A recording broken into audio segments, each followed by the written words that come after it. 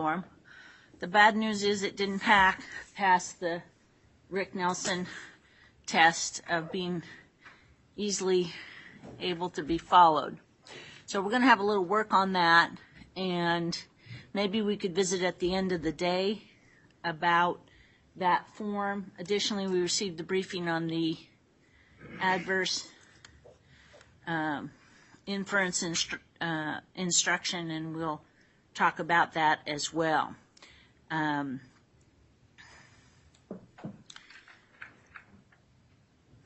So we'll just proceed today, continue with Ms. Youngman, and then who else are you calling today? Next will be Abby Avendola, excuse me, Your Honor. And then after that is Dr. Wheaton, an expert, and then another expert, Dr. LaCroix. And then, Your Honor, hopefully we'll also get to Beth Toll. And Beth Toll is? She's a St. Luke's employee. She's in charge of communications. Okay. And then you think we'll potentially finish with witnesses on Thursday or not? Potentially Thursday, Your Honor.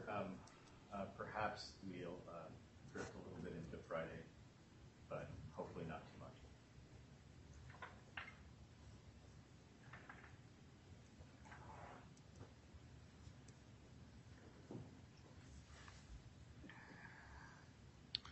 Then probably what we'll do is come in early Thursday morning, just at 8, and I'll make a ruling on Thursday on the adverse inference instruction. That will be the main focus Thursday morning. Thank you, Your Honor. And then possibly at the end of the day, informal on the verdict form.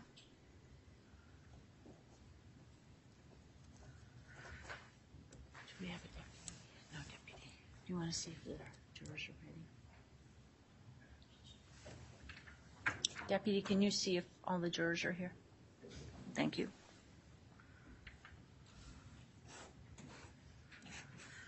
Ms. Youngman, we will place you under oath one more time as we start the day, okay?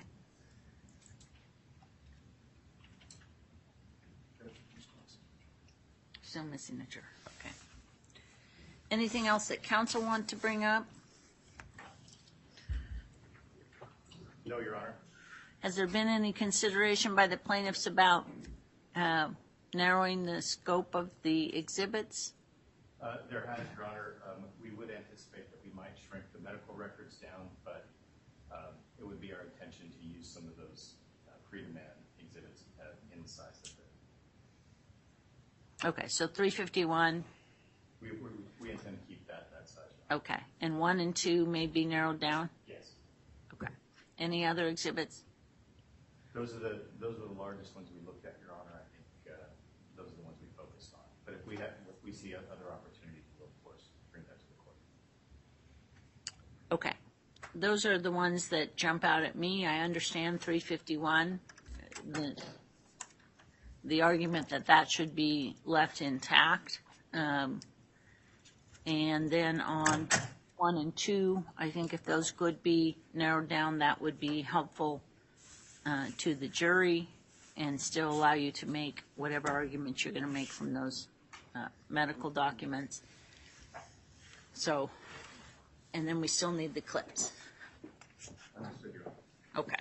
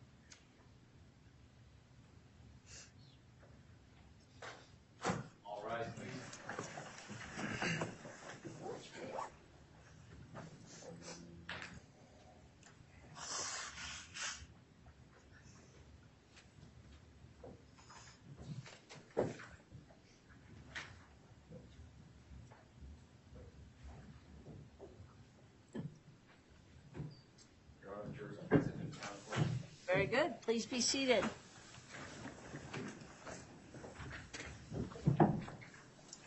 Good morning, ladies and gentlemen. Did anything happen over the evening recess to affect your qualifications? Seeing none. The witness will be sworn in again. Ms. Youngman.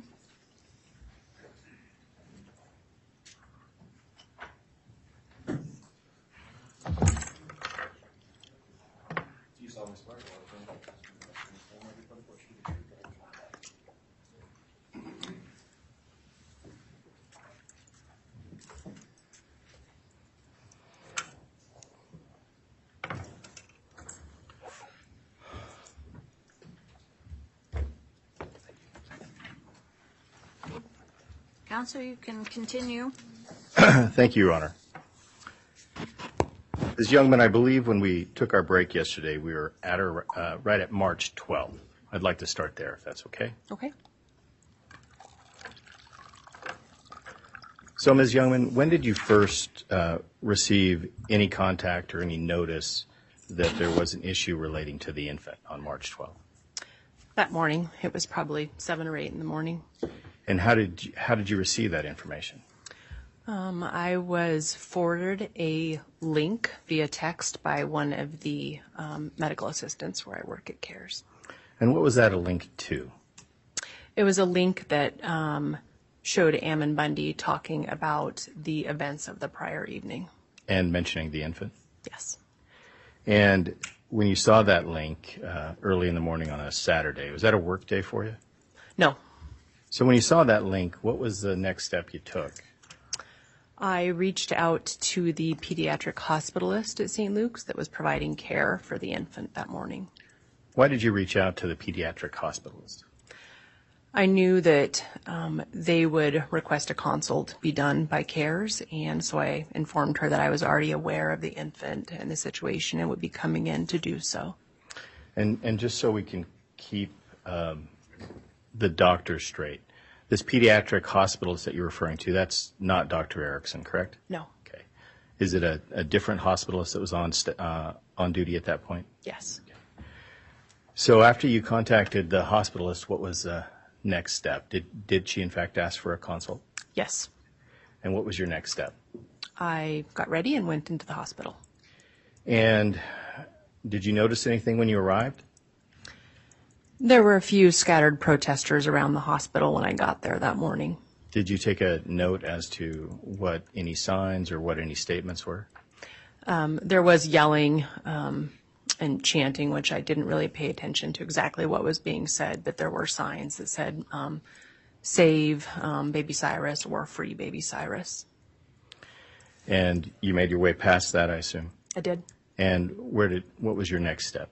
I went up to the pediatrics floor, the 4th floor. Anything you noticed that was unusual? When I got off of the elevators on the 4th floor, there were several members of the threat assessment team present there right outside of the unit. The St. Luke's threat assessment team? Yes. And after you noticed the threat assessment team, what was your next step? I went to see the infant. And what was the situation with the infant when you first arrived? When I walked in his room, he was lying in his crib, and there were several nursing staff and other hospital staff trying to place an IV to provide IV fluids. You mentioned trying. Was there an issue with that? It sounds like they had been struggling. And what was the cause of the issue, to your understanding?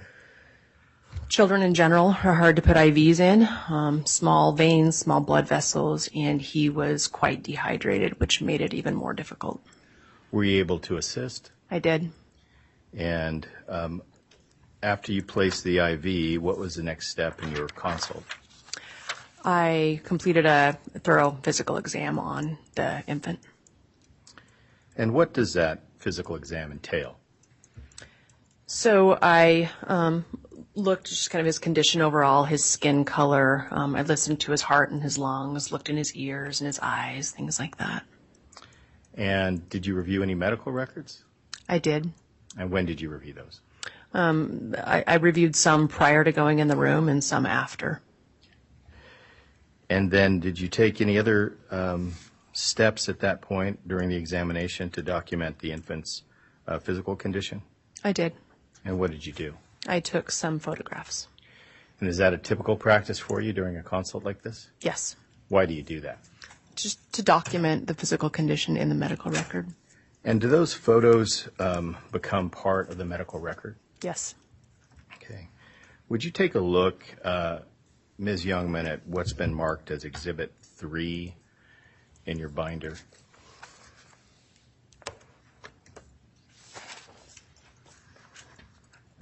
Okay. Can you identify Exhibit 3? Yes, they are photos of the infant that I had taken that morning. The ones you were just referring to? Yes. Your Honor, we would move to admit Exhibit 3. Exhibit 3 is admitted and may be published. Mr. Bullinger, could you bring up Exhibit 3? And Mr. Bullinger, could you expand the first half of that exhibit, if you could, on that page?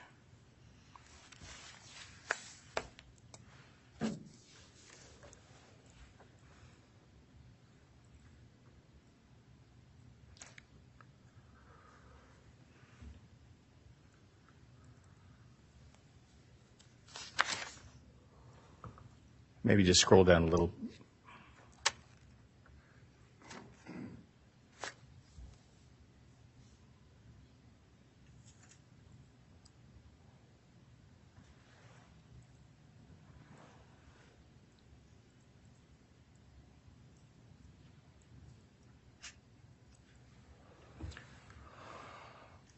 Well,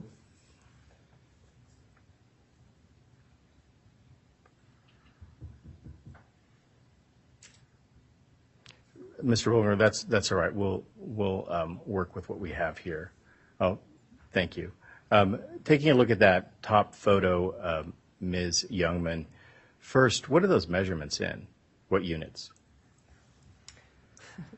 I believe those are in centimeters, although my eyes, I can't really tell from here, but we often measure things in centimeters. Okay. And then also, can you tell the jury what is significant or notable to you in that first photo? It's a little bit difficult to see, but in the top photo, you can see the ribs kind of on his side protruding through his chest wall in that top picture. And what's the significance of that?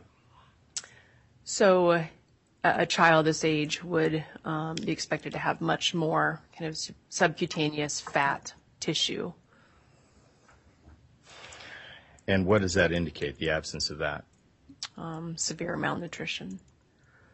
So let me ask you about that second picture, the picture a little bit lower. Mm-hmm. Anything significant to you when you took that picture during the examination?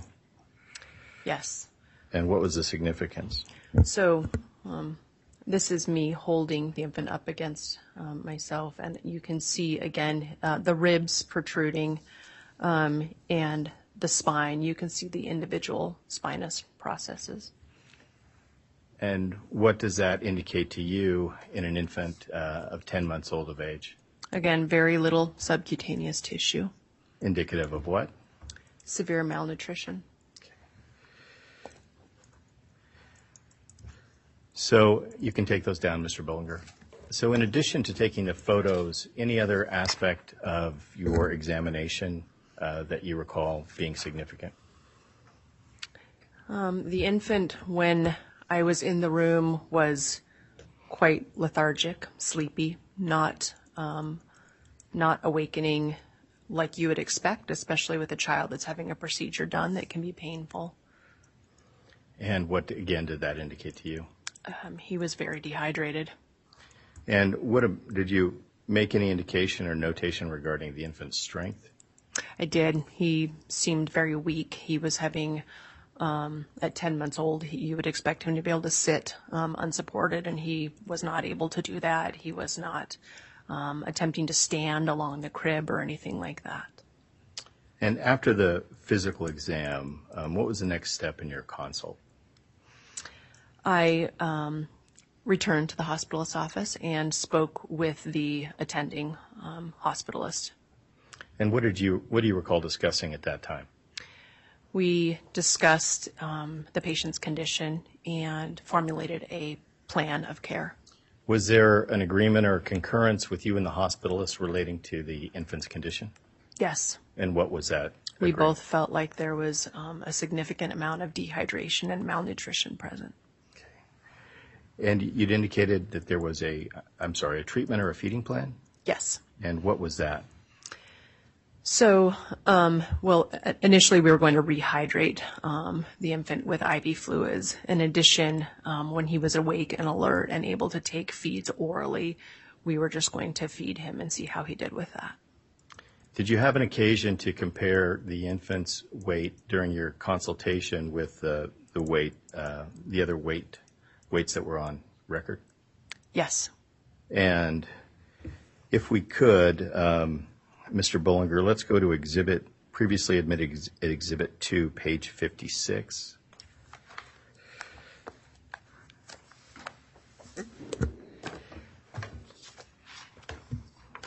And could you expand that chart, Mr. Bollinger?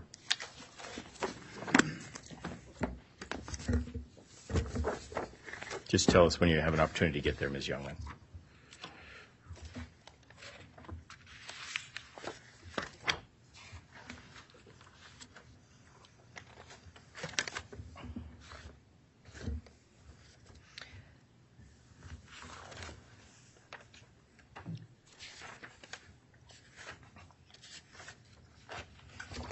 Okay. And so we have up on the screen a chart. Can you explain the significance of that chart at this point in time? Sure. So this is a standard growth chart. Along the bottom, we have the age, and that's in months. So we are right about that 10-month mark. And then we have different curves that go along, and those are the percentiles. So you can see, so each of these black dots represents a data point when a weight was collected on the infant. You can see, so this third dot, which is lower than the others, was the weight upon that admission. So I understand those dots are grouped pretty closely. Did you take steps to calculate where the infant's was on the growth chart at that point in time? Yes. And what did you calculate? He was at that 0.02 percentile. And I think we heard testimony before that the infant was at 0.05 when it was admitted to the hospital on March 1st. Is that correct? Right. Okay. Was that decrease in weight significant to you at that time? Yes. Why? He didn't have any weight to lose. And what do you mean by that? He was already not on the growth chart. And as you're aware, there's been representations by the defendants that the infant was perfectly healthy baby at the time that it was taken into protective care. You're aware of those? Yes. And you're also aware that you've been accused by the defendants of making misrepresentations, falsifications regarding the infant's medical condition? Yes. So based on that consult where you were at that point in time on March 12th when you first saw the infant, did you believe the infant was at significant risk of death or organ failure? Absolutely. And what, if anything, struck you relating to that weight loss during that period of time? It was a significant amount of weight loss for an infant over that amount of time.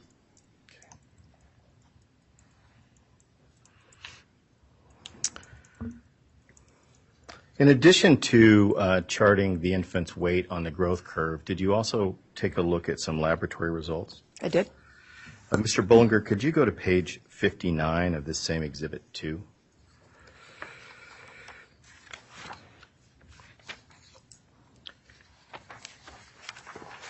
And then next, Mr. Bollinger, not yet, but we'll go to page 54 after that.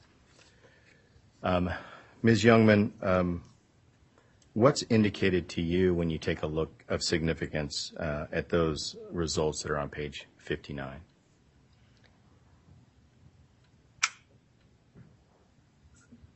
So I don't see any lab results actually on 59. I wonder if you have the wrong page. Could we go to page 54 then? My mistake.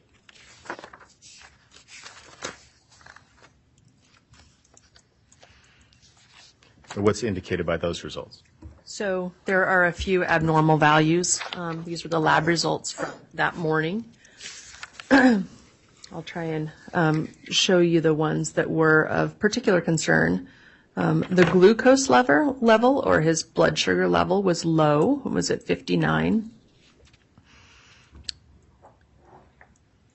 And keep going. The BUN, which is right here, was elevated. And his bilirubin level was also elevated. Excuse me. And the significance of that? So essentially his kidneys were really struggling to filter out the things in his body. Okay. And if we could, I'd jump to this a little bit early. Could we go back to page 59 of this exhibit, Mr. Bullinger, and expand that top notation?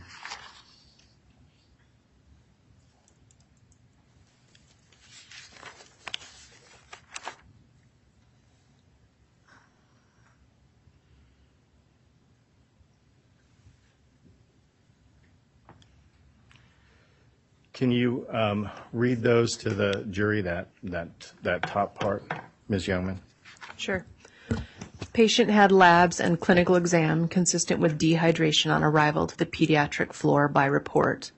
The ER note documents that he vigorously took 6 ounces without difficulty. On arrival to the floor, he took 60 mils at 0126, 45 mils at 0314, and 130 mils at 0630. He tolerated all of these well, but has still not had urine output, indicating quite profound dehydration, as demonstrated by his hypoglycemia and admission electrolyte panel. And Ms. Youngman, are those notes in line with what you've just walked us through as it relates to your examination and the lab results? Yes.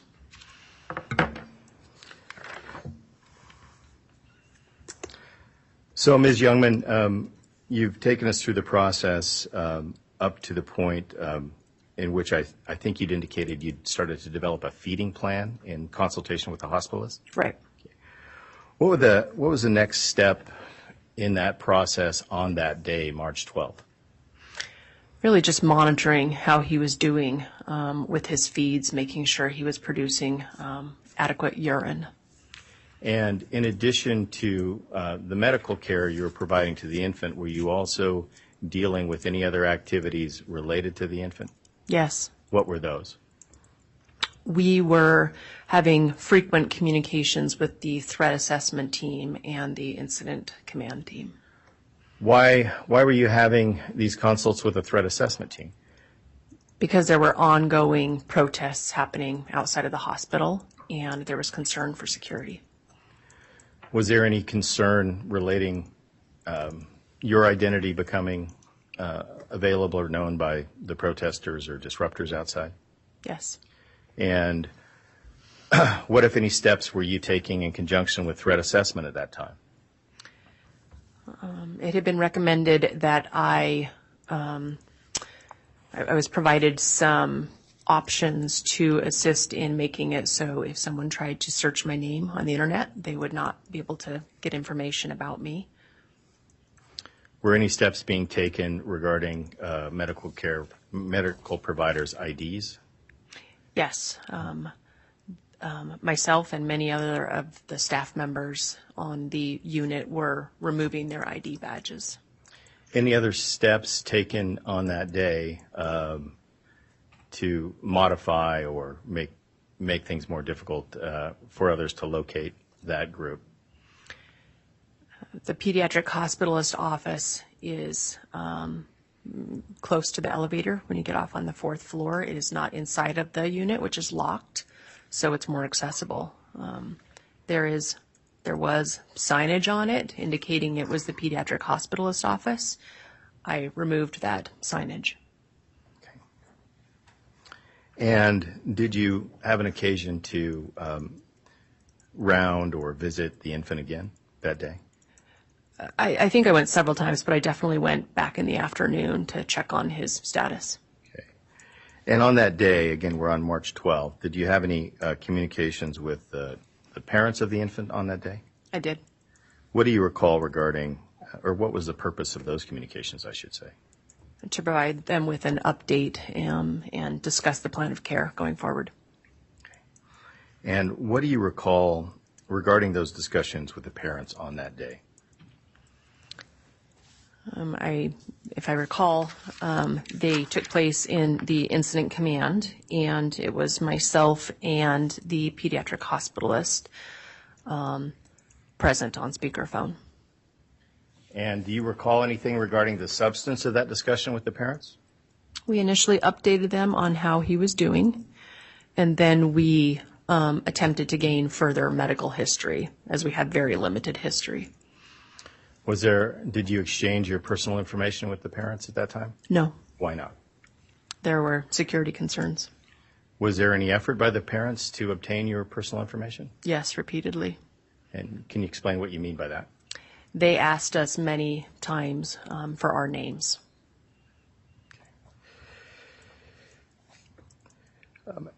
Did the parents did the parents agree to the treatment that was providing to the infant at that time, being provided to the infant at the time? Yes. And Mr. Bollinger, could we go to page 57 of Exhibit 2? And I would ask you to expand the paragraph, first full paragraph that's below treatment plan and recommendations.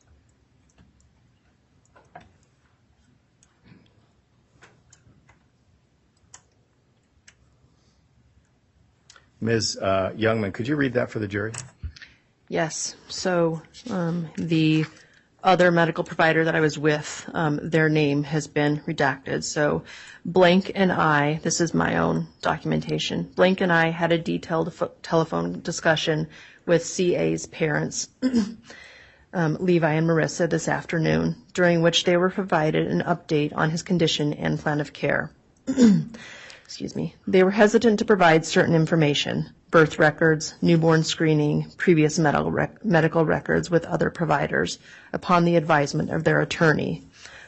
Blank and I did not provide our names, only roles.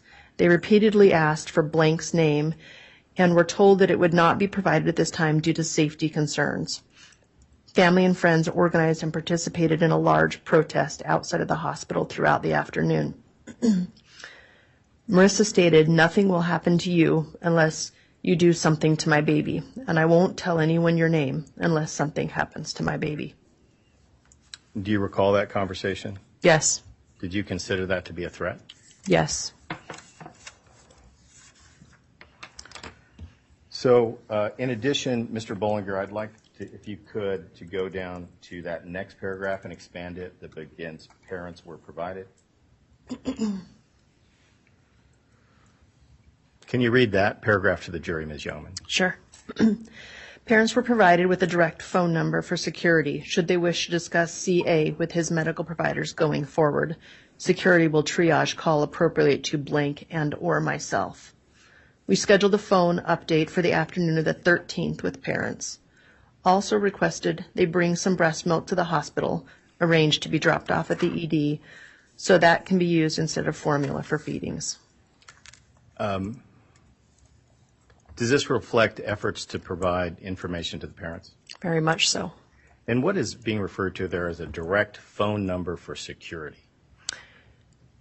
It was important to us that family felt like they could reach us and ask questions when they needed to, and we clearly didn't want to provide our own phone numbers, so we arranged for a third phone number that they could contact at any time and that they would reach out to us. And Mr. Bollinger, could you also expand that next paragraph that begins chronic failure?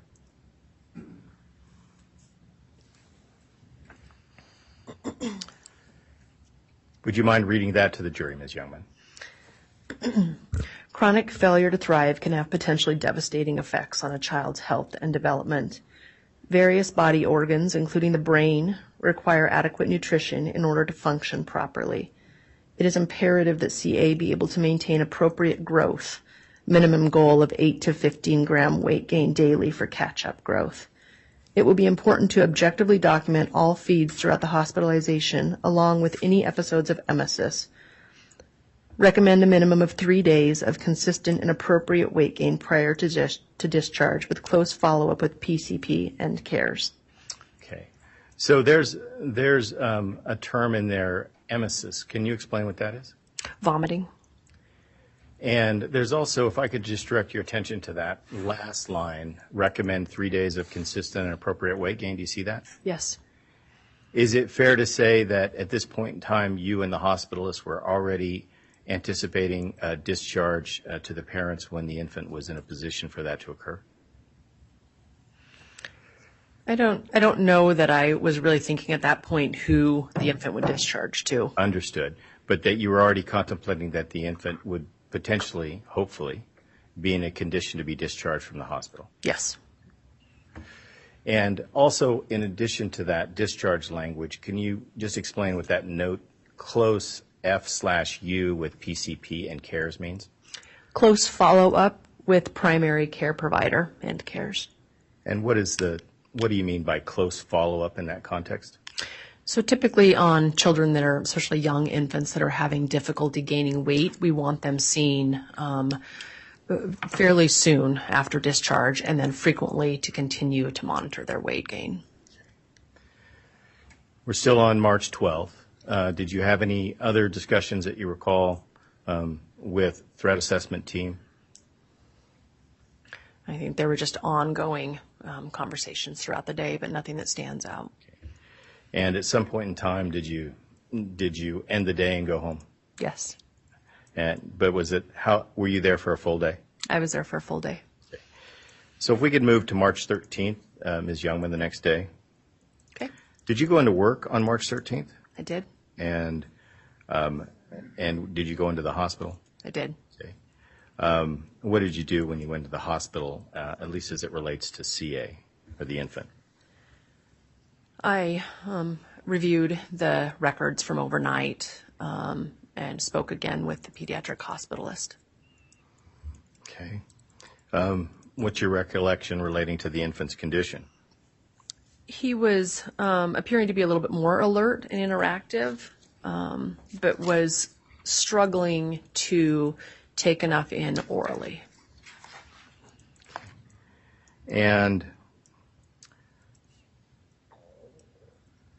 any other steps that were being taken relating to keeping your name and identity anonymous? Again, I was continuing to take off my ID badge. I was parking in a location where I was hoping not to be visible. I was going in through a different entrance, all kind of those same things from the day prior. Were folks there relating to Cyrus protesting and disrupting things outside on that day? Definitely. Okay. So with regard to the infant, did you have an occasion to confer again with the parents on the 13th? Yes. What do you recall regarding that communication with the parents on the 13th? We felt it was important at that time to place a feeding tube, an NG tube, like had been placed on the prior admission, because he was struggling to eat enough with his bottles.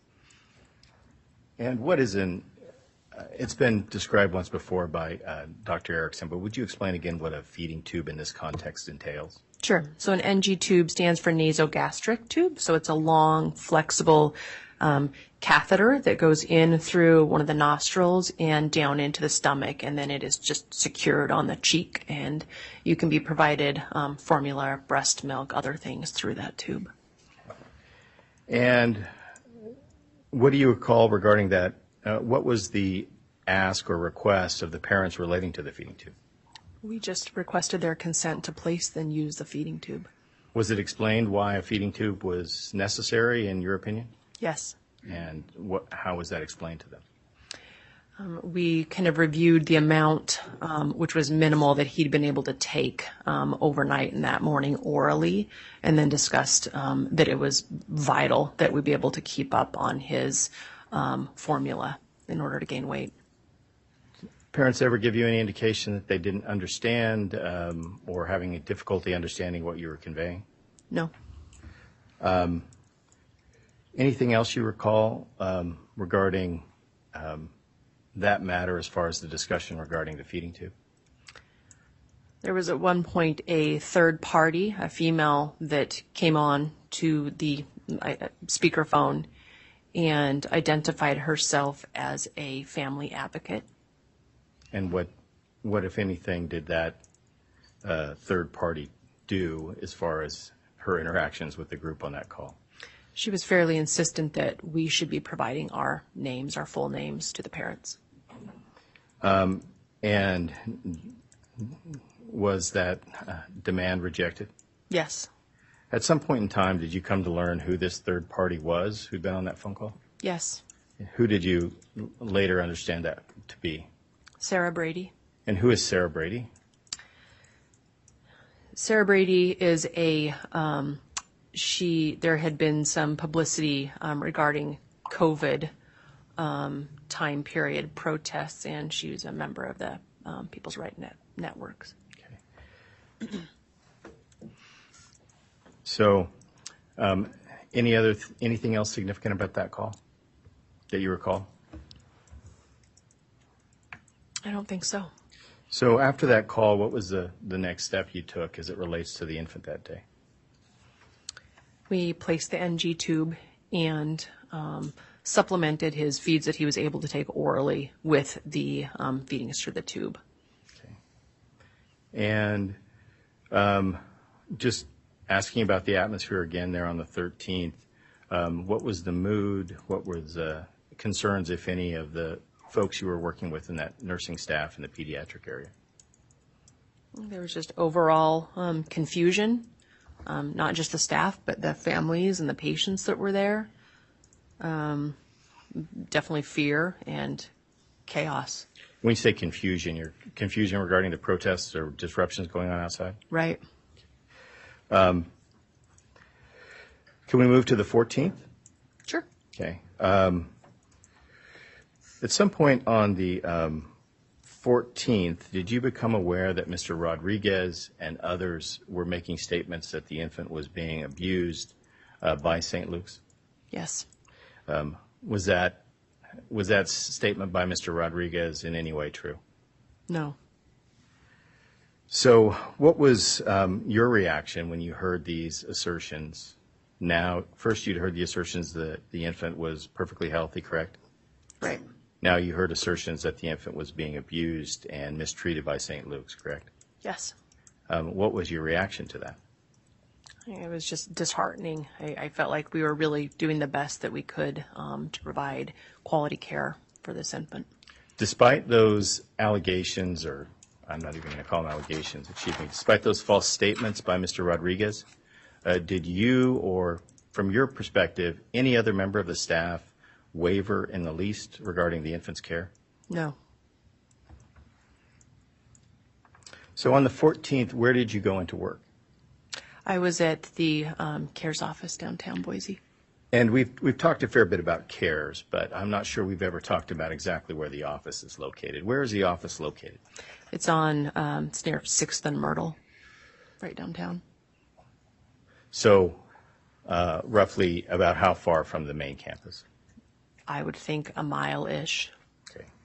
And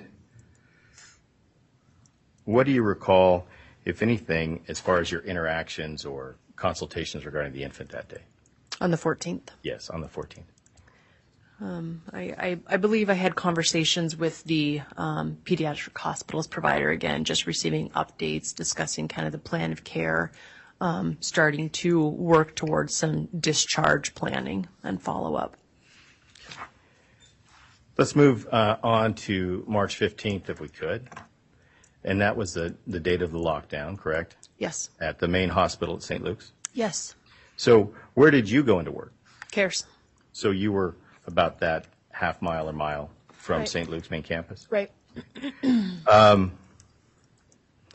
During that day, and let's try to talk about the period prior to the lockdown. During that first part of the 15th, what, if any, interactions did you have relating to the infant? At some point, I believe it was probably mid-morning, I received an update from the pediatric hospitalist regarding the patient. And was that just another consult regarding the infant? Just an update. She wanted to let me know he was continuing to make progress. So you were continuing to stay involved in the infant's care? Yes. And and what was the hospitalist indicating regarding the infant's progress? She felt like he was doing quite well and would potentially be able to discharge. That day? Right. And this was prior to the lockdown, correct? Yes. And what happened next, kind of in the chronology, after you had that discussion with the hospitalist? Right. I had several conversations throughout the morning with Health and Welfare regarding what this infant would need as far as supplies and education in order to get wherever he was going upon discharge. Okay. And so were those arrangements starting to be made, Yes. again, before the lockdown? Yes. And then at some point, did you receive or get information regarding the protests that were, or disruptions, I should say, that were occurring at downtown? Yes. What did you hear? The front desk at CARES had received a call by an unknown person that was asking if the infant was at CARES. Did that cause concern? Yes. Why? There were protests going on at that time in our vicinity at both the courthouse and at the hospital, and we were concerned for our own security and safety. So at some point, did you become aware that the lockdown actually had been put in place at downtown? Yes. Okay. And based on that and the phone call you indicated, what, if any, steps were taken at CARES? We discussed kind of our concerns with the our direct supervisors and the director of CARES, and the decision was made to close the clinic. Okay. And what do you mean when the clinic was closed? What actually happened? The staff went home. We were unable to see patients. What about you? Where did you go? I stayed.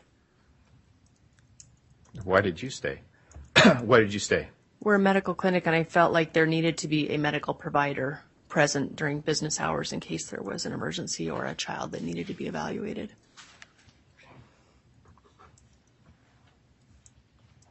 So if we could continue to move down the chronology, Ms. Youngman, on the 16th, what, if any, interaction did you have? Is that related to the, well, first let me ask you, where did you go into work? I was at CARES. And what, if any, interaction did you have with the infant on that day? I recall there being multiple text messages, mostly communications between myself and the health and welfare staff members that were caring for the infant. So at this point in time, on the 16th, the infant had been discharged from St. Luke's Hospital, correct? Right. And did you know the location where the infant was being cared for? I had no idea. Was that kept, to your understanding, was that information kept from you purposefully? Yes. And was it your understanding, though, that the Department of Health and Welfare was continuing to provide care to the infant, although at an undisclosed location? Yes. And were you consulting, is that what you're referring to as consulting with health and welfare individuals? Yes. Okay. And what types of communications were you having with them? I was, first of all, instructing them kind of how to do the feeds at that time, kind of walking them through what that looks like and how to accomplish that.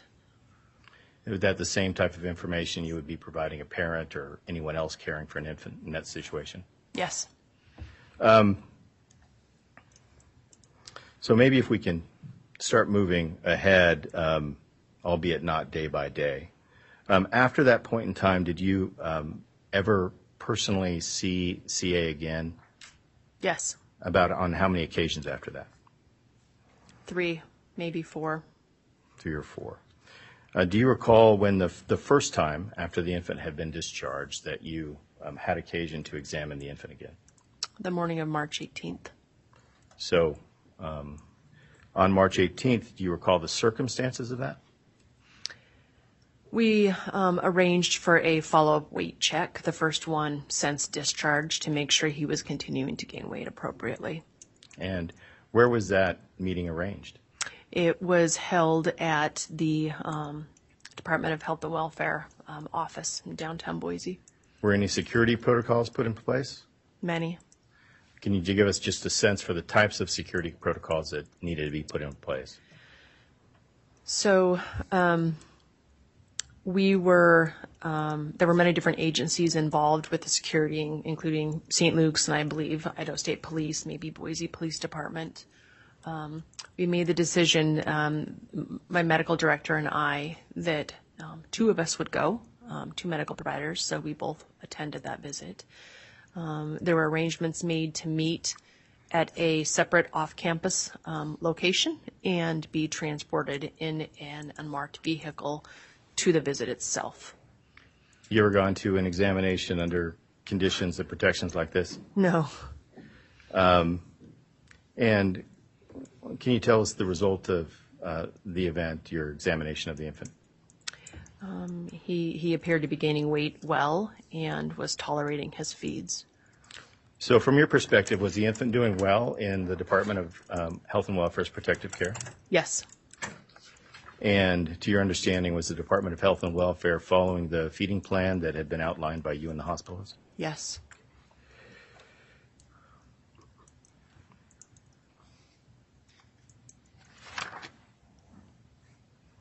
What was the next occasion that you recall having contact with the infant?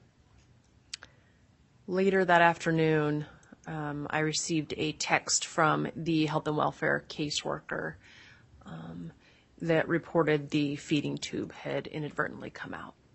So just so we under the context, was the infant, so at that point in time, was the infant still in the Department of Health and Welfare's protective care?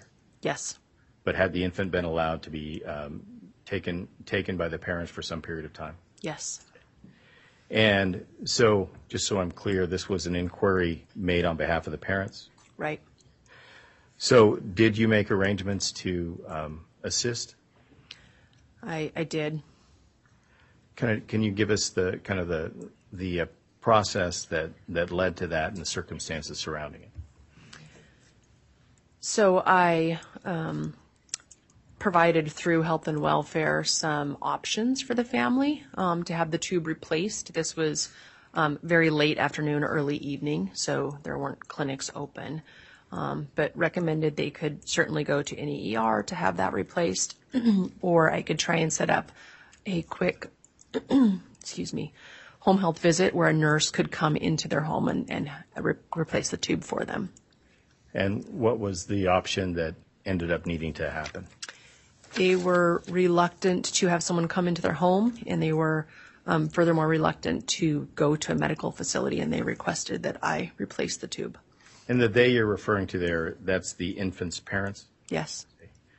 At this point in time, just so we've got context, are your colleagues in St. Luke's continuing to be attacked by Mr. Rodriguez and others with false statements? Absolutely. Are those abuse allegations regarding St. Luke's treatment still out there? Yes.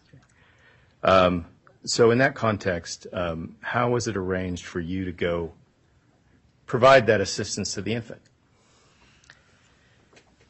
Health and welfare arranged for us to meet at a different health and welfare office, and reported that there would be security, their own security detail present there, and so we agreed to meet there. Okay. And did you take any additional steps yourself to ensure your safety? Several. What types of steps did you take? I asked my spouse to drive me, and we didn't. He dropped me off and then drove elsewhere. There was a neighborhood surrounding that office and parked there and waited for me. Any other safety steps you took? when the visit was completed, I didn't feel comfortable having him return immediately. There were a couple other vehicles in the parking lot that I was not familiar with, and I didn't know who they were, and I didn't want our vehicle to be identified. So I texted him and just started walking through the neighborhood to meet him, and we met and then both returned to our car. All of that just to ensure your car wasn't identified Right, and to ensure your husband wasn't identified. right. So let's get back to the visit itself. When you had a chance to see the infant on that afternoon of March 18th, what was the situation? I had gathered some supplies from the hospital on my way over. I met with the parents. I reviewed kind of his intake, and the day prior he had really only taken, I think, about a third of the volume that was necessary orally. So he was still depending upon that tube quite a bit. So I reviewed why it was important that we replace it, and then I discussed with them how it would be replaced. Okay. And when you say you discussed with them how it would be replaced, what did you discuss? Kind of the process. When they arrived, he had the tape, the adhesive still adhered onto his cheek very well. And so the tube was just kind of dangling out his nose. So I reviewed with them that I would essentially just be putting that tube right back down into his stomach. Okay. And let me just take a pause right there where we're at. At some point in time, were accusations leveled by you at a later date from where we're at right now, indicating that you had somehow engaged in unsafe medical procedures regarding that NG2? Yes. False statements by Mr. Rodriguez and others that you had somehow caused disease and illness to the infant by taking care of that NG tube on that night? Right. Okay. So just with that highlighted, what did you explain to the parents on that night of the 18th as to what you were going to be doing? I told them he wasn't going to like it, but it would be quick and it was necessary. I told them we could either lie him down and kind of swaddle him and I could do it, or one of them could hold him while I did it, which they chose to hold him. I told them instead of removing that tube and replacing it with a new one, that I felt like it made more sense to just put the tube right back down. He already had that adhesive. I didn't want to tear that skin by pulling it off. And it was adhered in the correct position it needed to be. So I knew if I put that tube down, I would be in his stomach. And is there any risk of causing infection or a problem by, well, first, is that a sterile procedure? No. What does it mean when you say it's not a sterile procedure? So a sterile procedure, something like a surgical procedure where people are needing to wear special gloves, scrub up. This is, the esophagus and the stomach are not sterile areas. And so is this the medically safe, right way to do it? And you followed that process? Absolutely. And given what you just indicated about it not being a sterile procedure, any chance, in your opinion, that you could have caused an infection in providing that service? No.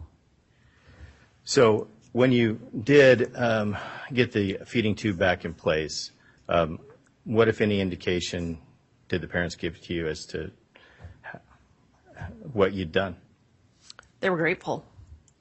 At that point in time, was that feeding tube essential to the infant's well-being? Yes. So after you reinserted went out of your way, by the way, was this after work hours? Yes. So after you did this for the infant's parents and the infant, I think you've shared with us how you got to your vehicle. Right. Any further communications with the parents that evening? Not that I recall. Okay. When was the next occasion that you provided care to the infant? In-person care. In-person care, thank you. March 23rd. Okay. And thank you for that clarification. During this entire period of time, were you continuing to provide consultation? Yes. How frequently were you providing consultation relating to the infant? many times each day, dozens of texts and exchanges All related to what? to his condition. And was there advice you were providing relating to his feeding? Yes. So, again, moving ahead to the next in-person encounter that you had with the infant, did you indicate that was March 23rd? Right. Okay. What happened on March 23rd? We met the family again, the director of CARES and myself met the family at the same initial health and welfare office in downtown Boise for a follow-up weight check. And the context of this visit, are there still disruptions occurring at Department of Health and Welfare? Yes. Okay. Still statements being made demanding the infant be provided back to the parents? Yes. Okay. And so in that context, what safety procedures were being followed by you on March 23rd? So similar as the first follow-up appointment, we met in a different location and were transported by a security member of the security team for St. Luke's to the visit itself. The family was not made aware of where the visit would be, only the time, until we were escorted into the building safely, and then they were notified. So was this also done in conjunction with St. Luke's threat assessment team's advice? Yes. So how did the actual examination or the encounter with the infant go on that March 23rd day? I think it went well. He was continuing to progress and make gains in his weight. Okay. And what, if anything, did you note based on that? Did you take measurements on that day? Yes. Okay. Anything else as far as an examination of the infant on that day? Not that I recall. He was just more and more interactive. Okay, good. So progress was being made? Definitely. Okay.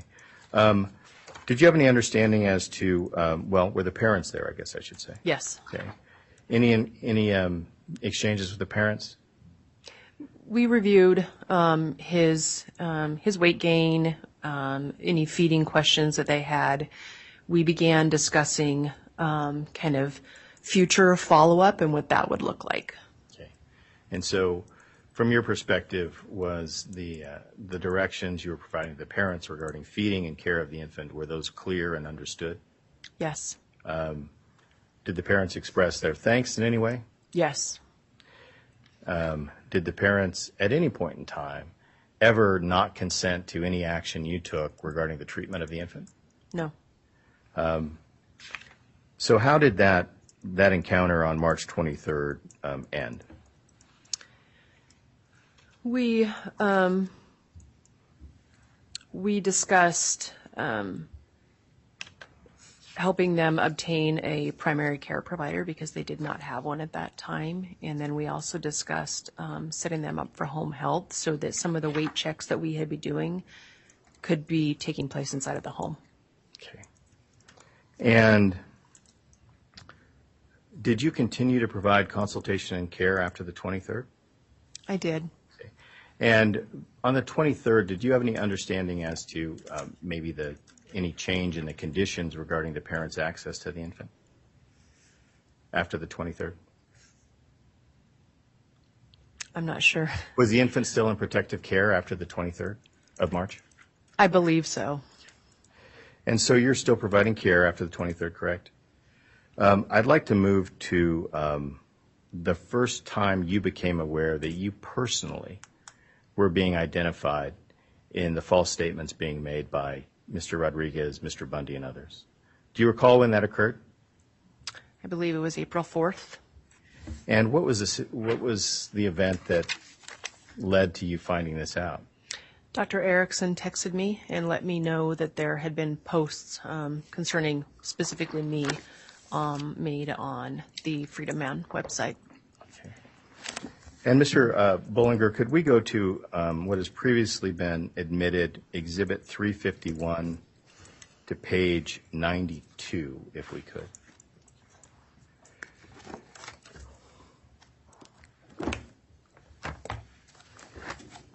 And Mr. Bollinger, I'd ask you to expand the upper portion of that exhibit so that Ms. Youngman can help the jury identify it. Is this part of one of the web postings on around April 5th where you first became aware of this? Yes. And first, there's a big donate button there, correct? Right. Okay. And then, can you read that first sentence there? The one in blue? Yes. April 5th, there is zero evidence for imminent danger. Is that a false statement? Yes. And if you take a look at that paragraph, is it fair to say that there's an upcoming hearing relating to the infant, at least as is being relayed by that Mr. Rodriguez? Yes. Okay. Did you have an understanding that you were being attacked along with others in conjunction with proceedings that were occurring in the CPS hearing for that infant? Yes. Mr. Bullinger, could you go to the next section there that we've identified? Page 93, I believe. And expand that. And Ms. Youngman, is this where, to put it bluntly, you first became aware that you were starting to get identified directly? I believe so. So could you read that that paragraph there at the top? The quote doctor, unquote, who declared baby Cyrus to be in quote imminent danger, unquote, had never even seen baby Cyrus. And by the way, is it fair to say you never declared the infant to be in imminent danger on March 11th? Right. What, again, just to refresh the jury, was your role on March 11th when you consulted with Detective Fuller? I had reviewed the medical records and made gave him some kind of recommendations on what to look for if you were to locate the infant in regards to his medical status. And Ms. Youngman, do you or CARES ever make that call for health and welfare or law enforcement that the infant is in imminent danger? No. Is that those agencies' responsibility? Right. All right. So if we look again at that, the bottom paragraph there, if we could, just that's been highlighted by Mr. Bullinger, could you read that? The however. Sure. However, it turns out that the main doctor referred to by Jeff Fuller in the police report that he himself wrote was nurse practitioner Tracy Youngman, who works for St. Luke's Cares. And could you just expand that entire paragraph that begins however, Mr. Bullinger?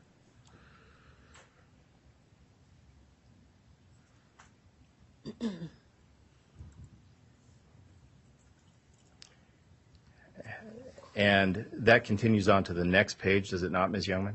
I believe so. And could you expand, Mr. Bullinger, where it continues on to the next page, which would be page 94 of that exhibit? So, could you read that first paragraph that begins well? Well, first of all, it turns out there was not a single doctor, i.e. actual physician or MD, that had opined on baby Cyrus's health. The initial referral to CPS came from nurse practitioner Erin Dykstra, who contacted CPS just 20 minutes after a missed weight check appointment. Okay. And then if you continue on to that next paragraph, could you read that where it begins, however? However, it turns out that the main doctor, referred to by Jeff Fuller in the police report that he himself wrote, was nurse practitioner Tracy Youngman, who works for St. Luke's Cares. She, therefore, is personally financially benefiting from this child trafficking.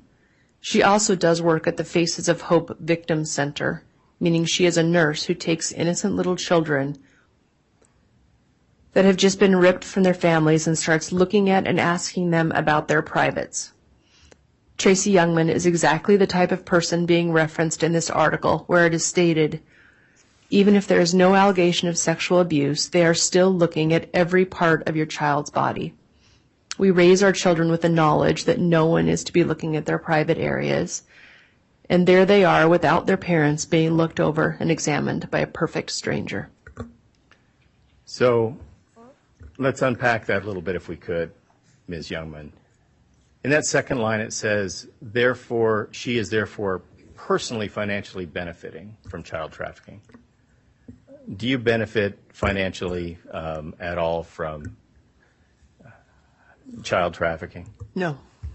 And just to take the false statement out of it, do you even benefit financially each time that you provide a consult to an infant who's suspected of suffering abuse and comes to CARES? No. It also continues on and says that makes a reference to the Faces of Hope Victim Center. Right. Did that cause you concern that the Faces of Hope was being identified? Yes. Why is that? We we share a building. And can you explain to the jury, excuse me, what the Faces of Hope Victim Center is?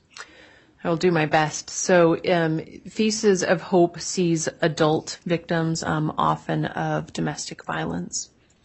Did you have any concern that now Mr. Rodriguez was, in addition to you, painting a target on the Faces of Hope? Yes. That sentence continues on and references takes innocent little children. You see that? Yes. And then could you read that last bit about that says starts looking at? Takes innocent little children that have just been ripped from their families and starts looking at and asking them about their privates. Is that a false statement? Yes. Can you just, given what you do for a living, can you give the jury a sense of your reaction when you see that?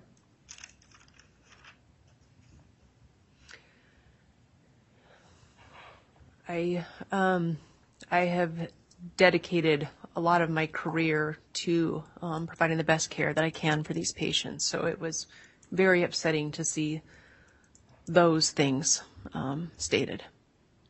Did it cause you any concern about your ability to provide care? Yes. What kinds of concerns did you have? I was concerned that people would, after reading this and the other things that have been said, would associate myself or CARES or the Faces of Hope Victim Center with some sort of nefarious activity. And Mr. Bullinger, could you go on and expand that section just below that paragraph? Both the paragraph above and below Ms. Youngman's picture.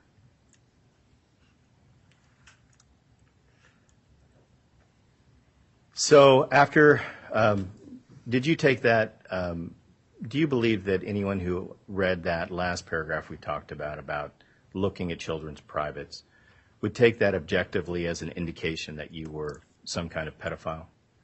Yes, that was a concern. So, and this is what was exactly below that assertion regarding you looking at privates, correct? Right. So your face and information relating to you. Right. And what was your reaction when you saw your face placed in that context? I think just disbelief that that this was occurring. You'd expressed, concern that you had prior to this regarding safety. Did this have any effect on your concerns regarding your safety? Increased him significantly. In what ways? My face was out there. I was visible. I was concerned that I could be recognized and a target. And Mr. Bullinger, would you proceed to the next area we've highlighted in that same entry?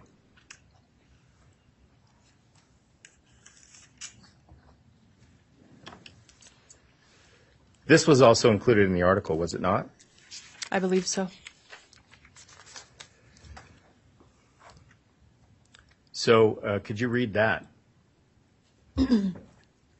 Nurse Tracy Youngman's quote information, which is preposterous and is borderline nefarious, since Tracy Youngman is giving medical advice and diagnosis about a child she has never seen before. Giving a medical diagnosis that has the potential to harm someone's life without actually seeing that person is grounds for medical malpractice. Did you provide a diagnosis for the infant on March 11th? No. And are you, in effect, being accused of committing malpractice? Yes.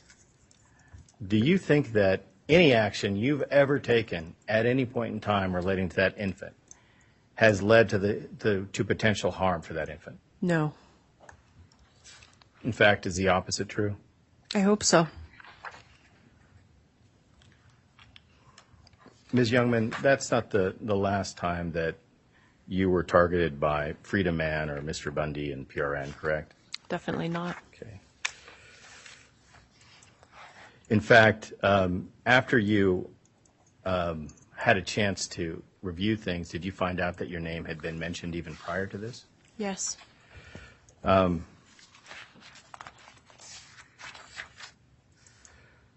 Ms. Youngman, could you take a look at what previously has been marked as Exhibit 456?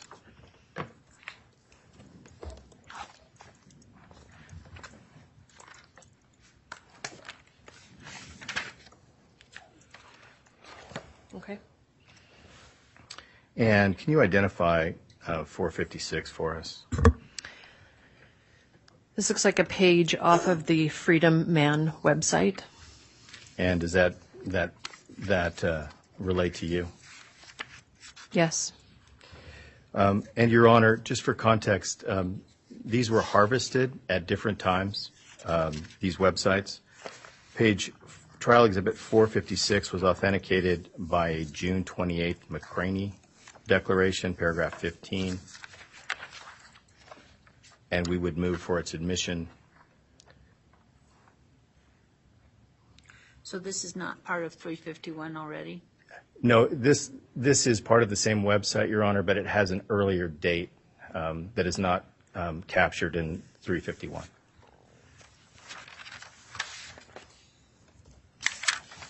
It reflects a date of in March, Your Honor. Exhibit 456 has been properly authenticated under 902 and is admitted and may be published.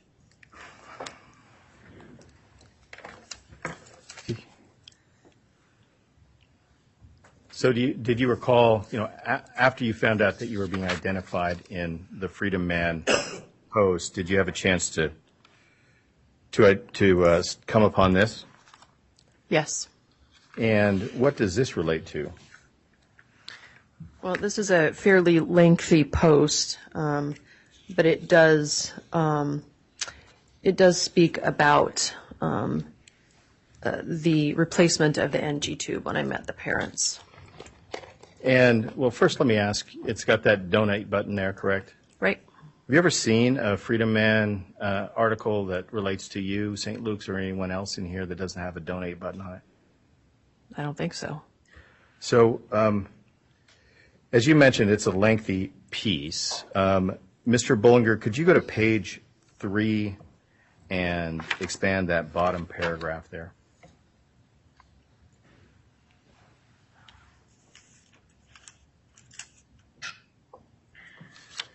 Can you read that, Ms. Yeoman, for the jury? Sure.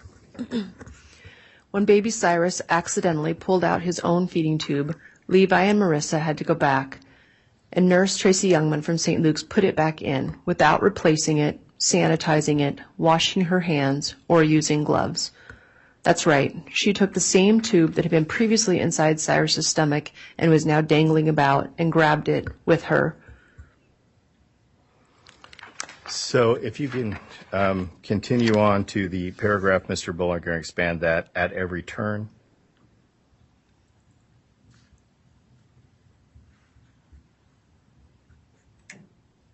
Could you read that? At every turn, St. Luke's has demonstrated itself to be unhelpful, tyrannical, and in many ways incompetent. I hope and pray that others have not received this treatment from St. Luke's, but our family has. And does this refer to the time that after the workday at the parents' request, even though you were concerned about security, you went and took it upon yourself to replace that feeding tube? Right.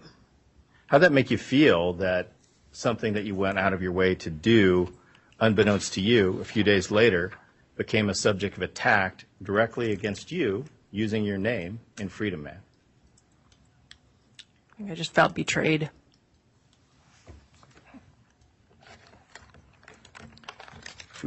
We won't go through every one, Ms. Youngman, of the instances you've been targeted, but I would like to touch on a few more.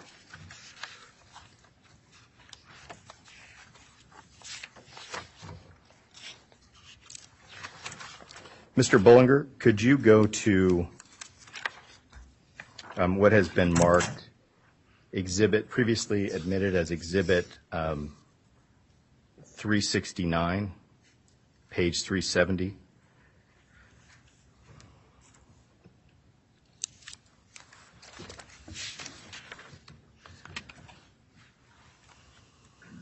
And could you expand the portion relating to Ms. Youngman? I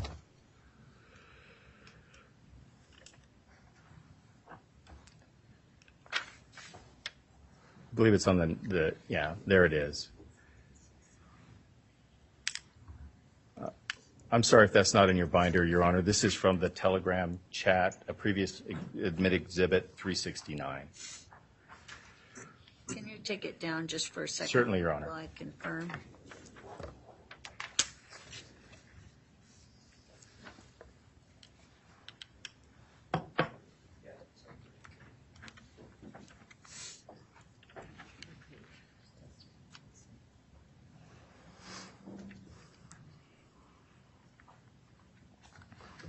All right, 369 has been previously admitted and may be published.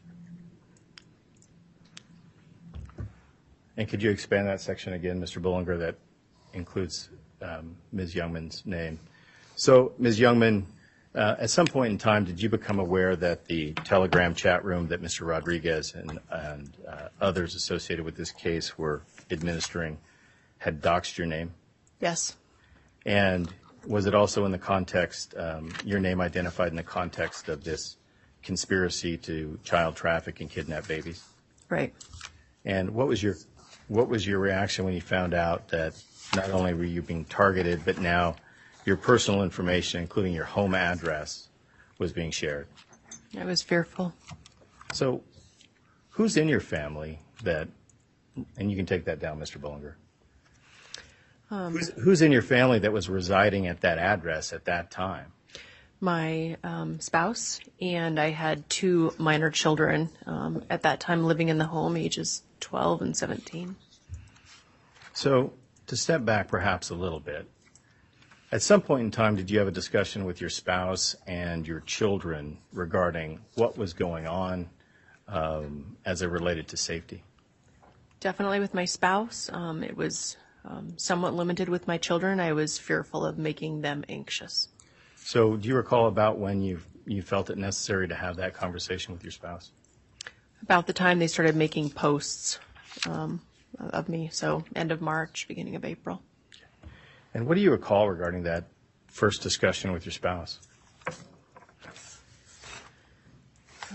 We decided to install a security system. We talked about kind of some measures that we could take personally and as a family to help ensure our safety, being very watchful when we were coming and going from the home. I asked my children to not answer the door.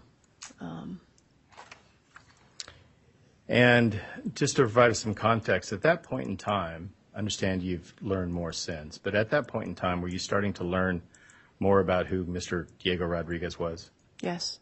And what is it that you were learning? So I learned that he was the owner and the author of the Freedom Man website, where many of these posts were. I also was aware that he was an associate of Ammon Bundy's and a member of the People's Right Network. And you were aware from video clips, were you not, what Mr. Rodriguez's actions were and Mr. Bundy's actions were against St. Luke's on March 15th? Definitely. And given your knowledge regarding their ability to motivate mobs, to get mobs to target, what did that mean for how you started to conduct yourself in and out of work? Work specifically, I would not wear my badge when I was going to and from work. Only when I had to. I became hyper aware, I would say, of where I was parking and who was watching me or around me and following me.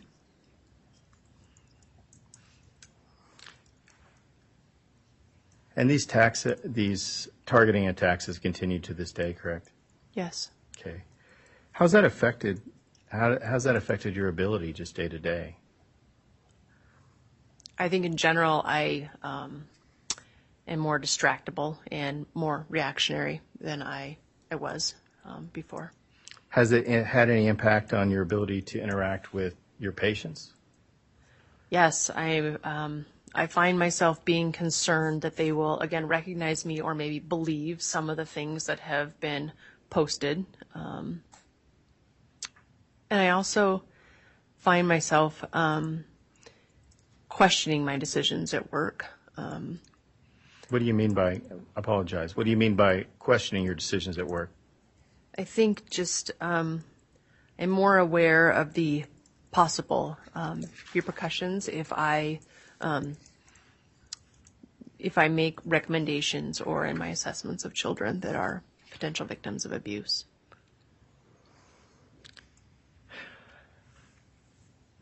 Has it caused you to question at all when you're interfacing with Department of Health and Welfare or law enforcement?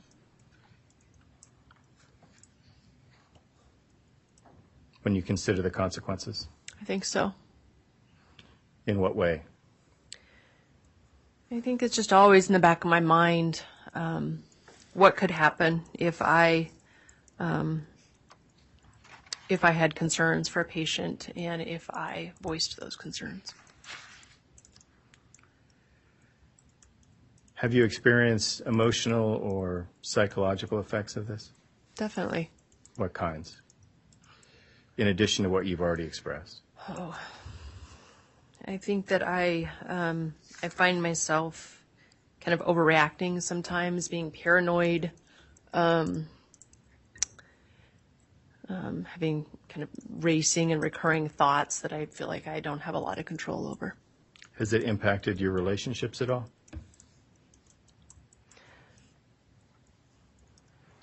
Perhaps. What makes you say that? I think that I have just, I guess, a few things. I've struggled to be present. Sometimes I'm very distracted, and I think that, as I mentioned, I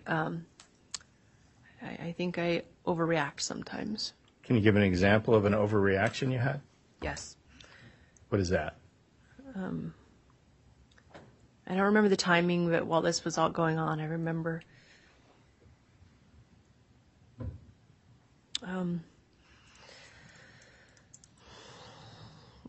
one morning in my home coming downstairs and realizing that the garage door, the exterior garage door of my home had been inadvertently left open by my son all night. And I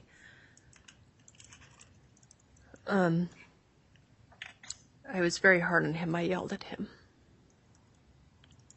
Is that typical for you to do? No. So what did you take that to mean when you lost your temper and yelled at your son? I was just so panicked, realizing that had been open all night and what could have happened. Any other instances you can think of that have affected your relationship with your husband? I think just kind of, again, just generally just having difficulty just being present, enjoying kind of the day-to-day things. Have you been fearful before? In this same way? No. Just not part of who you were before? No. Have you taken any steps to get treatment for this? I started medication for anxiety. Have you sought out some counseling? I have intermittently. And have you made any decisions based on the threat posed regarding living arrangements? When I was initially doxxed, I had my children go stay with my ex-husband for a period of time. Was that hard? Yes, I only get them half the time, so it's very hard. And is it fair to say that through Mr. Bundy's actions and Mr. Rodriguez's action, these conspiracy theories have blown up in their intensity in the last year that this lawsuit's been underway? Yes. And have you taken steps when that's occurred also? Go through periods where there are increased posts and increased activity, and I definitely kind of circle back around and become more paranoid about the security measures that we've put in place. How's it affected your husband, at least as far as what he's looking at on the internet? He probably looks at more of it than I do. I kind of stopped looking at it because it's too hard, but it's definitely upsetting for him, and he feels helpless. Did you take any steps in conjunction with this trial to protect the safety of your family?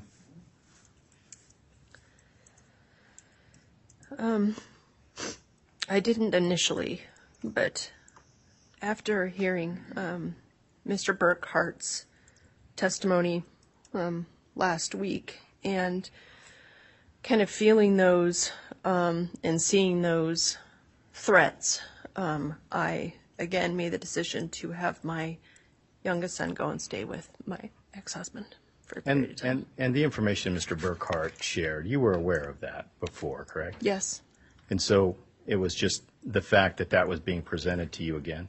right. So, Ms. Youngman, you of course made a decision to file this lawsuit. I did. Have you ever doubted that decision?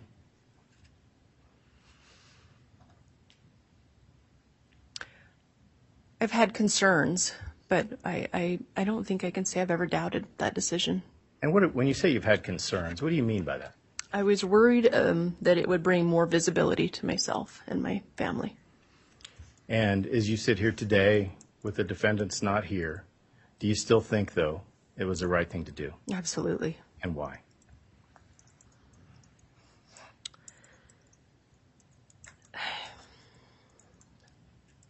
I think that words matter and actions matter, and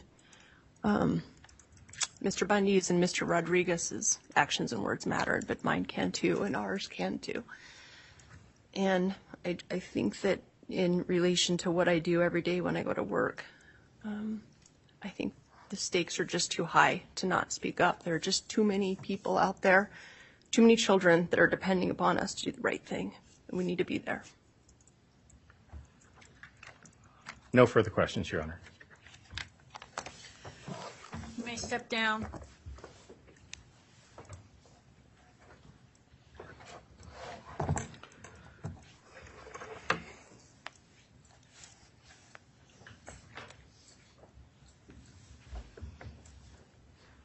Plaintiffs may call their next witness. Plaintiffs call Mr. Abendondolo to the stand.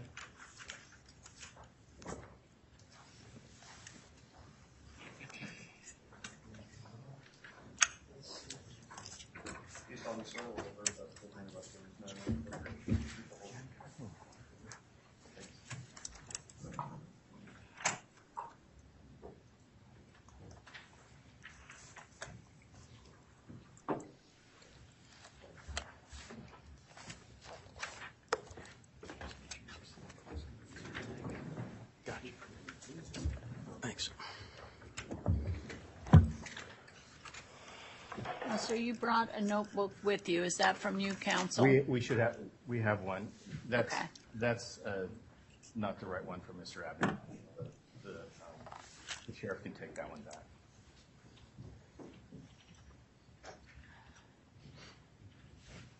Thank you.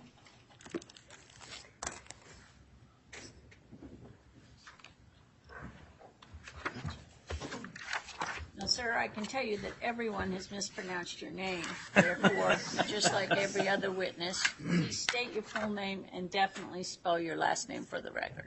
Sure, my name is Clement Abendondolo. I'll spell my last name for you. It's Abbondandolo.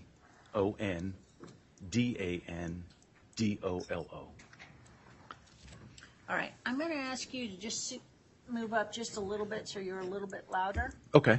Counsel, you may inquire. Thank you, Your Honor. Mr. Abendondolo, where do you currently work? St. Luke's Hospital, And how long have you been employed at St. Luke's? 10 years. And what's your current role? I'm the senior director for the security department for St. Luke's. And can you give us a sense of what your duties are there in that role? Sure. I have like the best job in the world. It's to make sure that the people that provide health care for our community are safe while they're at work. And were you in that role in March of 2022 when the events that led to this lawsuit occurred? I was. Were you also involved in the providing information that led to the decision for St. Luke's to go into lockdown on March 15th? I was. Have you also been involved in overseeing or monitoring threat risks that are posed by Mr. Bundy, Mr. Rodriguez, and others? Yes. And have you also been involved in assessing St. Luke's future security needs based on those threats? Yes. And are you prepared to testify regarding those issues today? I am. So if we could take a step back, Mr. Abendondolo, to get a better sense of your background. What did you do prior to entering the field of hospital security? I was a Houston police officer for 32 years. And can you give us an overview of kind of your career at the Houston Police Department? Sure. I started in 1981 as a patrol officer. In 1986, I went to the tactical unit where I spent 6 years. And then the next 21 years I spent in the homicide division as a homicide detective. And what was your role as a homicide detective in Houston?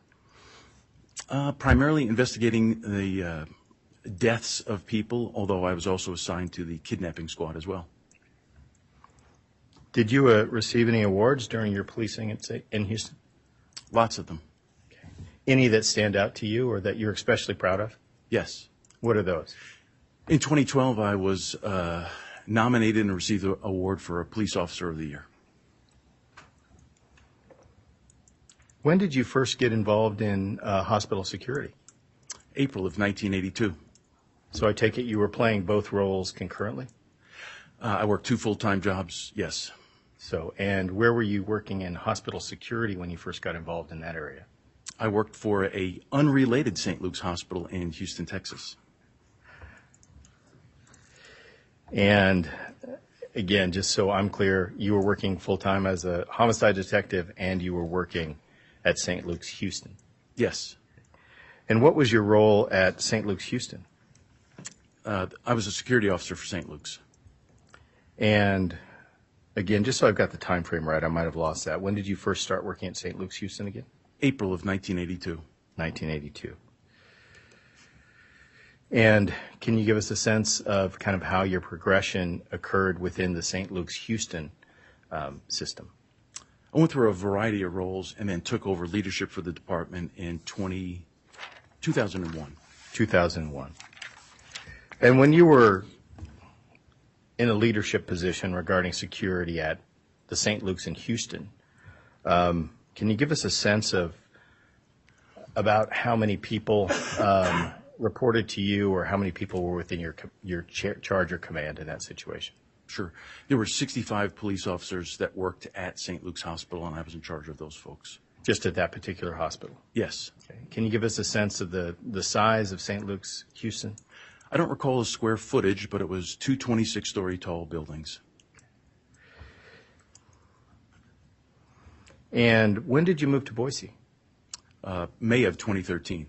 Okay. And did you end your career with the Houston Police at that point? I did. And what caused you to transfer from St. Luke's Houston to Boise? I was offered a job at St. Luke's in Boise. Okay. Were you recruited? Yes. And what drew you or caused you to make the move from St. Luke, Houston to St. Luke's, Boise? Well, there aren't any hurricanes here in Boise, so that was a deciding factor. No humidity, no fire ants, and it would be a significant change of pace for me. Okay.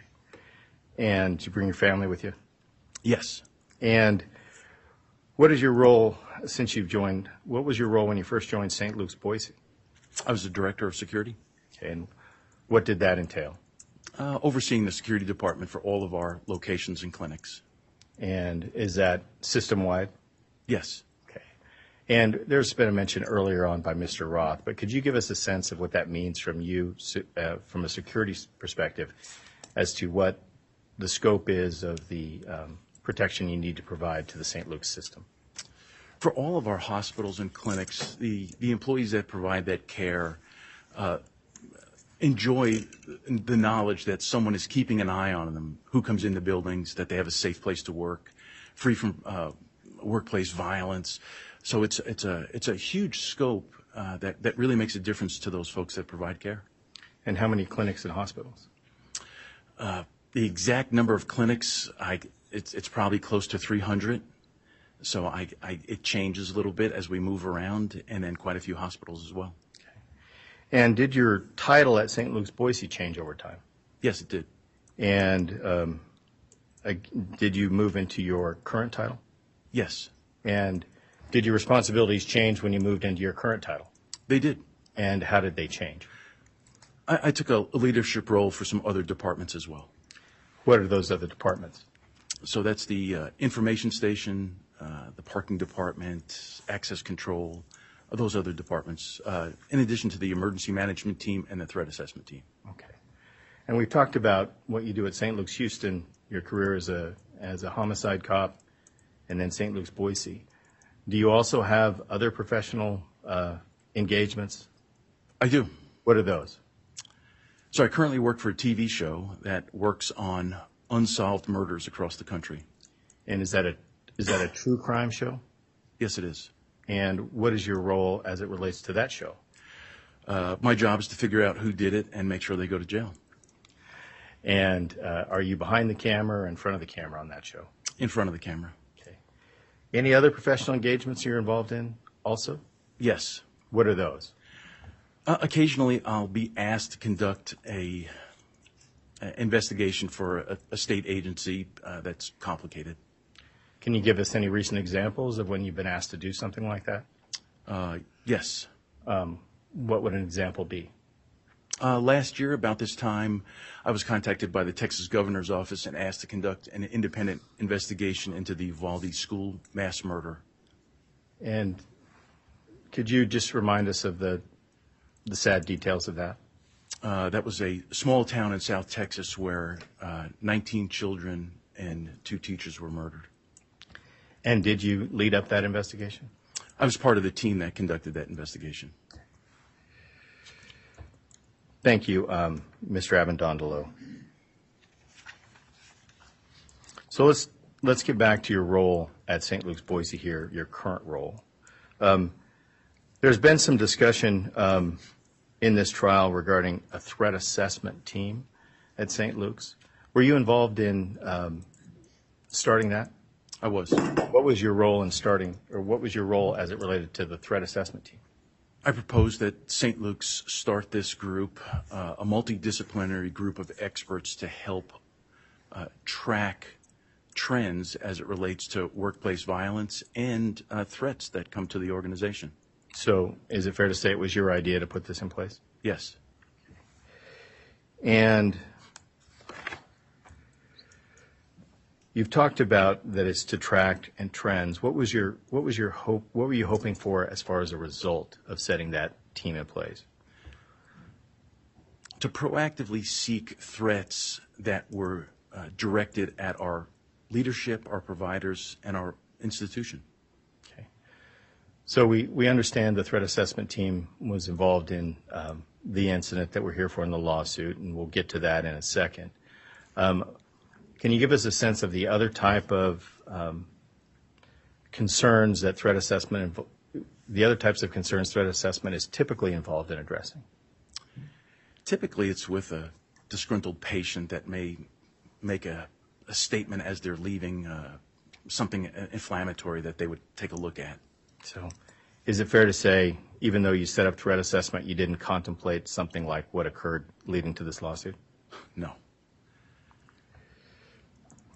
So, Mr. Avendondolo, can you give the jury a sense for how many folks work for you in a security capacity in your current role? About 200. And can you give the jury a sense of the background that, well, first, what do you look for when you're hiring somebody for that role? We look for people that have experience with de-escalation and expertise in situational awareness. And can you give us a sense of the type of individuals, their professional background, that comprise your security team?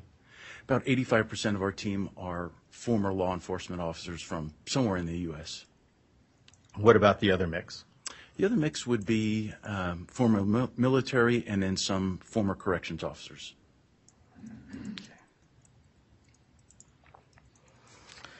So moving ahead, Mr. Avendondolo, to the events relating to this lawsuit. Why don't we just, Sure. before we go into this, let's go ahead and take our morning break, and then we'll come back and continue on. So over this morning break, heed the admonitions of the court previously given, no deliberations or discussion about the case. 15 minutes. All rise, please.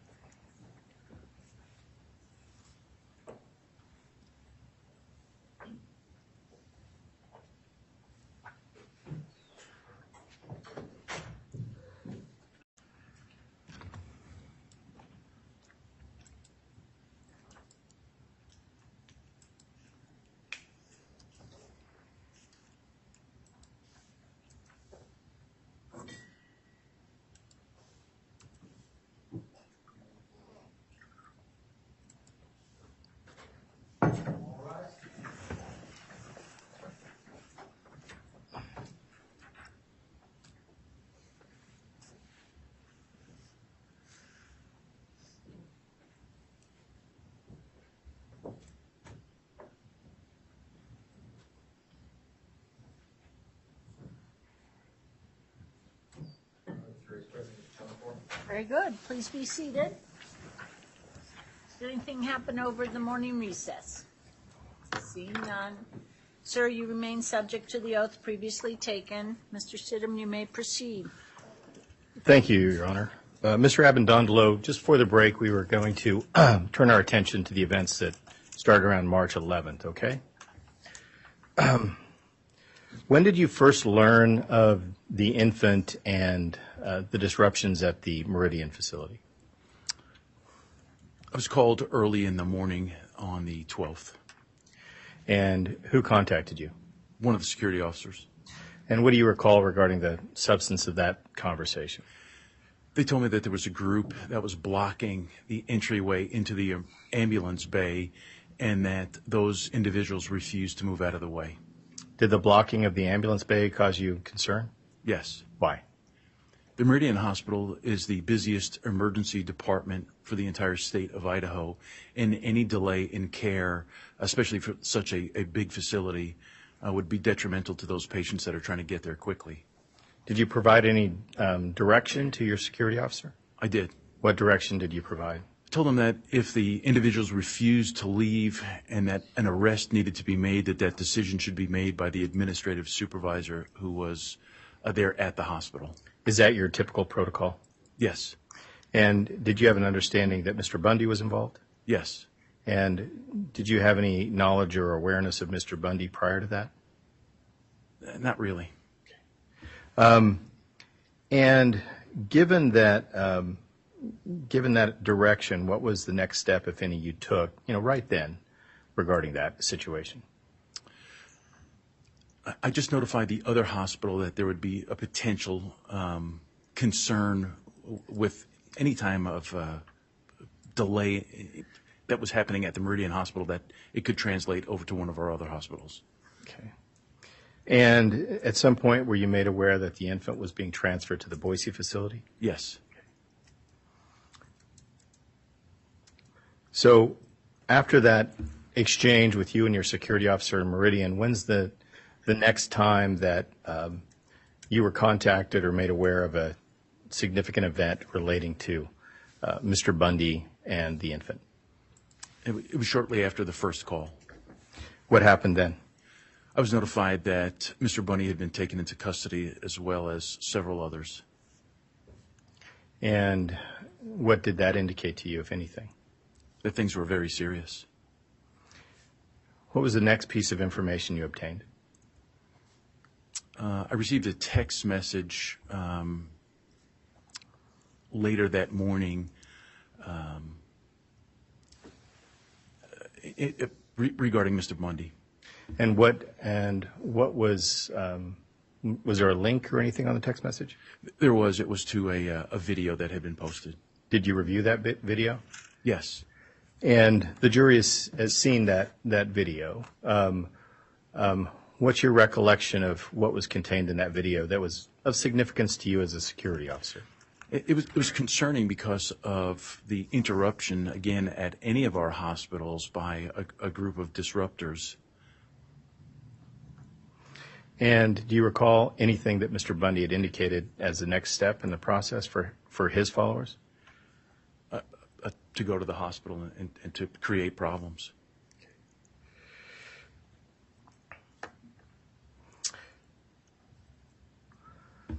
You've spoken a bit about your threat assessment team. Was your threat assessment team providing reporting to you in real time around this period?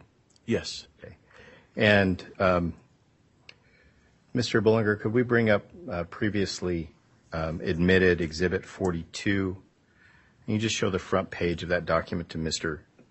Abendondolo?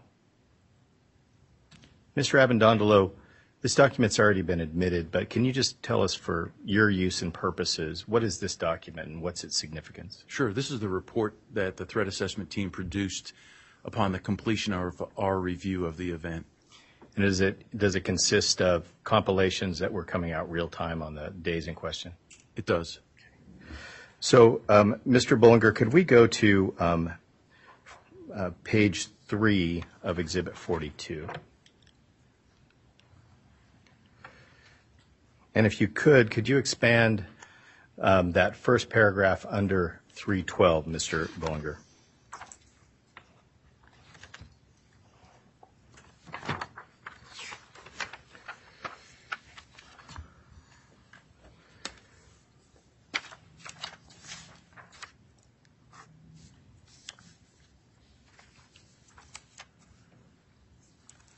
So does this reflect what you were being assessed by your team at that time?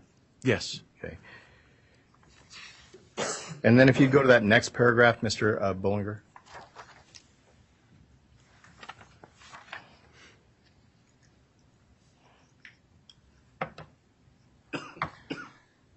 Could you read that section that begins in that paragraph, Mr. Abendondolo, that begins, after bailing out of the Ada County Detention Center? Sure. After bailing out of the Ada County Detention Center, Bundy published Idaho CPS took baby CA video on YouTube. During the video, Bundy states, "I've just never experienced more wickedness in my life, and will start to put a lot of pressure on these." And we could go to the next page and top paragraph, Mr. Bullinger. Can you continue reading, Mr. Abendondolo? So continuing with these people, "We are going to need your help to make phone calls to the hospitals, to whatever." The switchboard phone number was published on social media. And so in addition to receiving information regarding this clip, were you also receiving information regarding social media from the threat assessment team? I was. So combining those statements with that indication that the phone numbers were being shared on social media, what's your level of concern and what actions are you taking? My level of concern was growing, and the action that I took was to go into work that morning. And once you got into work, what were the steps you took then? So there were a couple of things. We were concerned with what impact a group could have on the Boise campus, as well as how this would impact our ability to take phone calls from patients, visitors, people that were concerned about folks that were in the hospital. And Mr. Bollinger, if you could just go to that paragraph below the picture of Mr. Bundy. Could you read that, Mr. Abendondolo, that entry from 312? Sure. The protesters overwhelmed the St. Luke's phone system for about an hour between 10 a.m. and 11 a.m. hours on Saturday morning, March 12, 2022. Additionally, the incident and calls for action were publicized on social media using the hashtag SaveBabyCA. So if I could just break those down in components. In your role, what was the significance of seeing, I guess, roughly less than 24 hours from the beginning of this incident that your phone system was overwhelmed? So I was surprised that someone could put together, amass such a group so quickly and direct that at one of the most critical pieces of our community to disrupt our ability to provide health care. I was really surprised by that. What does it mean when it says overwhelmed? I don't know that I would have used the word overwhelmed. It essentially shut down our ability to take calls from the general public about their family members who were in the hospital, people that wanted to set up an appointment, or people that had a question about what to do next with a health problem they were having. And then that second component, Mr. Abendondolo, that there's a hashtag SaveBabyInfant in play already. What does that indicate to you? Again, this was a concerted effort where someone could quickly put up a social media hashtag and start engendering a response from people who had this interest. Okay. And a little bit further on, if you could, Mr. Bollinger, to that next paragraph. And we're still on the 12th, correct, for your threat assessment team? Yes. Can you read that second sentence that begins prior? Prior to the protests, the Federal Bureau of Investigation advised that threats against the Boise Hospital had been noted on social media, resulting in the facility being placed into a partial lockdown. Does the FBI typically contact you? No. Is this highly unusual? Yes. What did that indicate to you when you were having the FBI reach out and provide information? The fact that they had noticed this, I found to be concerning, and normally those are not calls our team receives, so we took this very seriously. And there's a reference there to partial lockdown. The jury's heard some about that earlier, but if I could just ask you, from a security perspective, what's the significance of going into partial lockdown? Well, at hospitals, we'd like to keep the doors open because we want people to come in. Due to COVID, we had restricted access, but based on this information, we were limiting the number of entryways that we had into the Boise Hospital so that we could funnel people through and ensure that they had a legitimate reason for being there and weren't part of the disruptors. Okay. And then if we could take a look, Mr. Bollinger, just to that next paragraph, if you would expand that, please.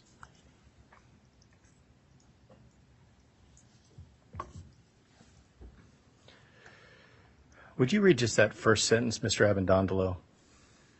The March 12, 22 protest was live streamed by Misty Carfelt. And that next sentence, excuse me.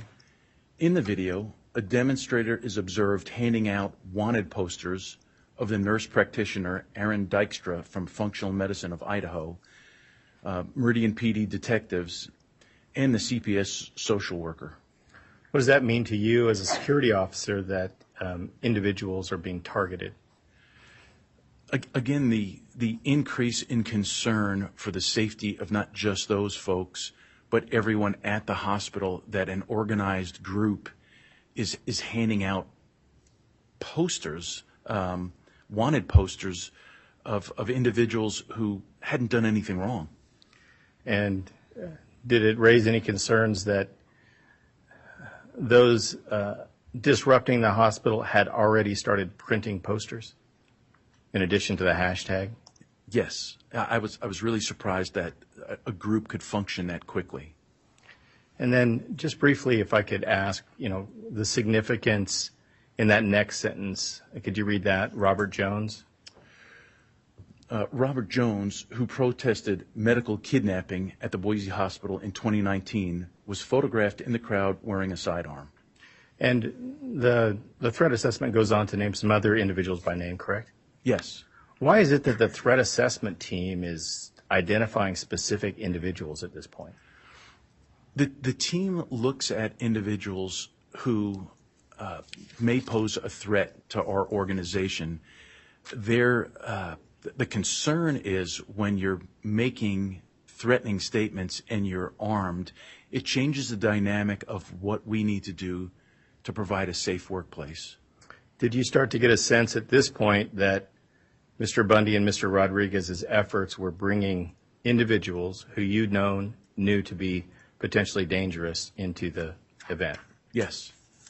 So if we go to the next page, Mr. Bullinger, and would you highlight that upper right-hand corner picture, Mr. Bullinger? Upper right, sir. So that's from the threat assessment report, correct? That's correct. So is that was referred to in the previous sentence? That is the individual. The previous section? Yes. Thank you.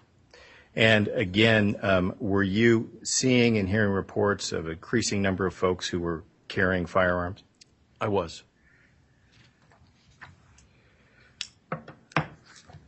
In the context of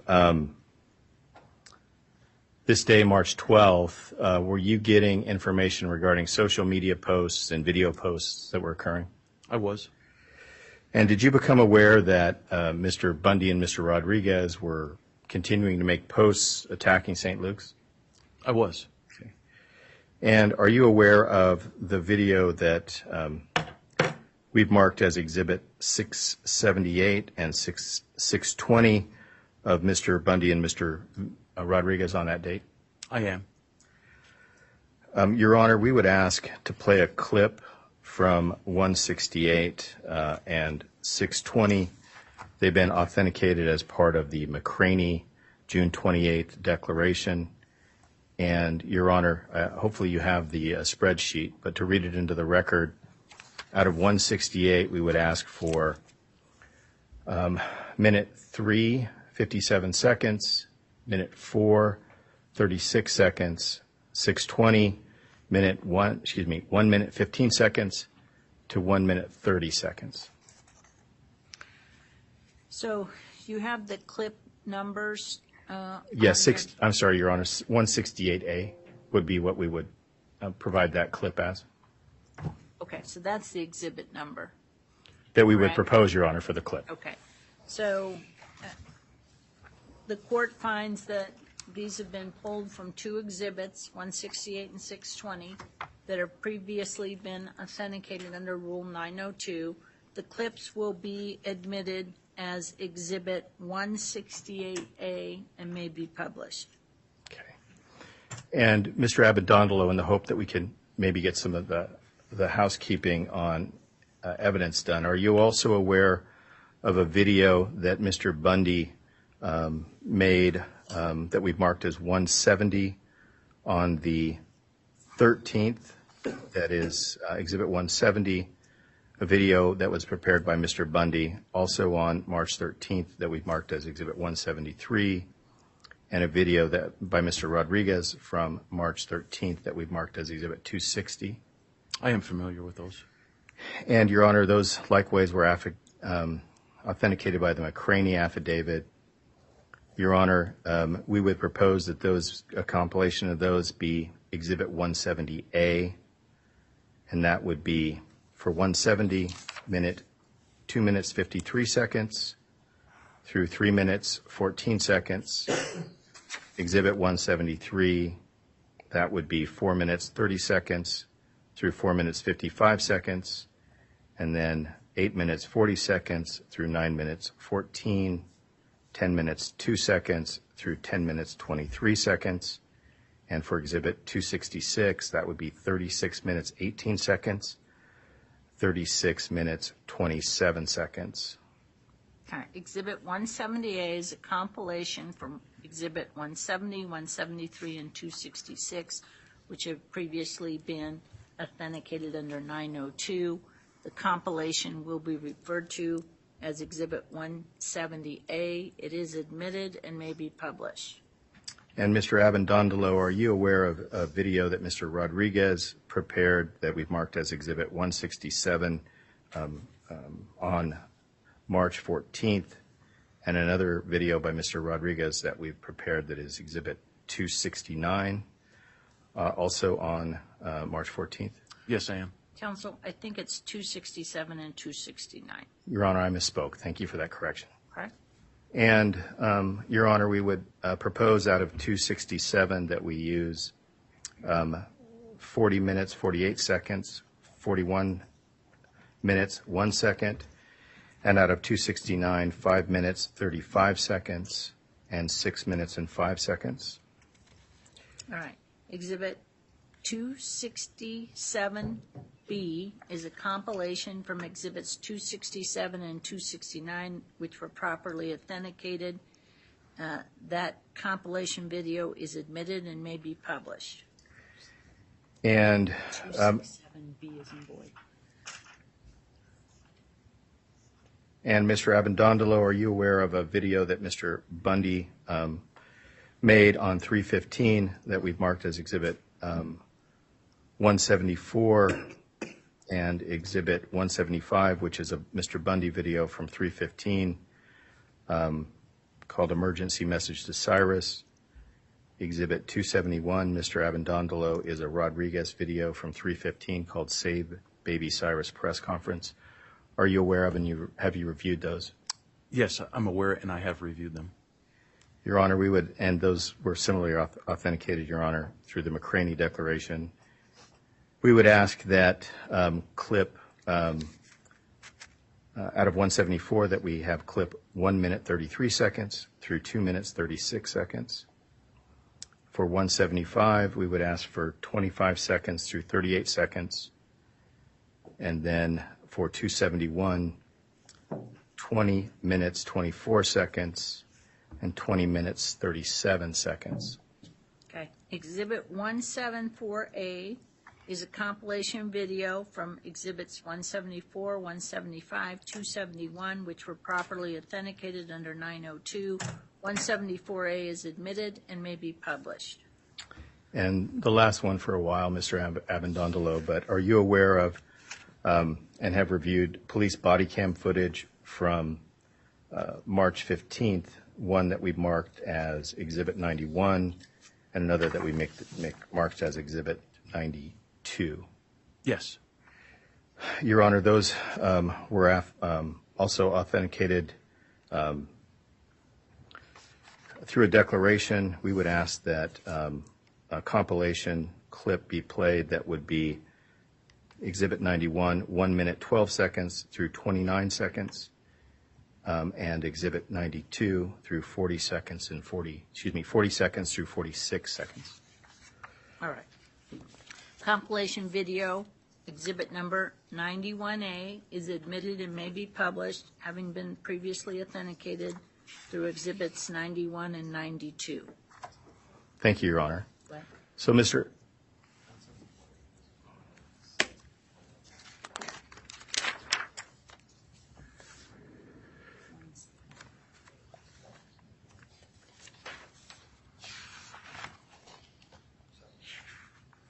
So we had 174, the entire 174 was admitted through Mr. Roth on 7/11, but these are the compilation videos.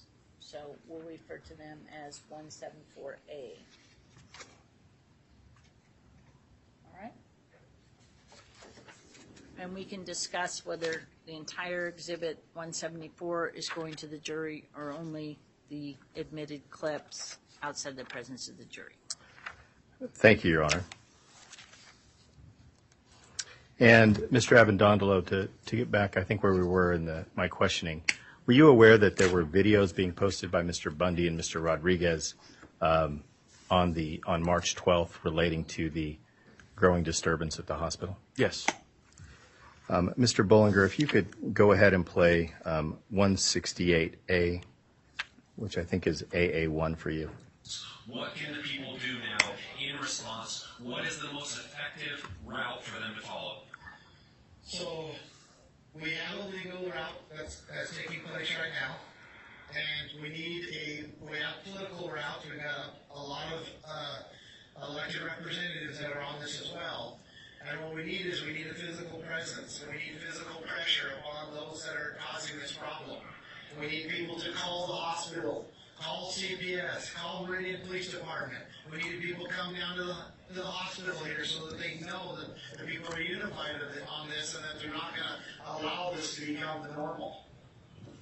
If you and I don't do something about this, this goes on forever. When there are no consequences, the lawbreakers continue to break the law. The lawbreakers are St. Luke's. And so that first video, was that Mr. Bundy outside your hospital? Yes. And did you see him and were you aware of him participating in the disruptions on the 12th? Yes. And what was the significance to you as a security officer to hear him expressly calling out the phone lines? There were a number of concerns, but with the phone lines, that is our lifeline to the community, and to shut those down and to block doctors from calling in, from nurses from calling in, or families calling in, just inexcusable in his attempt to make his point. And what about the reference to pressure? Any significance you placed on that? Yeah, I think he lumped us into the people who did something wrong. St. Luke's is there to provide care. We had nothing to do with taking of this child, but to put pressure on us that would impact those medical providers and those families that were there at the hospital. Again, just the wrong venue to make your point.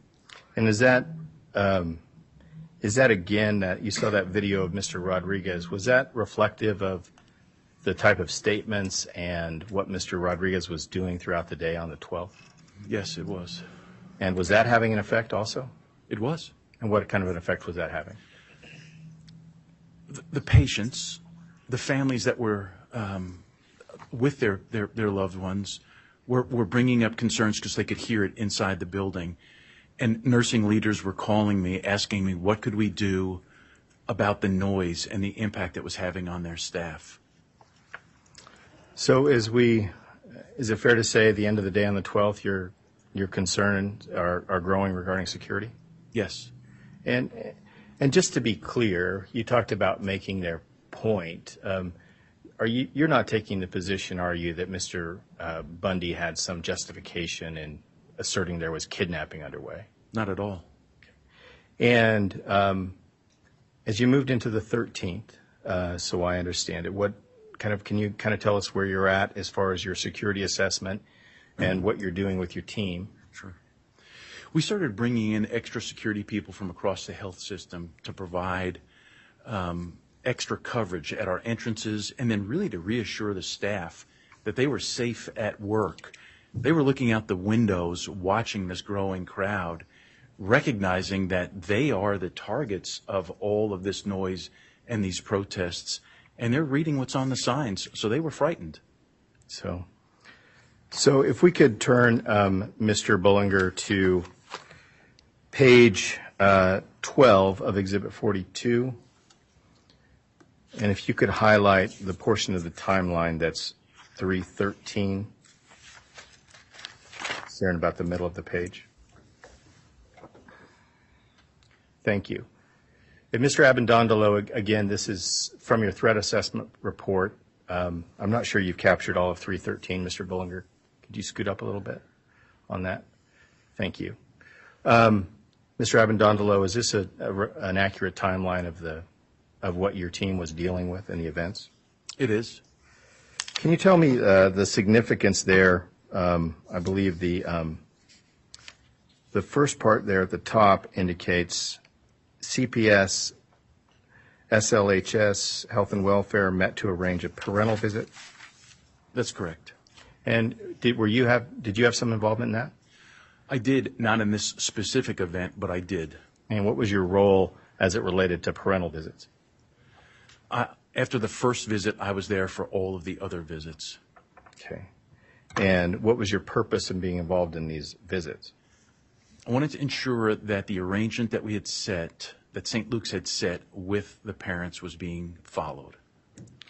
And then that next entry, could you read that? Begins social media. Social media activity increases. And then the second line? Telephone system overwhelmed. Social work, the NP, so the nurse practitioner, and the detectives had started to be doxxed, and that included the flyers.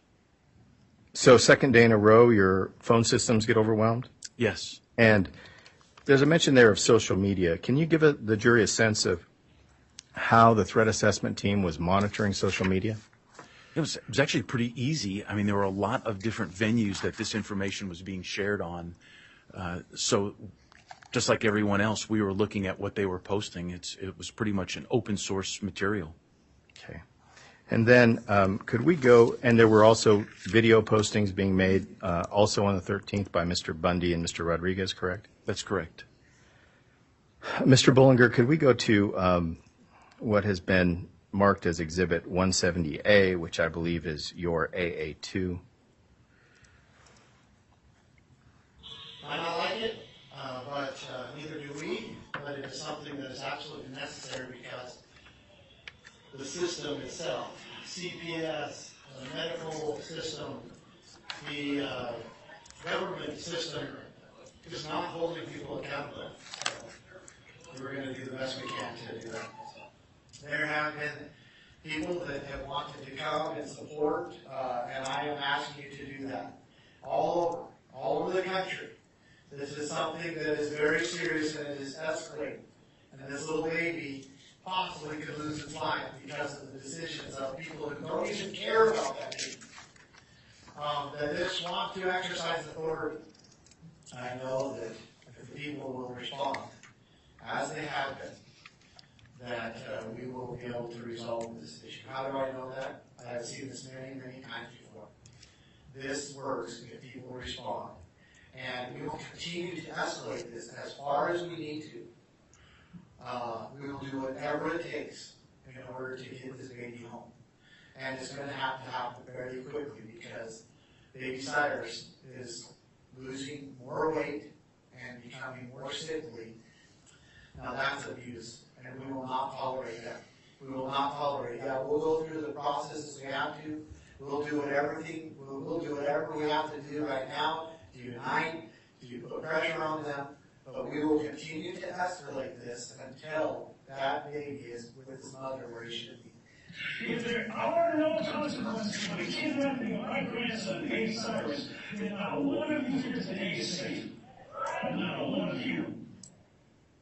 So if we could unpack that a little bit, Mr. Abendondolo, and what you're addressing as security officer at that time. Are you aware that that first video clip from Mr. Bundy is when he's outside targeting somebody's home? Yes, I was. And then that second video, there was language in there as regarding escalation, correct? That's correct. And really to escalate until the result was achieved? Yes. Also references to the baby being abused by St. Luke's or hurt by St. Luke's? That's correct.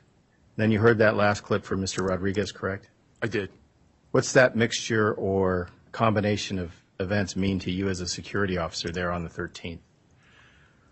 I mean, this is a volatile cocktail of statements and accusations that could lead someone to really going over the top to take this baby from our hospital. I mean, these are inflammatory statements that are not based on truth, and that someone who could be watching this or listening to this could truly take this as a call to action and do something that would be horrible for them and for the community. And you talked about individuals taking action based on that. Mr. Bullinger, could you move, if we could, to Exhibit 42, page 6, the daily summary, 313.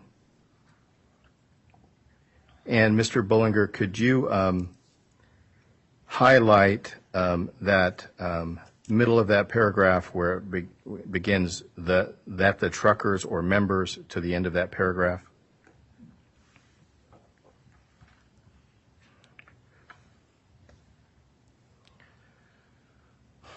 So, Mr. Abendondolo, you mentioned, concern about individuals being incited to violence, correct?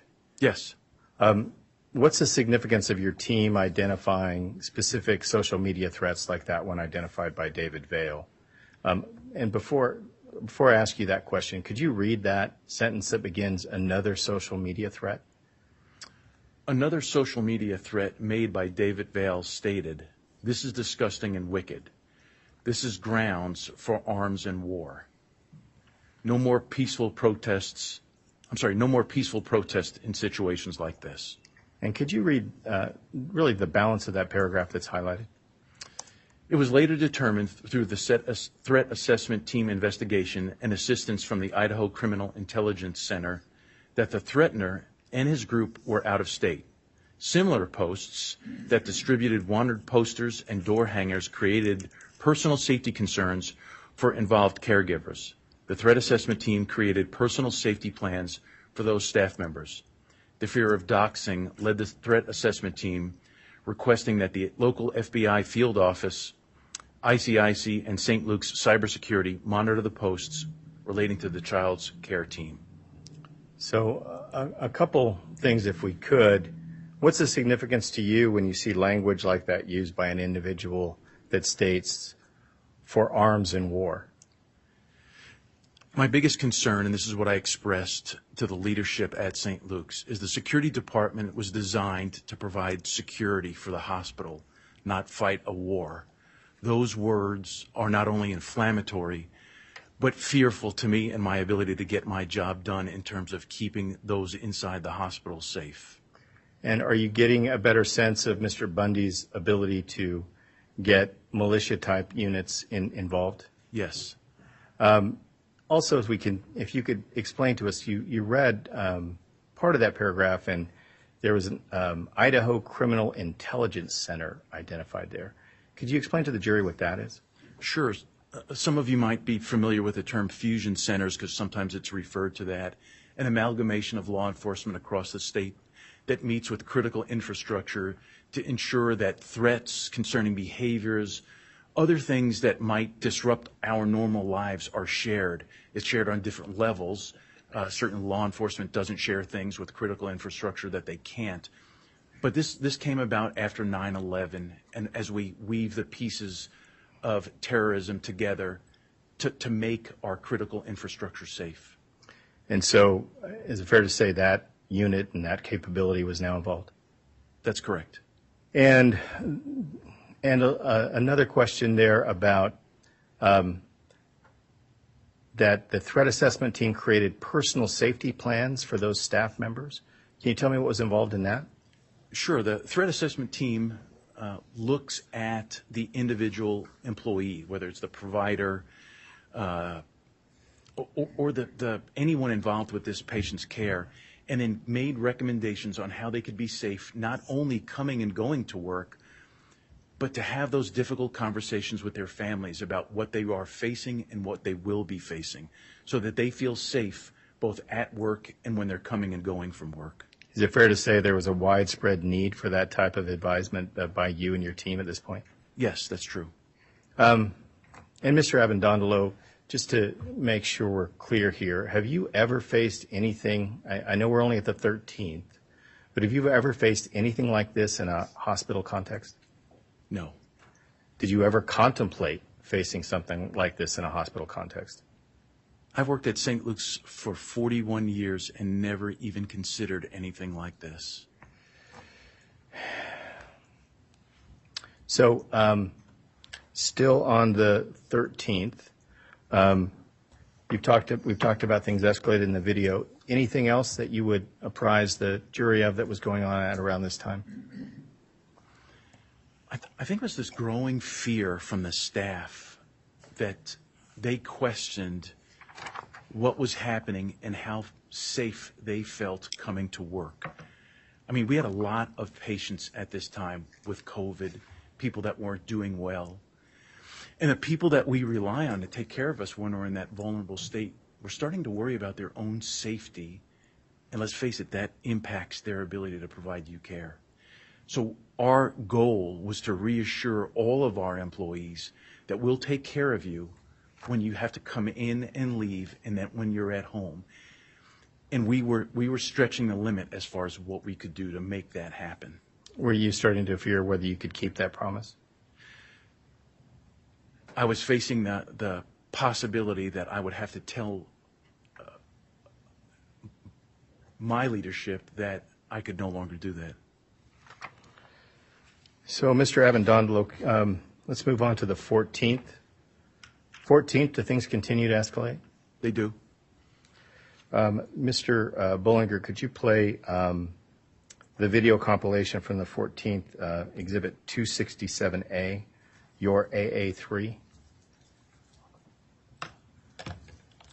And so that's the situation we're in. And, you know, we're going to be patient for just a little while longer, and then our patience is going to wear out. And so we're doing everything we can to get this little baby back to the mother before this has to be escalated. That's the care that these animals are saying, that he has to have by force at the point of a gun, mind you. Because if you try to prevent the state from taking your child, they'll kill you with immunity. So is that the type of rhetoric you're hearing on the 14th? Yes. Mr. Bullinger, could you go to Exhibit 42, and I'd ask you to go to page 7. And could you just expand that paragraph in the daily summary for Mr. Avendondolo and the jury below the picture? Mr. Avendondolo, would you read that first sentence, the first two sentences, sir? The protests at the Boise hospital began to become noticeably more aggressive, including complaints to security that incoming staff and patients were being harassed by the protesters. One patient complained that a protester had used a bullhorn to shout in his ear as he entered the building. Then I'd just like to ask you to read the last two sentences that begin social media campaign. The social media campaign also intensified and included the work phone number for Dr. Erickson. The context of social media, emails, and phone calls also began to move from hashtag medical kidnap to QAnon theories. So what's the significance as far as the threat assessment team of that tool of monitoring social media? What are you looking for there? We're looking for individuals or groups that would act upon this information that is now being shared with the entire world. Our providers' home addresses, we are getting concerned about how safe they are, not just at work, but in their normal lives away from work. And what is the significance of Dr. Erickson being called out personally, individually? Well, I think the focus had been on her for a while, and here's a lady that is attempting to save children's lives that now has to contend with her own personal safety, not just at work, but while she's at home. And we should feel secure when we're at home. And what, if anything, is the significance to your security team in assessing the threat when you see things like that hashtag medical kidnapping and the QAnon theories? The hashtag medical kidnapping really grew quite a bit, not just with this event, but with others involving CPS.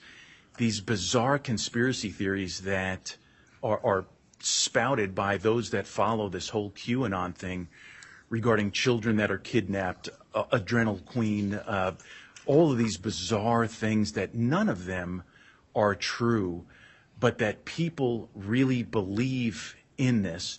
Our fear was another Pizzagate, if you're familiar with that occurred in Pennsylvania, where the conspiracy just got so big that normal citizens showed up at a pizza place where they thought kids were being held. And of course, none of that was true. But these are the types of conspiracy theories that are being spouted that could lead vulnerable people to act out on some of these bizarre stories that they're being told. And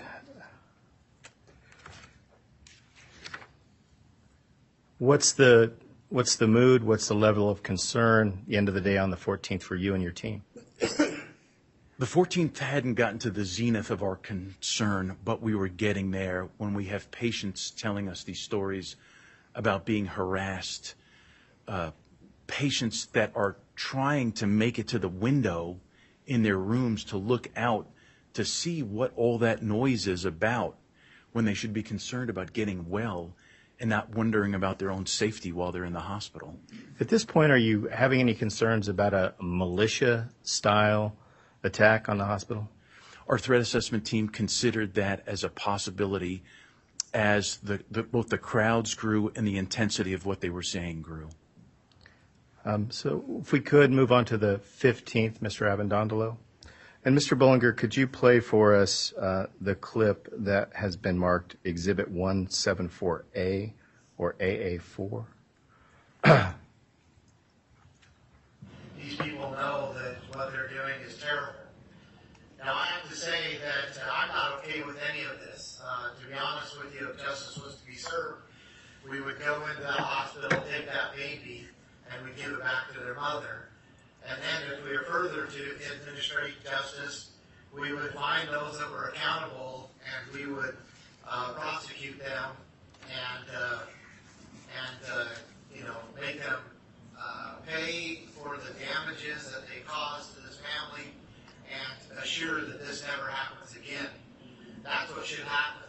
And I will say this, that I'm not alone in those feelings, but we also have had to suppress those thoughts and actions because we are trying to give the people that are making the decisions, that are doing this thing to them, give them a chance to correct this issue so we don't have to do it for them. Go back to the hospital and begin, making noise, and I don't know, we're going to have to straighten this out, but we need to go back there and get this straightened out. Lord, that you would expose all the wickedness and all of the evil that is going on right before our very eyes, Lord, and that you would put down the wickedness, Lord, that you would crush the necks of those that are evil right now. And Mr. Abendondolo, if we could break those clips up a little bit for the jury. That first that first clip for Mr. Bundy, that was in the morning on the 15th, correct? That's correct.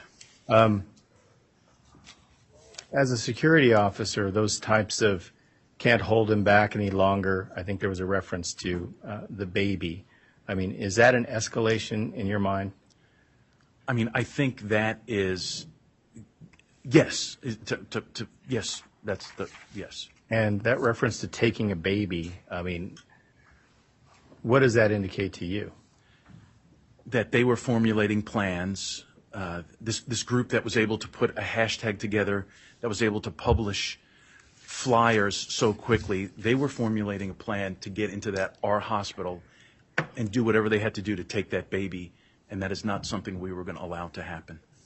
And then that second clip from Mr. Bundy, that was from the afternoon shortly before the lockdown, correct? That's correct. And did you have an understanding that day Mr. Bundy was actually coordinating a variety of protests?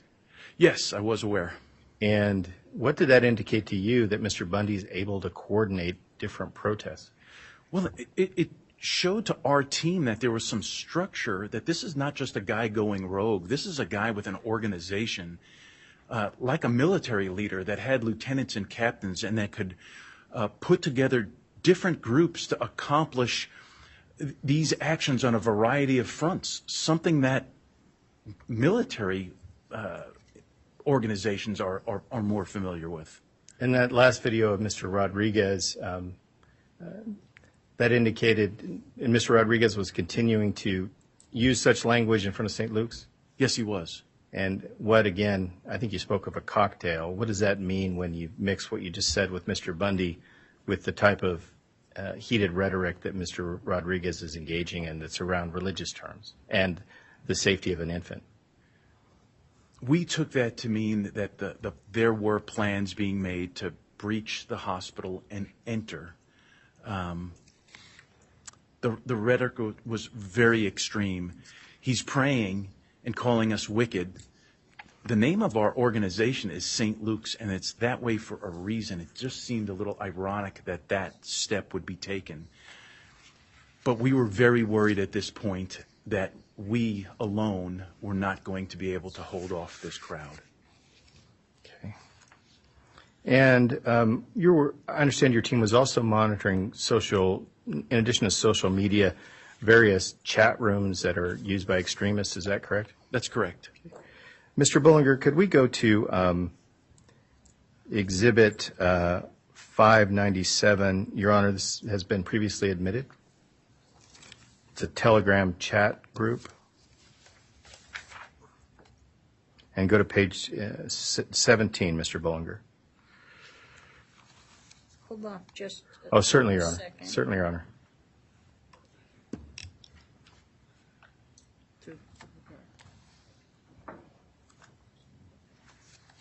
All right, it has previously been admitted and may be published.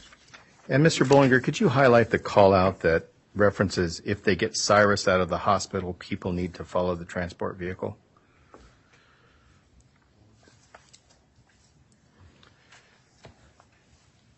You'd made a reference to concerns about planning, correct? Yes. How does your team's monitoring of things like this fit into that? We were frightened by what was being said on these various sites and the chatter that was going back and forth. We recognized this as similar to what we would see in any type of domestic terrorism, that there was a plan being hatched to not only attempt to get the baby in the hospital, but to get the baby once the child was discharged. And Mr. Bullinger, would you go to page 23, the call out, criminals organizing abduction?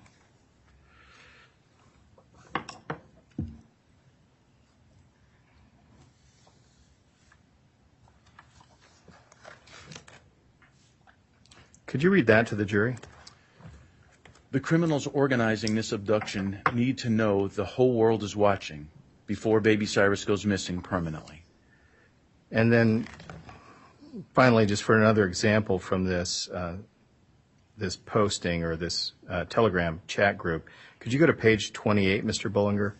The call out, they are completely aware.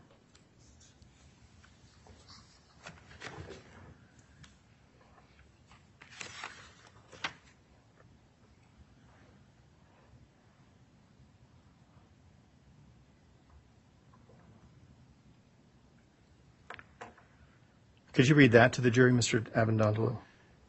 They are completely aware of what their illegal actions will result in. They want it desperately. We must approach with extreme caution as we are making contacts with both the members on our site and family. We encourage not going rogue past the family's wishes. This is fluid, of course. We will post in unity with the family. And could you go just to the 2 lines above that paragraph, Mr. Bullinger, and highlight that? Can you read that also, Mr. Avendondolo? Indeed, thus is biblical.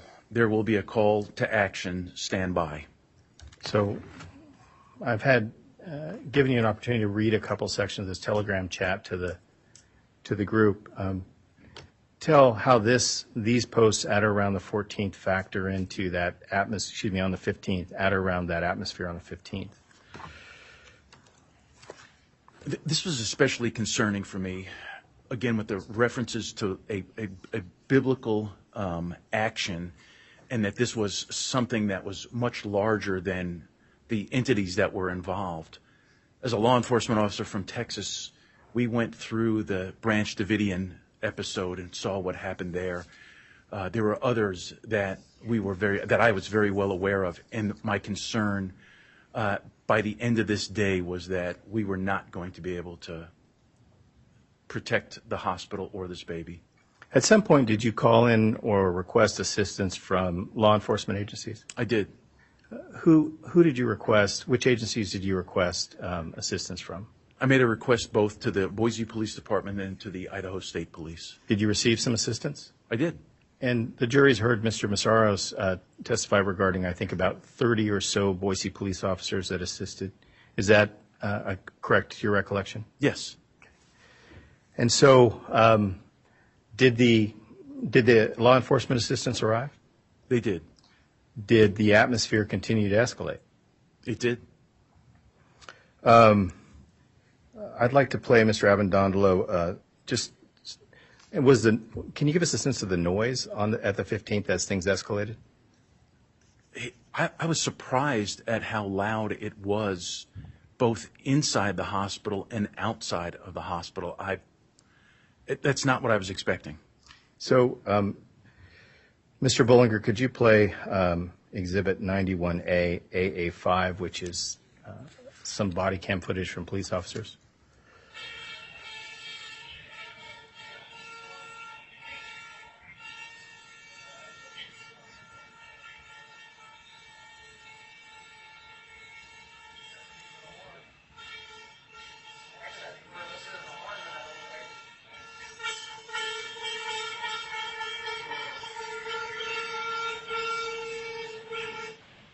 Is that a sense of the noise that the disruptors were causing to occur throughout that day in the hospital, or at least throughout that morning to the lockdown?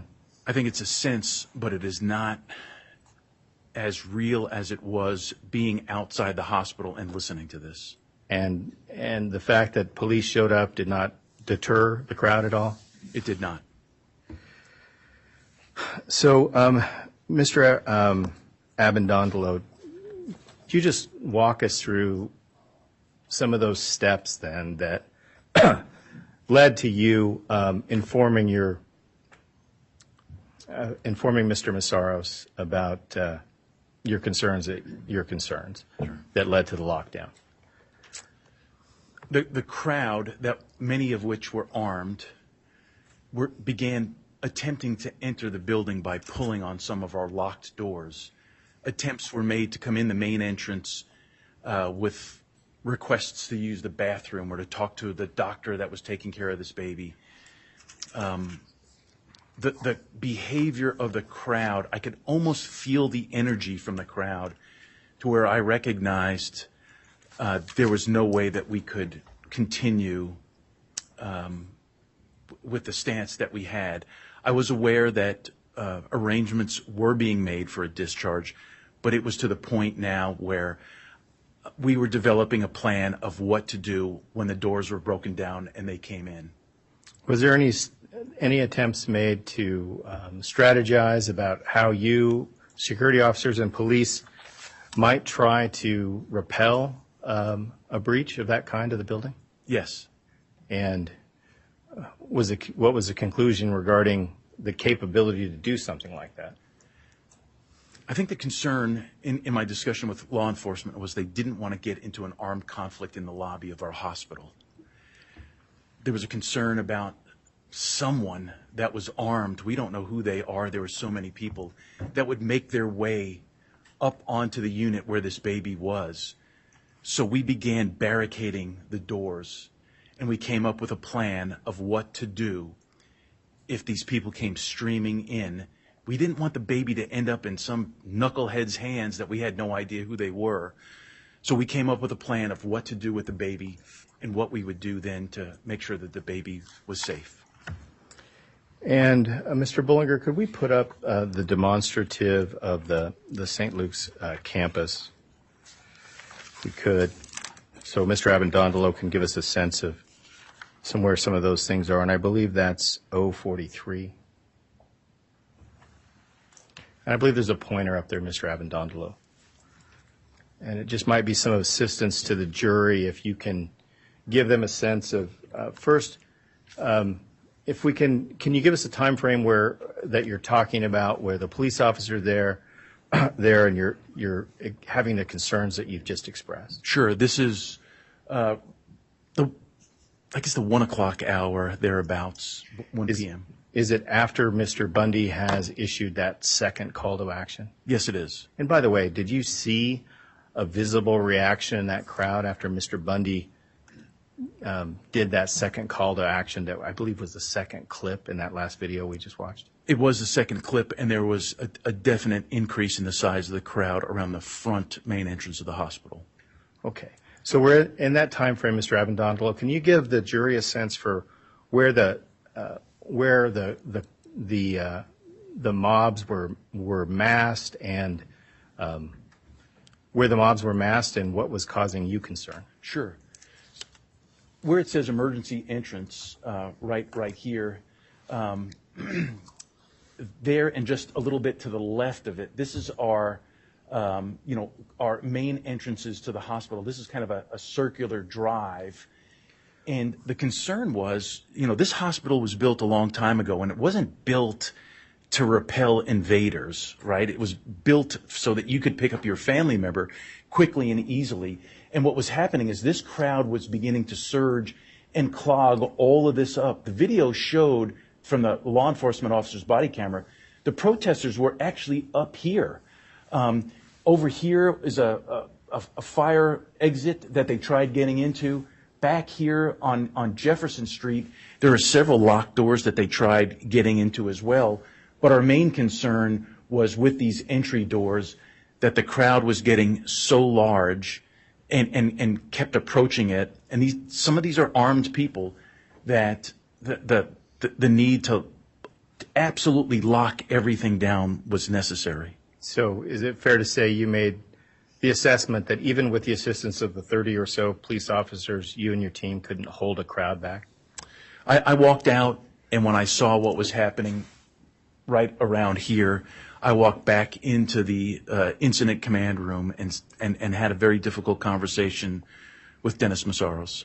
And I want to get to that, but you'd mentioned something I wanted to help the jury understand. You'd mentioned the barricading. Where was the barricading occurring? So we also have a children's pavilion, which is located right across here. It's absolutely beautiful. It has a wonderful sky bridge that connects the pavilion to the hospital, which is just fantastic. But again, it wasn't built to repel people. And we found that there was a gap there with the ability to secure that entryway.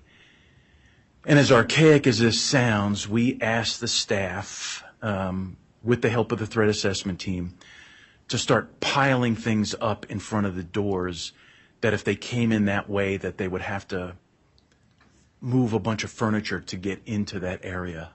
And where is the pediatric facility where the infant was at? Where's that located within the building? So this sky bridge that connects it, it's essentially right there.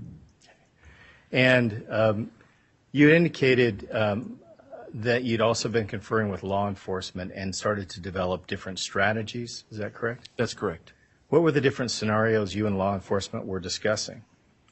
So arrangements were made to discharge the child to another location.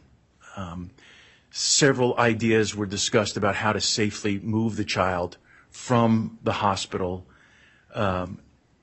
for a couple of reasons, so that the child could go where the child needed to go, and that we could get the protesters away from the building, and that the patients could get back to getting well. Did you also discuss scenarios of penetration of the building that you might need to address while the infant was still there? Yes. What scenarios did you address with the law enforcement and the other members of the security team? It was through our the two main entrances that we felt that was the likely entry point, since the crowd was so large there. And you would indicated that you, based on all of this, came to a point where you had to have a discussion with Mr. Massaros. Is that correct? Yes. Can you lead us up to kind of what occurred there and what was kind of the final tipping point for you? So Dennis Massaros, his leadership team was in the incident command. They were pretty worried. They were watching this, hearing it. They were getting calls from their staff. After going outside and assessing the crowd and the behavior and really the energy of the crowd, I went in there and I said to Dennis, we're going to lose control of the hospital. The cops are not going to, they're not going to get into a gunfight with these people. I mean, it would be foolish.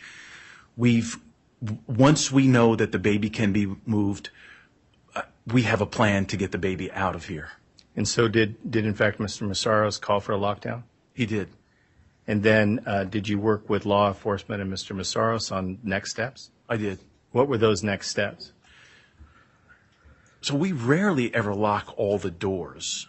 We practice it, but we don't do it for real. Once all the doors were locked, we had to keep people from leaving out of the building, patients, families. We literally had to hold them inside because the crowd was becoming so violent. And then we came up with a plan on how to get the baby out of the building. And the jury's heard from Dr. Johnson, Dr. Souza, Massaros, and others regarding kind of the operational effect of locking down. What's the effect of locking down from a security perspective? There's a lot of concerns, and it's why we don't do it. Once we lock the doors, then the other police that are there, they can't get in either. If there was a fire, we'd have to unlock the door. We create a really dangerous situation for everyone in the building. So with that context, what were those next, once the lockdown's in place, with that context, what are the next steps that you're involved in? We crafted a plan to move the baby through a series of hallways out of our building and into a parking garage where the baby would be whisked away. And understand you may not want to disclose how that actually occurred, but can you give a general sense of how that route was developed?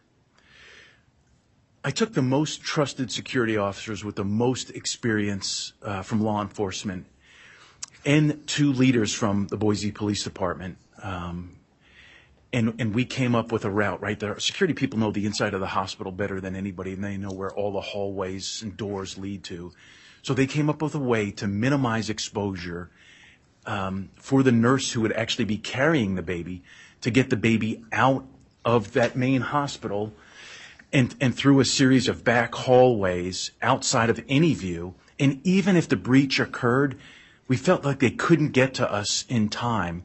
We took advantage of the law enforcement officers that were in the building, using their training, and let's face it, they're armed, to sweep the hallways to make sure there weren't any intruders as this specialized route unfolded for the nurses and then the security people that were leading them to a vehicle that was waiting. And to be fair and maybe to clarify, I mean, you'd asked me not to ask about the specialized route. Can you explain to the jury why you're not going into more detail on that? My fear is that this will continue, that these disruptors will come back if we have another one of these events. And quite frankly, I don't want people knowing that we have secret passageways to get out of the building, just in case this happens again. So put us back in time. The infant is safely away. Is that correct? Yes. And did you get notice that that had been successful? Yes. We heard Mr. Massaros testify about the police alerting the crowd in order to tamp down things. Is that correct, that the infant was away? Yes. And any other steps that you took in addition to law enforcement getting the word out to help quiet the situation? We let all of the staff know that the child had been removed from the hospital. We didn't change our stance in terms of the lockdown for quite some time. And obviously you've been a homicide detective, have a lot of experience. But can you tell us what it was like from your perspective, what you were seeing on the faces and demeanor of those that were inside the building with you at that time, with the police, the noise, all of that going on? I've seen a lot of scary stuff in all of my years.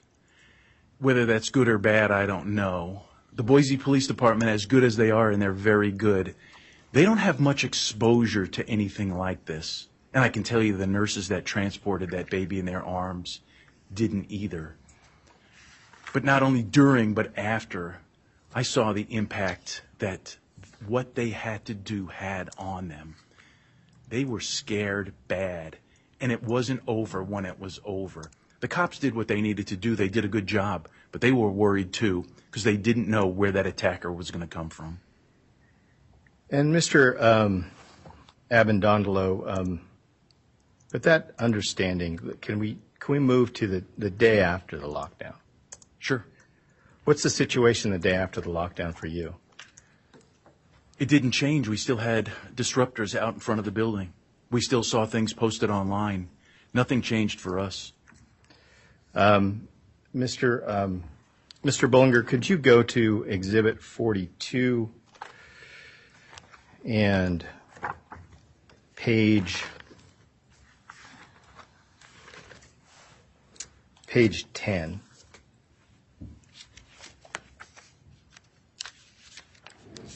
And if you could blow up that top paragraph, if you could.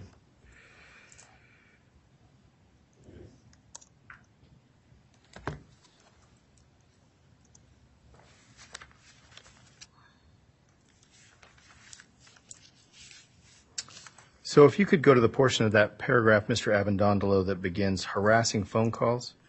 Sure. Harassing phone calls continued to be received, including Dr. Erickson's work phone number. Overnight, the doctor's photo was published as a kidnapper on the freedomman.org website. And you'd mentioned that Dr. Erickson had been identified before that date, correct? That's correct. But did this reflect a recycling in effect, or a reanimating of Dr. Erickson in the Freedom Man? It did. So, day after the infant's been discharged, what does it mean to you that one of your doctors is just getting a fresh new attack? That this event was nowhere near to being over. The baby may not have been in our hospital, but the concerns for the safety of our staff and our hospital remained.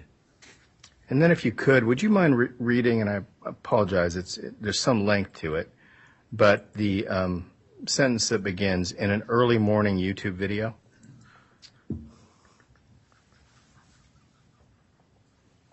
About? Yes. Thank you, Mr. Abdonville. In an early morning YouTube video, Bundy referred to the situation as, "It truly is, good being called evil and evil being called good," while referring to the involved Judge Fortier and the alleged number of CPS cases she has presided over. Bundy states, looking into her, and she's taking hundreds of children, and she's done it with this Dr. Natasha D. Erickson here in Idaho, and these doctors work in conjunction with CPS and with these judges. Let me ask you about the significance of a couple of components of that last statement. What's the significance of a judge being called out by Mr. Bundy and Dr. Erickson being connected with that judge as part of some conspiracy to take hundreds of children? This goes back to the concerns that we had with that medical hashtag, the hashtag medical kidnapping and QAnon theories, where these groups of extremists believe that doctors and judges and healthcare are involved in taking children. People really believe this stuff and they act on it. And the significance of a judge being attacked? Well, I mean, we're attacking our overall rule of law, something that separates us from the rest of the world, that our legal system works pretty well. And now that we're including the legal system in this giant conspiracy. Okay. And then, Mr. Bullinger, if you could just go down to that paragraph that's redacted below, and could you go all the way to the bottom below that picture of Dr. Erickson, if you could? So a couple of questions on this one, Mr. Avendondolo. First, there's a reference to the K9 unit. Can you explain the use of the K9 unit in this context? Yes, St. Luke's has a rather robust canine program. Our dogs are not paid, but they get more attention than any of our employees, I think. They are really good at what they do. They help de-escalate patients who are upset or little children that are upset. But their other function is that they, at the time, were all certified law enforcement bomb detection dogs. So even though they're very friendly and you can pet them, their real mission is to make sure there are not bombs on our campuses. And below that, that's just more pictures of Dr. Erickson being targeted, correct? That's correct. So, Mr. Avendondolo, what's the strategy on the 16th as you head into the 17th? Well, the strategy was becoming difficult because we were facing staffing shortages because I had brought so many people in that had been working long hours and long days. The strategy was to contain our hospital still with keeping it in this semi-lockdown status. Okay. And then if we could go, Mr. Bullinger, to page 13 of the threat assessment report, if you could just highlight that area that's the the timeline that's the 17th through the 19th.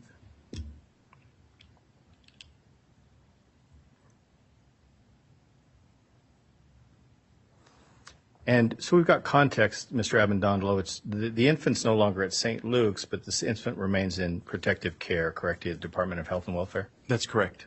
And if you take a look at one of the timeline entries there, there's a reference to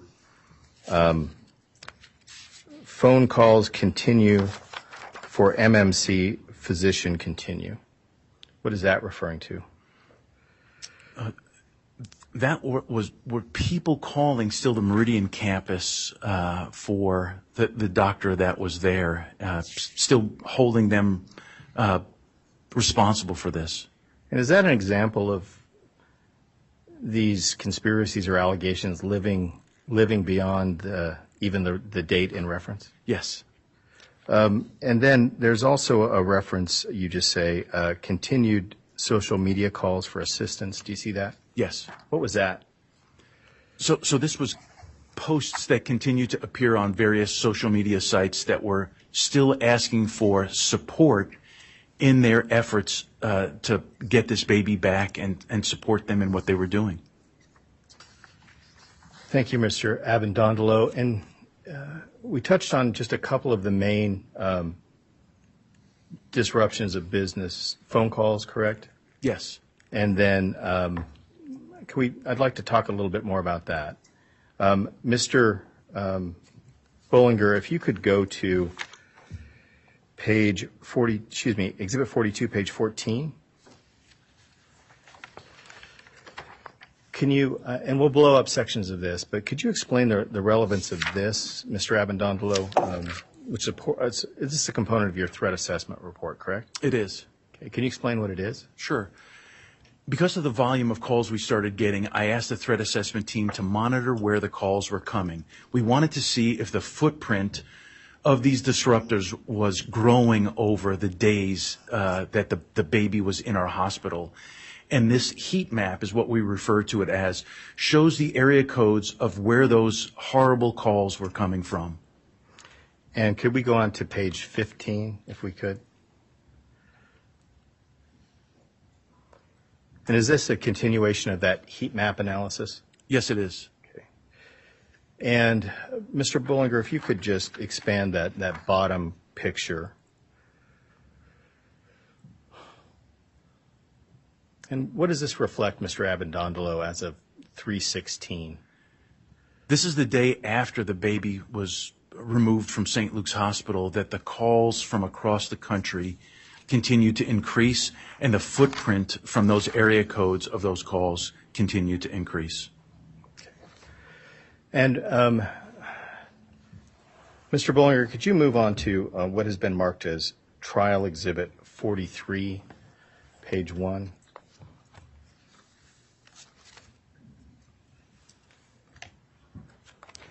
And Mr. Abendondel, this has previously been admitted, and is it fair to say this is a summary or chart of some of the calls that came in that was prepared by your team? That's correct. And can you give us a sense of, and we'll talk about some specific calls in a moment, but can you give us a sense of the impact these calls had on the folks that you were providing security for? This is from our call center, the folks that when you dial the main number to St. Luke's and you're not sure what number you need or how to find your family member that's in the hospital you talk to, they're always really friendly, upbeat. Those are the type of people we hire. These are the calls that they received. These are recorded calls so that we record them so that they're accurate and we can review them. But in this case, these calls were recorded or we reviewed them because they weren't an error made by the call taker, but these were threatening statements by the folks that were calling in. And Mr. Abendondolo, some of those calls were recorded, correct, by your team? Yes. And are you aware of, or you've reviewed, have you not, what's been marked as Exhibit 31, which is one of those calls that was received? Yes. And also what's been marked as Exhibits 702 and 704 of those calls that were received? That's correct. And Your Honor, we would ask to play a short compilation of some of those calls, and it would be Exhibit 31, that at 0 to 9 seconds. Exhibit 702 is short, it'd be played in its entirety, and Exhibit 704 would be played in its entirety. And we'd ask that that compilation be Exhibit 31A. And those exhibits 31, 702, 704 previously authenticated? I believe so, Your Honor. I know so, Your Honor, through the McCraney and Lyons affidavits. Thank you. So Exhibit 31A is admitted and may be published, and it's a compilation of three exhibits, 31, 702, and 704, properly authenticated. Would you play that, Mr. Bollinger?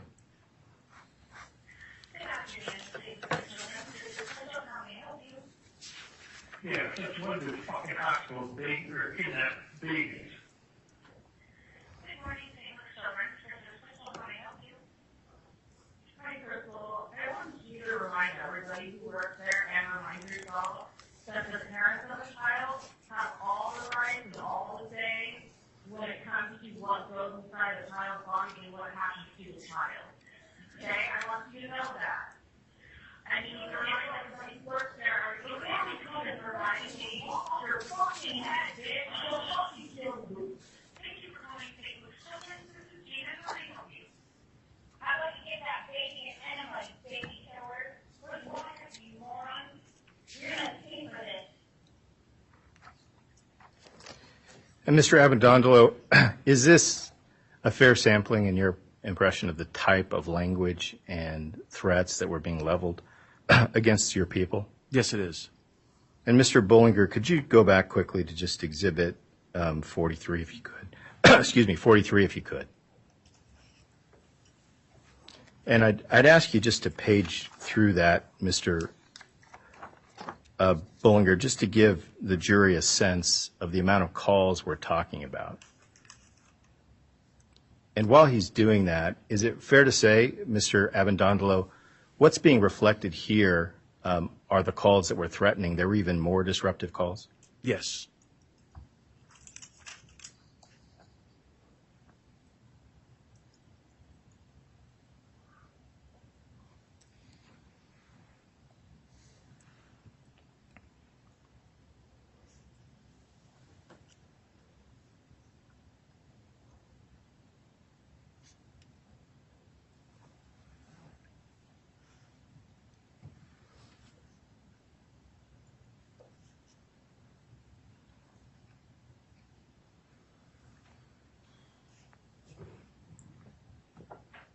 Thank you, Mr. Bullinger. Thank you, Mr. Bullinger. Council, we're at noon, or, This is a good stopping point, Your Honor. I could use a drink of water. all right, very good. Then we're going to go ahead and take our lunch break.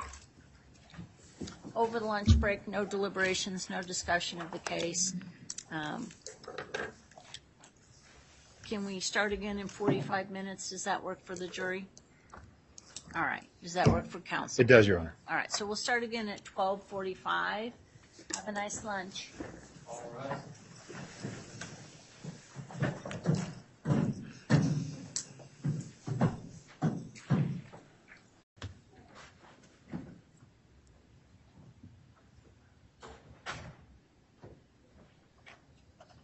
All rise. Mr. Court is in session. Please be seated. You're lining up the jurors.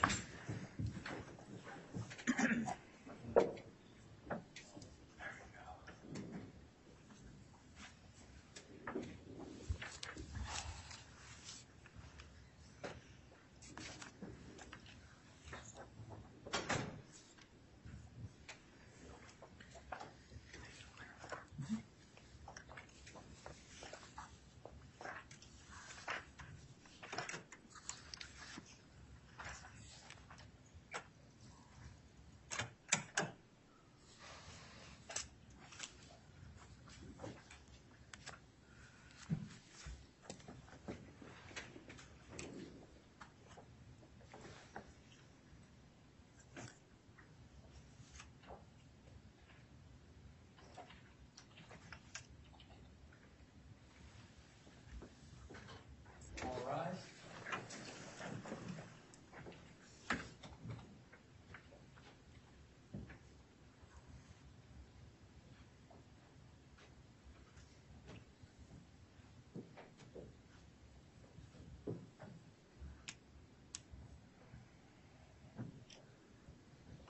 Your Honor, the jury is present and counted. Very good. Please be seated. Did anything happen over the lunch recess to affect your qualifications? Seeing none. Sir, you remain under the oath previously taken. Mr. Stidham, you may proceed. Thank you, Your Honor. Mr. Abendondolo, before we took a break, we were talking about the voicemail messages that the hospital received. Is that correct? Yes. And I'd like to talk about ongoing threats, if we could. Has the level of social media activity, postings from Freedom Man, postings from Mr. Bundy, that kind of combined effort, from your perspective as a security officer, has that threat mitigated or slowed down at all since the infant was discharged? I think it's waxed and waned, so it's slowed a little bit, but then it comes right back. Okay. And are you able to track whether the waxing and waning is controlled in effect by Mr. Bundy? It is. And how do you note that, or in your threat assessment team's analysis? We find that when there is something of note that he's involved in, whether it's a court action, a brief that's filed, something related to those sorts of things, we see an increase. Okay. And I'd like to correlate with that. Has Mr. Bundy increased his statements directed at Mr. Roth since this lawsuit has been filed? Yes. Okay. And Mr. Bullinger, if you could you go to a document that's previously been admitted? It's Exhibit 224. And just go to the front page if you could. And Mr. Abendondolo, the jury's seen this before, but I've got some discrete questions for you. Could you go to that second page, excuse me? And could you just expand the top third, Mr. Bullinger, so we can get oriented? Are you aware of this public letter from Mr. Bundy being filed at around the time of his criminal trespass case relating to St. Luke's Meridian? I am. And did you and your threat assessment team chart and monitor increasing threats directed at Mr. Roth around this time period? We did. And I'd just like to get your perspective as someone in charge of security. for the hospital where Mr. Roth works as CEO. Could you go, and again, the jury's seen this, you're well aware of this letter, correct? Mr. Abendondolo, you're well aware of this letter? I am. Could you go to, Mr. Bullinger, to what is page 9 of this exhibit? And I'd ask you if you could, just to highlight kind of that last third.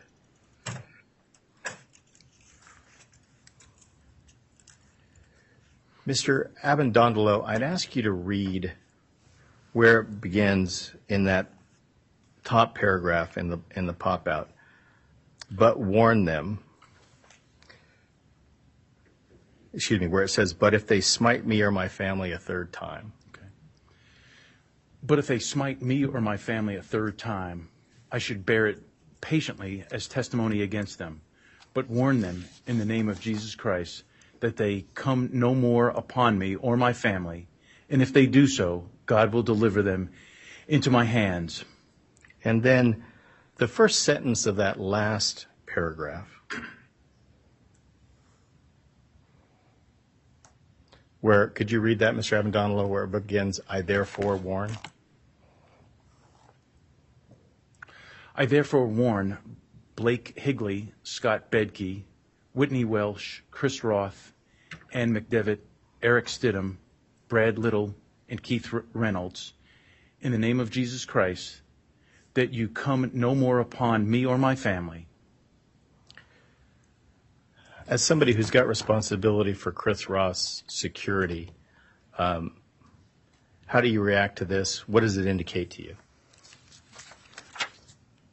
I mean, these are significant statements, things that are written and published that really put all of us on alert, but specifically my team, to ensure that we have strategies in place to keep Mr. Roth safe. And the jury heard early in the trial from Mr. Burkhart about targeting. Putting aside Mr. Bundy as an individual threat risk, from a security perspective, what does it do? What is Mr. Bundy doing as far as targeting Mr. Roth?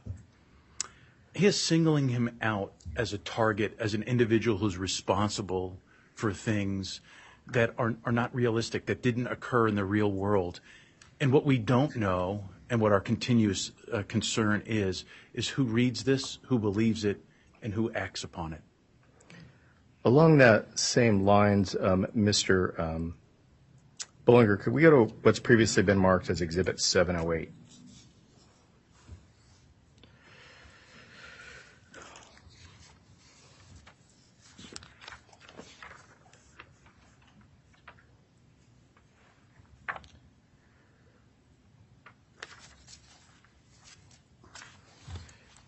No, the Exhibit 708, the DOTR letter?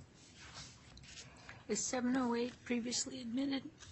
I might have given the wrong number, Your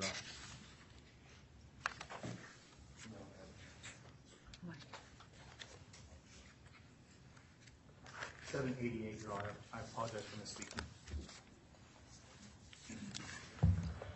And could you expand the middle portion of that email, Mr. Bullinger? 788.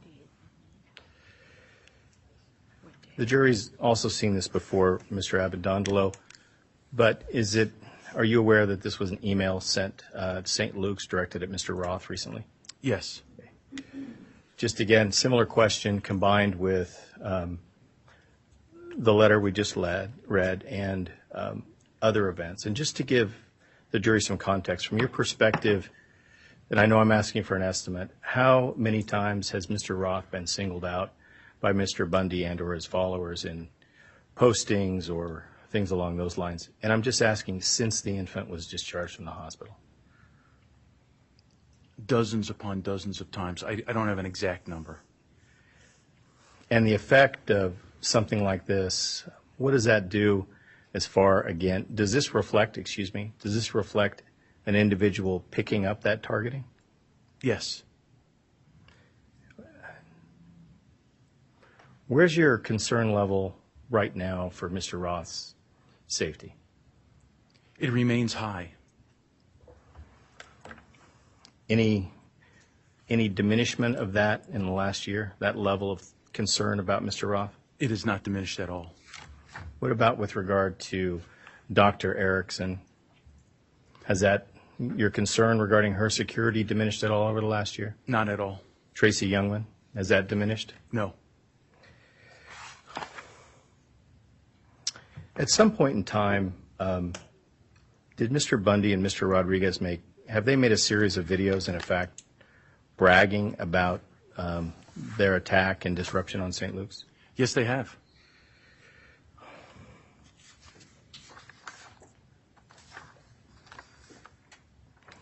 So, Mr. Abendondolo, have you reviewed and been made aware of what has been marked as Exhibit 185, which is a 9/07/202 video posting by Mr. Bundy that in effect targets St. Luke's? I am aware of it. And are you aware of what's been marked as Exhibit 188, an Ammon Bundy video dated 12/28/2002 that was posted on the Idaho Dispatch Facebook Live interview? You aware of that one? It was 2022, yes. Yes. And are you aware of and have you reviewed what's been marked as Exhibit 204, an Ammon Bundy video from April 20 of 2023 relating to St. Luke's? Yes. Your Honor, these have been previously authenticated through the June 8 Zach McCraney affidavit, and we would ask to play a compilation of those. It would be minute 22, 33 seconds, 24 minutes through 54 seconds of 185. Of 188, it would be 38 minutes and 9 seconds to 38:24 seconds. Of 189, it would be 13 minutes 34 seconds, 14 minutes and 5 seconds.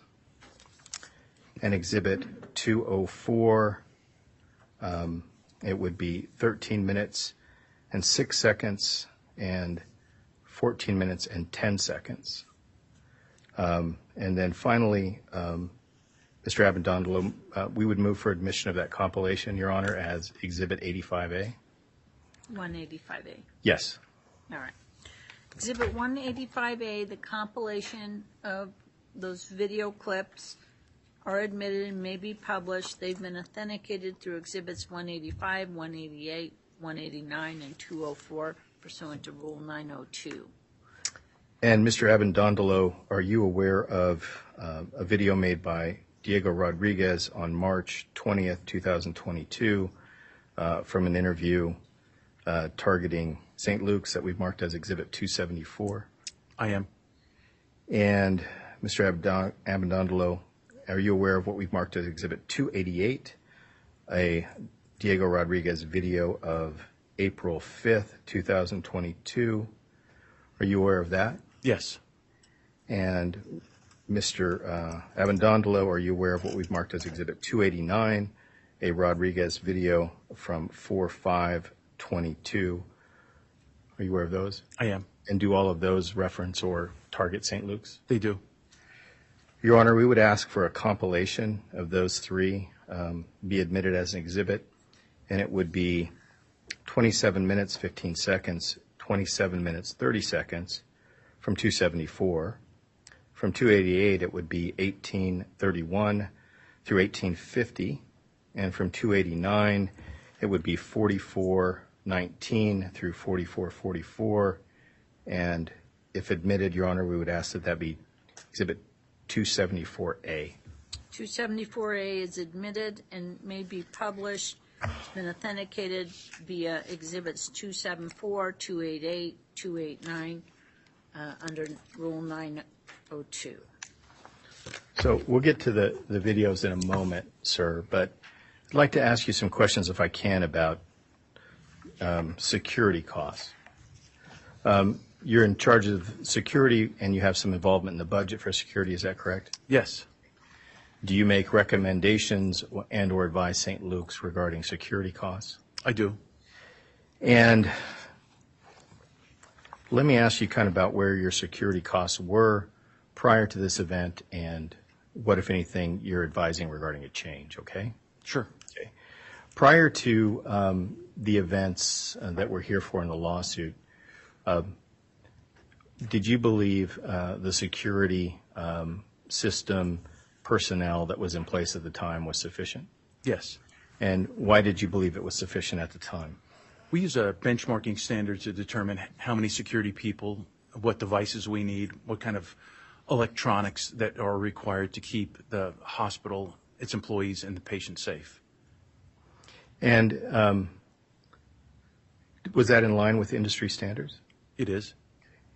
And can you give us a sense for the type of security risks that you were anticipating prior to the events involving Mr. Bundy and Mr. Rodriguez and PRN? You know, we live in a very low crime area, so we don't have much in the way of need for intrusion alarms or blockades to the hospital.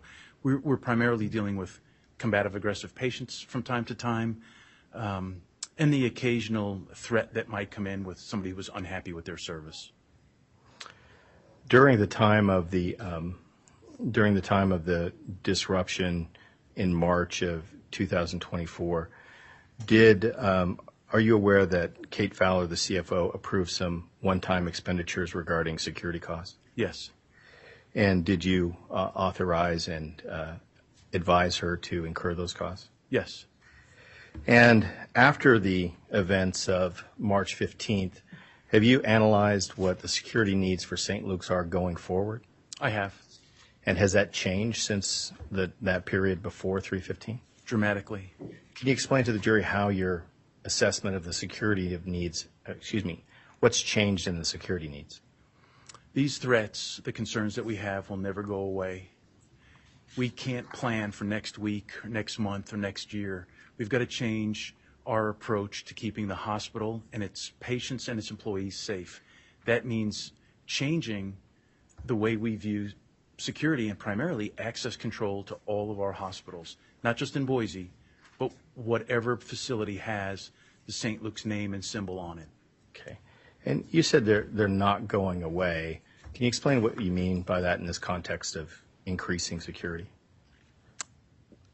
Well, I know specifically from events that have occurred that I've worked on that when threats are made, when statements are made that are with the desired effect to radicalize a group or individuals that might see what is being said, that threat never goes away, that years and years can pass before a radicalized individual would act upon those things that he saw or read. And what types of threats would you anticipate, what type of increased or different threats, I guess I should ask too, do you believe exist given Mr. Bundy and Mr. Rodriguez and PRN's actions?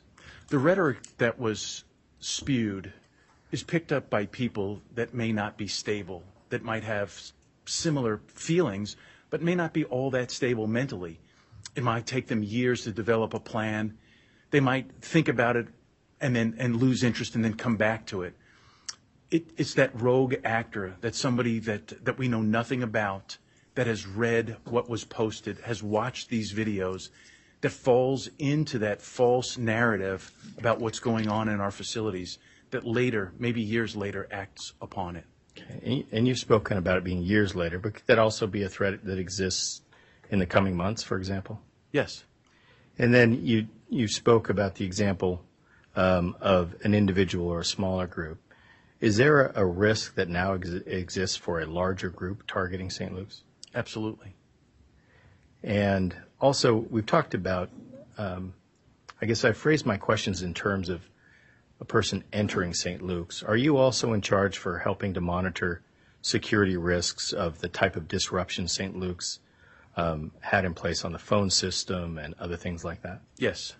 And can you tell me where that threat, where that security threat level is now after the events of the actions of Mr. Rodriguez and Mr. Bundy? It's just as high as it was during the March Madness.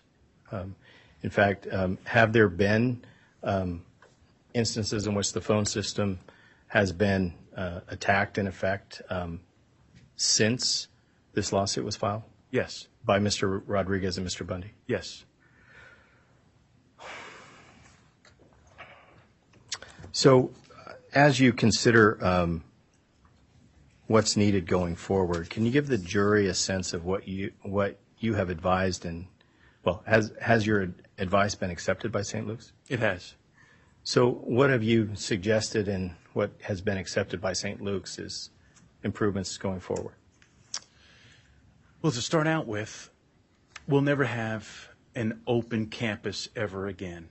None of our buildings, none of our new buildings that we're building now or that we'll build in the future will ever be widely open to the public. You'll always have to come through a checkpoint as you enter the building. You'll probably have to get a temporary ID with your photo on it so that we can validate that you're a legitimate visitor. As we build our new building, which at some point will be fantastic when it's completed, but even our cafeteria and our outside dining area will be sequestered from the general public by fencing and gates so that we can control access into our building. This is new for hospitals in the United States, to have to listen to a security expert and then have those architects change at a huge cost of how they'll develop entrances so that we can have everything from metal detectors to high definition cameras to watch who comes in our building. And do you believe, and is it your opinion that are you making those decisions based on what Mr. Rodriguez and Bundy have created? Yes. What about staffing? Are you making any changes with regard to staffing at St. Luke's for security? We already have. Can you explain to the jury what types of staffing changes you've made? We made a significant change in that when you walk into any one of our hospitals, you used to just go up to the front desk and ask where your loved one was. Now they give you a wristband. Now they ask you who you're going to visit, why you're there. You'll see a security presence there. Our information station is a group of employees that are specifically trained to watch for people that might be attempting to enter for nefarious reasons. And can you give us a sense generally about how many additional personnel that's required? Over 50. And that's at the information station? Yes. Are there additional new FTEs needed in addition to the 50 at the information station? Yes. And why are they needed? Not only to support them, but we needed to increase our emergency management team and our threat assessment team, and then the uniform security team as well.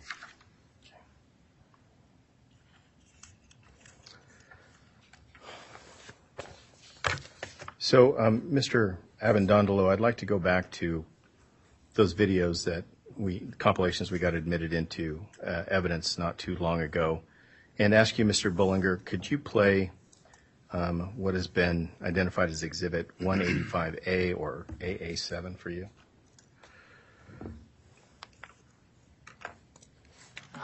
And we put a ton of pressure on CPS, actual agents, the judge, the doctors, and because I believe in personal accountability. It's the only way to get people to change their direction. You can't do it any other way. It has to be personal accountability. You have to feel accountable personally. And so that's what we do, and that's why I do it.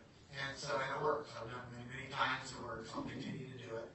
And I mean what I say when I do it. I'm not just, trying to bluff somebody. Now, there's some other pieces that maybe I'll talk about what's happening in the background, because I was really holding a tremendous amount of patriots back from coming from all over the country that were wanting to basically clean house. Clean because this was wrong. Let me put this in perspective.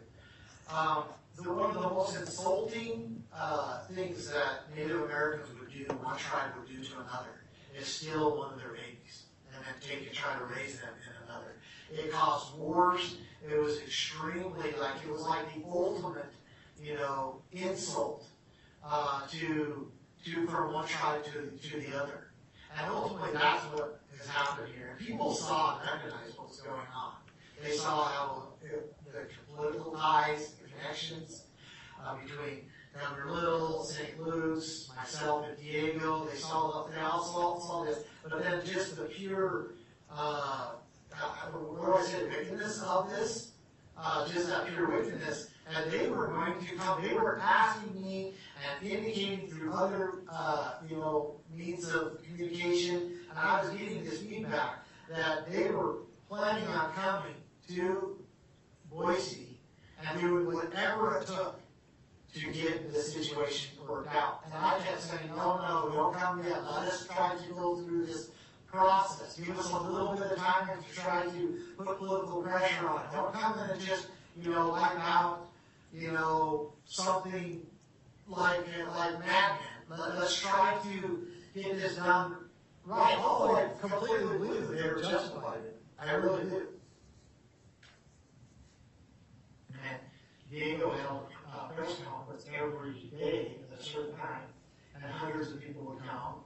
And then I was using the People's Rights Network and my campaign network to get this information out. Close to 100,000 contacts in there. And then we wanted to go through some other methods I didn't have for them, where I can communicate the message to Idaho, and actually in other states as well, without using Facebook, without using. And that's how I've been able to continue to still rally people.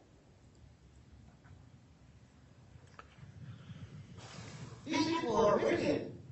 Chris Roth is a wicked person for allowing this to happen. Eric Steinman is a wicked person. Dr. Erickson Natasha is a wicked person for instigating this. So, Mr. Abendondolo, and can we go on, Mr. Bolander, before I ask Mr. Abendondolo a question to the second compilation, which is 274A?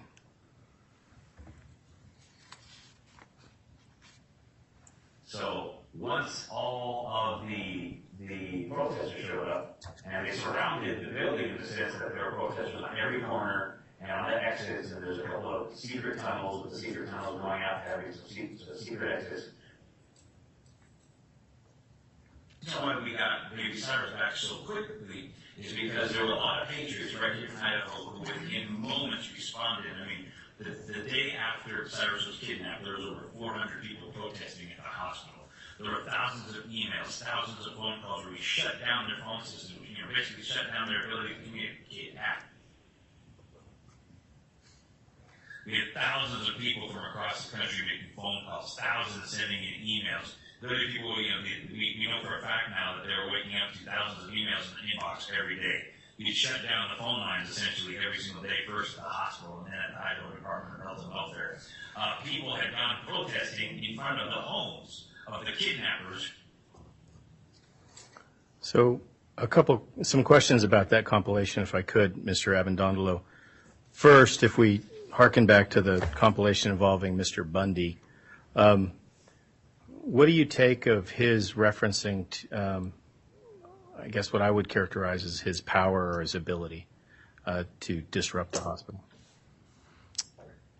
Well, he comes across like a leader of a militia directing people and holding them back, that they work at his whim as an unelected official of these groups, that he can attempt to bring us to our knees. From your perspective as a security officer, I mean, what's the risk created by these individuals, by Mr. Bundy, in effect bragging about his power to disrupt the hospital? I think it goes back to what I said earlier. It goes beyond our normal ability to provide a safe work environment for the staff and a safe environment for the patients who are receiving care.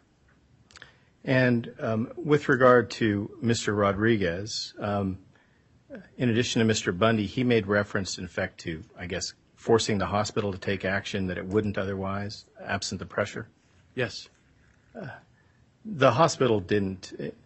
You were involved in the efforts to get the infant safely from the hospital, correct? Yes, I was. The infant was discharged from the hospital. completely independent of the actions of Mr. Bundy and Rodriguez and PRN, correct? That's correct. Did you see, well, you were involved with threat assessment and incident command, correct? Yes. Did St. Luke's take any action that was contrary to their mission or their mandate because of the actions of Mr. Rodriguez or Mr. Bundy? No. What's your concern if Mr. Bundy and Mr. Rodriguez are out there selling, in effect, a false statement or a lie, that they, in this instance, had the ability to force St. Luke's to take actions against St. Luke's mission and that are illegal?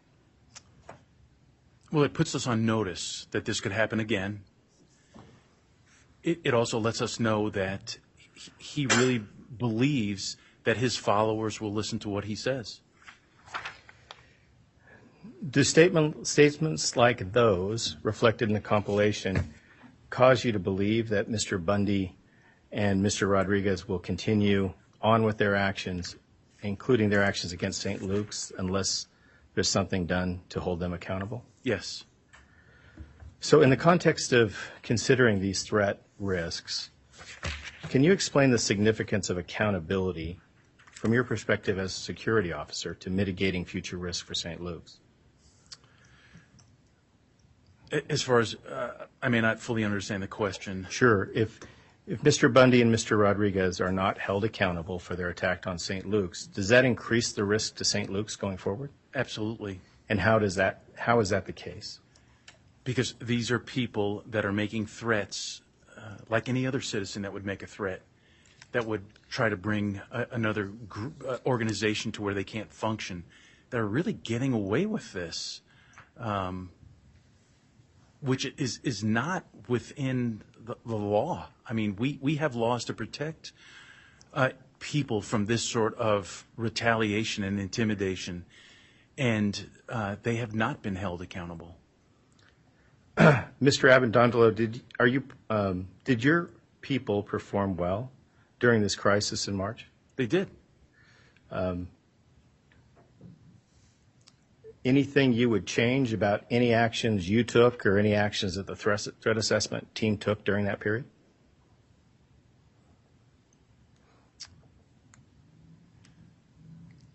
Yes. What is that? I wish we would have recorded the live stream questions that were coming in. We did not have a good way to do that because it was so compelling and so fear-engendering. I wish I was able to bring that forth. And can you explain what you're referring to the jury? And let me back up. Are you referring to what you were viewing in incident command? Yes. And can you explain to the jury what you were referring to then? Sure. There were individuals in the crowd with their phones that were live streaming what they were saying and what the crowd was doing. People were asking, if you know a secret way to get into St. Luke's, direct message me, let me know. We were watching it on a series of laptops and then at one point a large screen. We were so taken back by this behavior that people were saying these things about finding a secret way into the hospital to get to this baby. We were more concerned with protecting the integrity of the hospital than we were in gathering this evidence to be used later on. I do wish we would have done that, though. Thank you, Mr. Abendondolo. I don't have any further questions. Thank you, sir. You are excused. Thank you. Plaintiffs may call their next witness. Plaintiff's called Dr. Michael Wheaton, Your Honor.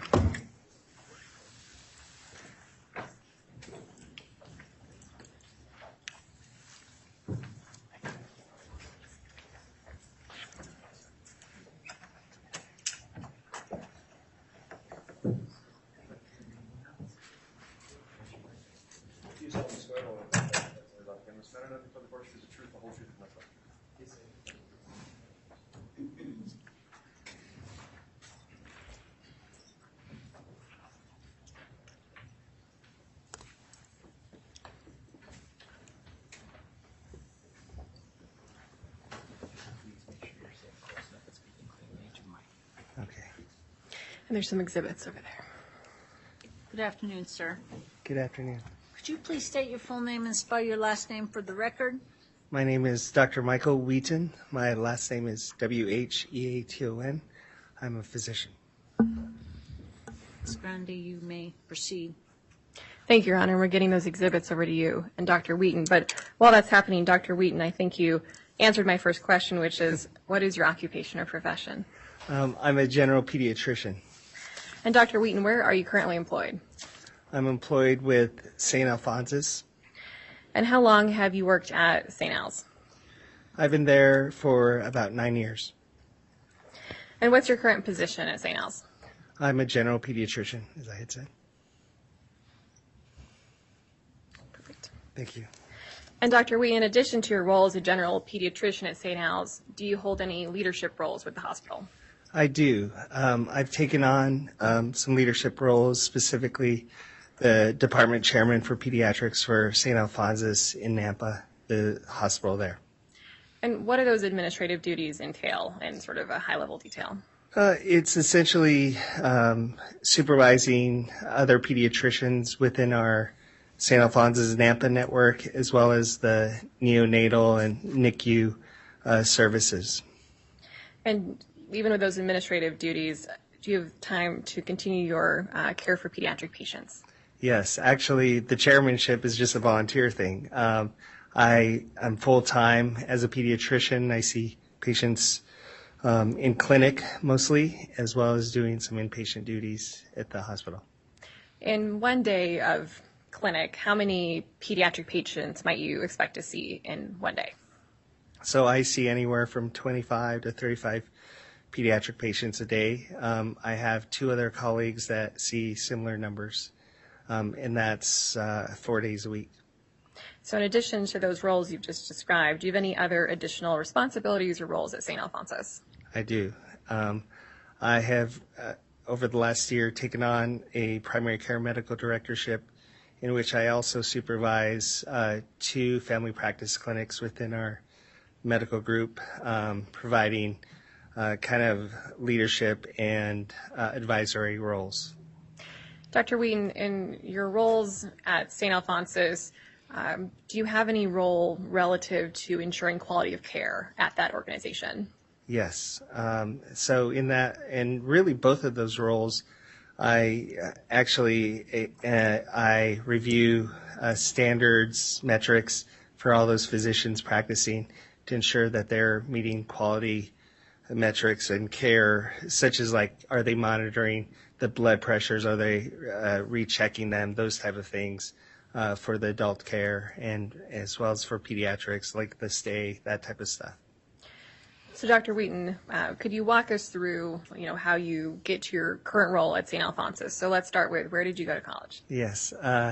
So I started college at the University of Idaho, and after 2 years of attendance there, I went to University of Massachusetts on an exchange program, and then eventually stayed to graduate from the University of Massachusetts.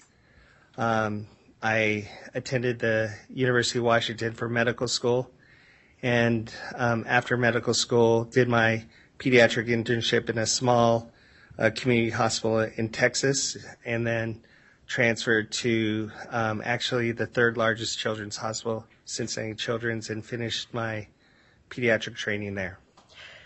So we've heard some testimony in this case about the significance of a children's hospital. Could you help us understand the role of that institution? Yeah.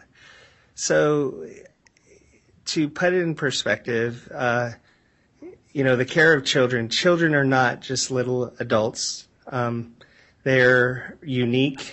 Every stage of their development, their growth, you have to react differently. We base medications on their weight, on their development. And because of that, having a specialized hospital that just takes care of those individuals makes it easier to care for them in terms of staffing. It makes total sense. You want to have a pediatric nurse taking care of a kid rather than someone who's never seen a kid and sees them infrequently on a children's floor or something like that. So a freestanding children's hospital is an amazing place, for sure. Dr. Wheaton, why did you decide to specialize in pediatrics? It's my favorite thing to do. I love children. I never mind getting a call from the nursery at 2 a.m. to say there's a newborn added to my service. I've done this now for almost 25 years, and since that initial decision to do pediatrics, I never regret it. I would do it again if I started all over. And I also advise medical students and residents to consider doing what I do every day. So after your residency at the Cincinnati Children's Hospital, when did you go into practice? I went into practice initially in a small town in Walterboro, South Carolina. So we heard Houston. Well, South Carolina has big cockroaches about that big. Despite that, though, I had embedded myself in the South, and after a few years in that private practice, I went into solo practice in Charleston, South Carolina, and I rounded on 3 hospitals, took care of a full-time solo practice up to roughly 2014. What changed in 2014? My twin brother, who lived here in Boise, had a accident, and at that time he had asked me if I would consider moving my family back to Idaho to help kind of be near him and advise him on any medical issues that were involved with the accident. So with that, this opportunity with St. Alphonsus was there, and I decided to take it and was able to sell my practice and move out here. I'm getting the impression that you're originally from Idaho. Is that correct? Yes. I grew up in a small community in northern Idaho, just south of Coeur d'Alene. And Dr. Wheaton, in your 25 years of practice as a pediatrician and all the medical training you've just described for us, are you familiar with the duty of care specific to a pediatrician?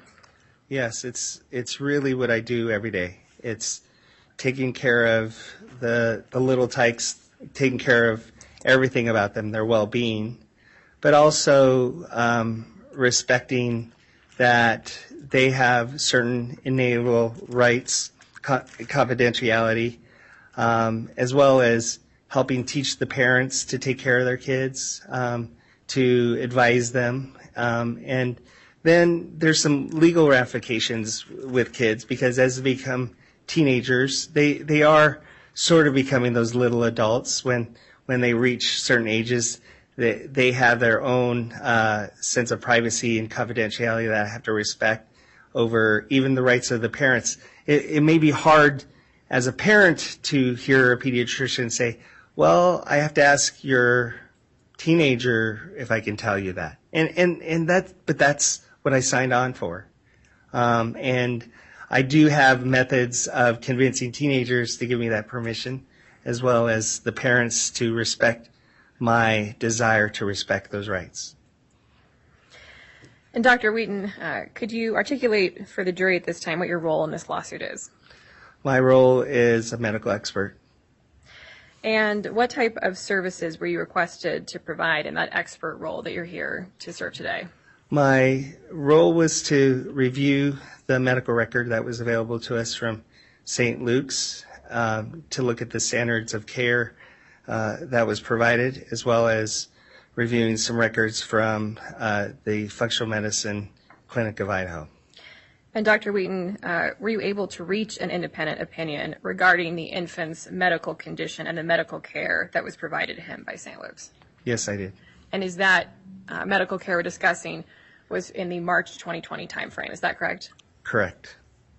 And what did you do that enables you to provide the opinions you'll provide to this court today? Can you repeat the question? I'm sorry, I was a little fast. Yeah. What did you do that enables you to provide those opinions that you'll provide today?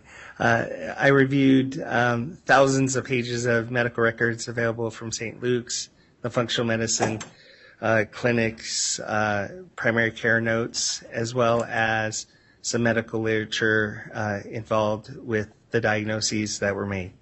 Did you also rely on your medical expertise and your 25 years of practice as a pediatrician? Yes, of course. So, as well as my knowledge from training and in clinical practice. And were you able to ultimately reach an opinion after that review, relying on your knowledge you just talked about, as to the infant's medical condition and the medical care provided to him by St. Luke's during early March of 2022? Yes. And were you asked by counsel for plaintiffs, Holland and Hard, to prepare reports based on your findings? Yes.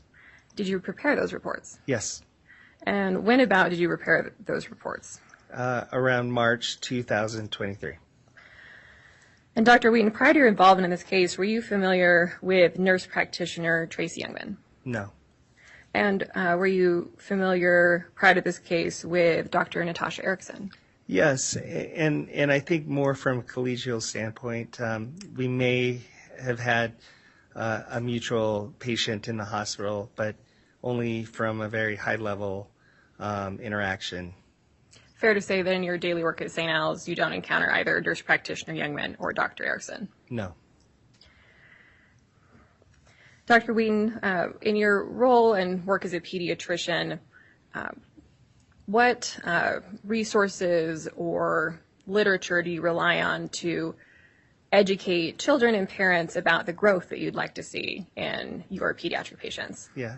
So I rely on my clinical experience and knowledge, as well as guidelines that have been set forth through the American Academy of Pediatrics. And Dr. Wheaton, have you provided such a schedule as part of your report that you prepared in this litigation? I have. And Mr. Bollinger, if you could pull up what's been marked as D20, it's a demonstrative exhibit.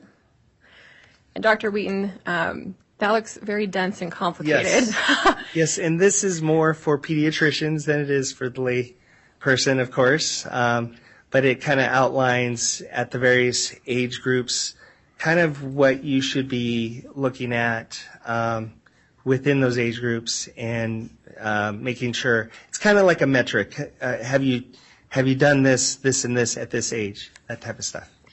So I think I can see up there that the green boxes are Yes. about the development of an infant. Mr. Correct. Bollinger, if you could get a little Yeah. closer there.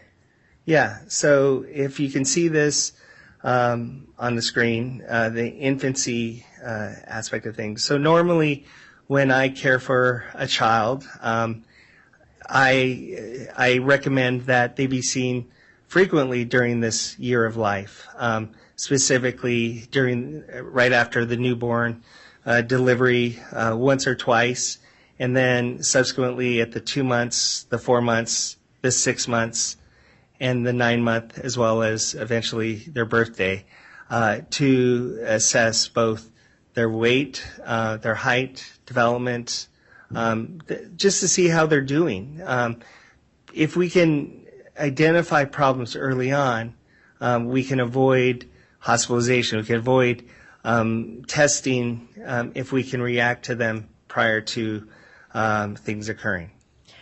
So Dr. Wheaton and Mr. Bollinger, can you get that first, maybe it's 10 rows in the green there, get a little closer there?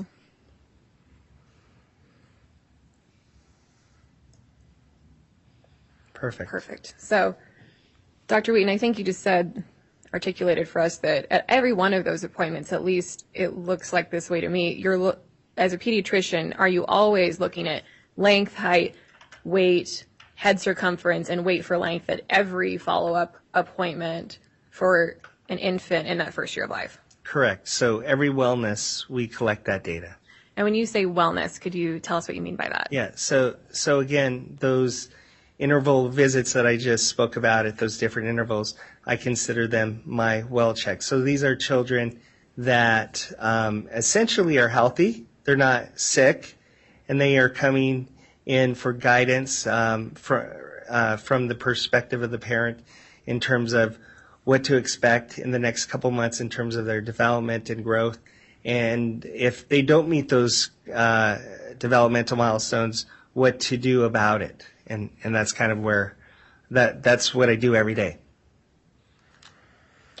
Are there any general guidelines that pediatricians follow or are looking for as far as growth in that first year of life for an infant? Yeah. So some just generalized things that I tell parents. After a baby is born, they always lose weight. And it's always a major concern because it can be anywhere from 10 to sometimes up to 15% of their weight is lost the first week of life. But they always gain it back by 2 weeks. And then if we look at their weight curve over the year, most likely by the 4th month of life, they've doubled their birth weight, and by the 12th month of life, they've tripled their birth weight. So if we had an infant that was born at around 8 pounds, can you do that quick math for us? Yes. So an 8-pounder would be a little chubby baby, which I love. We know that they're thriving well. So by the 4th month, we would like them to be close to 16 pounds, and by that 12th month, 24 pounds. They'll have a lot of baby fat. And Dr. Wheaton, did you prepare any additional documents to help you offer your opinions to this court today? Yes. And Mr. Bollinger, could you pull up Dr. Wheaton's slide deck at this time? Dr. Wheaton, do you recognize this is the slide deck you prepared relative to this matter? Yes. And have you reviewed this document, and does it accurately lay out the opinions you are prepared to offer today? Yes. Dr. Wheaton, before we jump into your opinions, have you reviewed the medical records related to the infant's presentation to St. Luke's on March 1st, 2022? Yes, I have. And based on your review of those medical records, what were the circumstances under which the infant presented to St. Luke's on March 1st, 2022? The infant was referred in from their primary care provider for the evaluation of rapid weight loss and dehydration possibility. And who was that primary care provider that made that referral? It was a nurse practitioner from the Functional Medicine Clinic of Idaho. And is Functional Medicine of Idaho associated with St. Luke's? No. Is it associated with your employer, St. Alphonsus? No. Fair to say it's an independent clinic? Yes. And have you also reviewed those medical records from Functional Medicine of Idaho? I have. Your Honor, I believe these are the only medical exhibits that haven't been admitted at this time, and those are Exhibit 5. They were authenticated by the first McCraney declaration submitted on June 28th.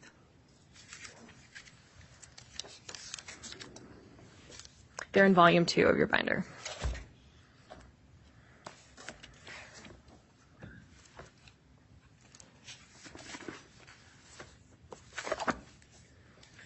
So you're seeking all of these records to be admitted, 1 through 31? Yes, all of Exhibit 5, Your Honor. And I'll refer to it throughout this testimony. All right. Exhibit 5 is admitted and may be published as necessary. Thank you, Your Honor.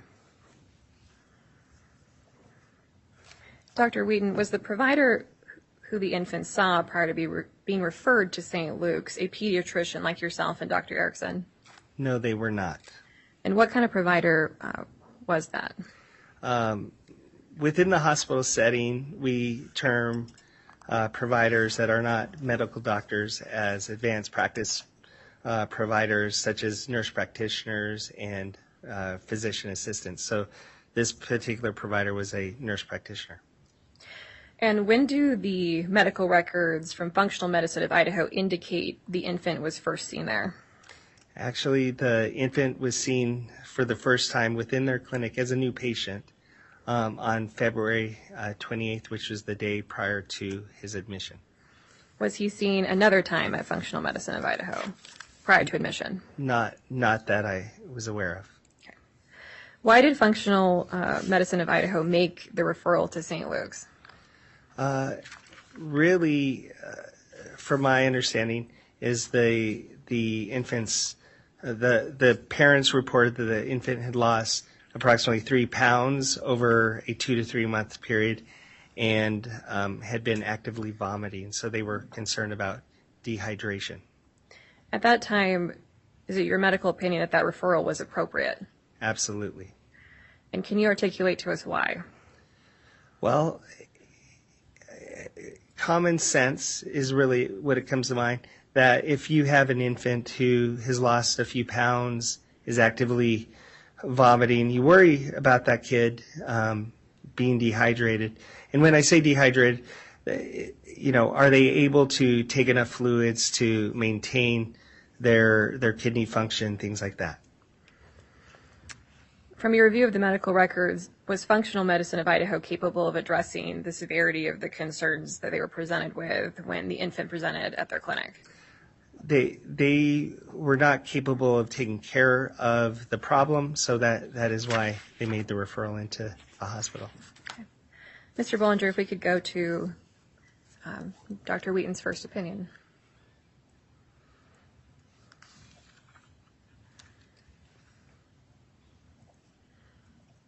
Dr. Wheaton, will you please read that opinion for the jury? Okay. My first opinion in regards to the care of the infant, upon presentation on March 1st, 2022, the infant had significant findings of dehydration and malnutrition.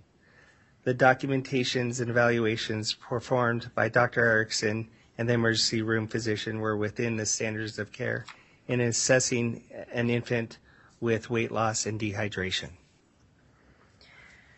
Dr. Wheaton, when an infant is referred to the emergency department with concerns about both weight loss and dehydration, which of those conditions is the medical priority? I think the biggest crisis would be the dehydration. And why is that?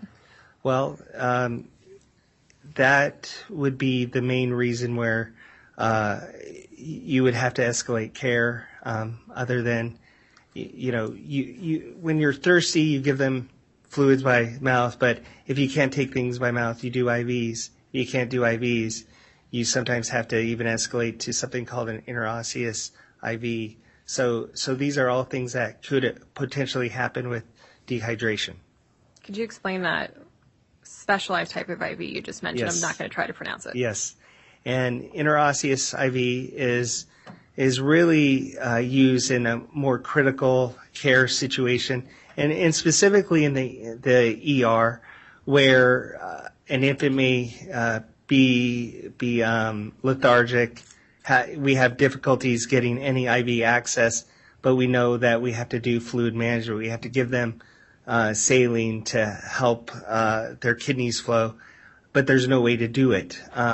Well, in children, their bones are not as thick as your bones, and they have special catheter devices that you could push near the shin bone into the bone and give fluids rapidly to help them really regain their hydration.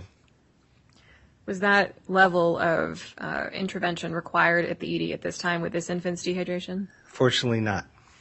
How was the infant rehydrated in the emergency department upon arrival at St. Luke's? They were given an IV bolus of saline. And Mr. Bollinger, if you could pull up previously admitted Exhibit 1 at page 10.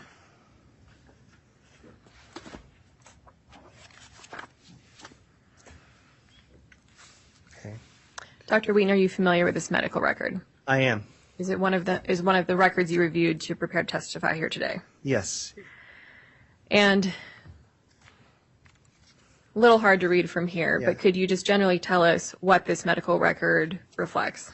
Okay, this is the documentation from the emergency room doctor in regards to the decision-making process of admitting the child into the hospital. If you can see here and this is part of regular documentation that you would do within the hospital setting, taking care of children. You kind of have in your mind differential diagnoses, and then you go on to rule out or rule in these diagnoses. This doctor looked at a kid with rapid weight loss, dehydration.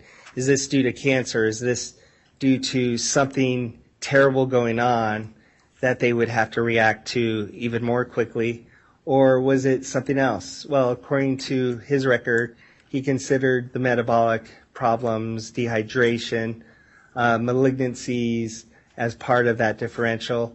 And fortunately with this child, there wasn't something majorly organic going on, meaning that there wasn't a cancer, that there wasn't something horrific that would really cause this infant to have difficulty with treatment. And what they found is that the child was very dehydrated, required an IV fluid bolus, and basically the other important thing is when we make a decision to hydrate an infant through IV boluses, it's not a one-time thing and done. And yes, in urgent cares and ERs, that sometimes is done with children and they get to go home.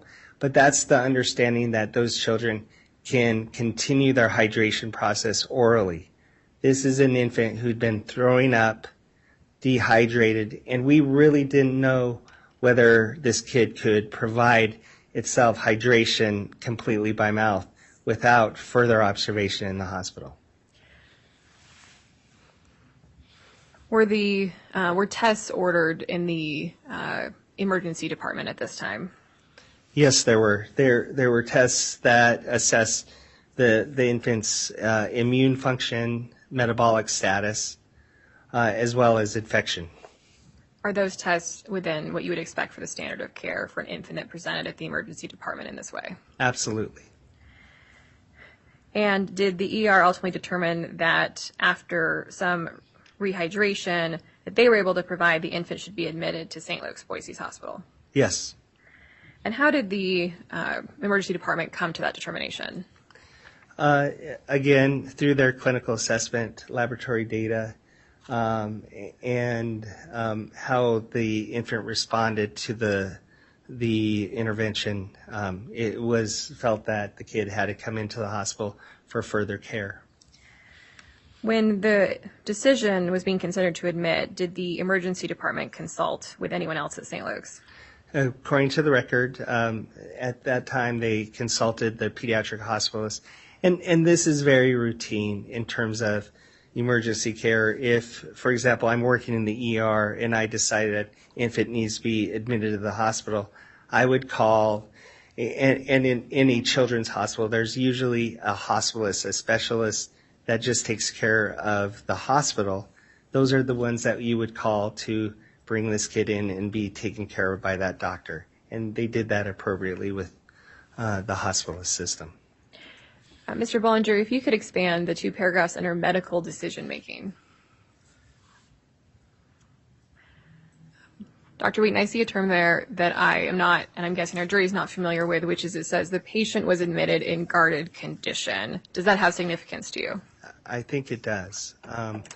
So when I have admitted children in the past, I really look at 4 different conditions in terms of admission. On TV, you see the patient was admitted in stable condition. I learned early on that stable means nothing.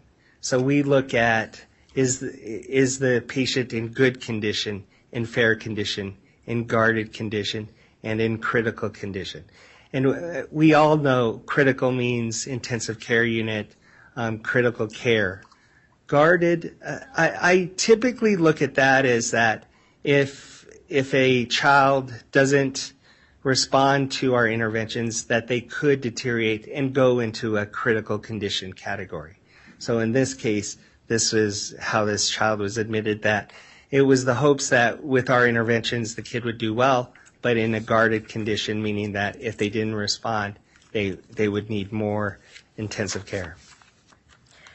Dr. Wheaton, was the management in the emergency department, in your professional and medical opinion, appropriate?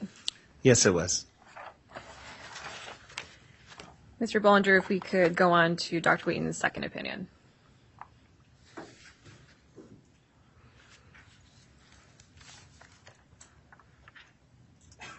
And Dr. Wheaton, if you could read that aloud as well.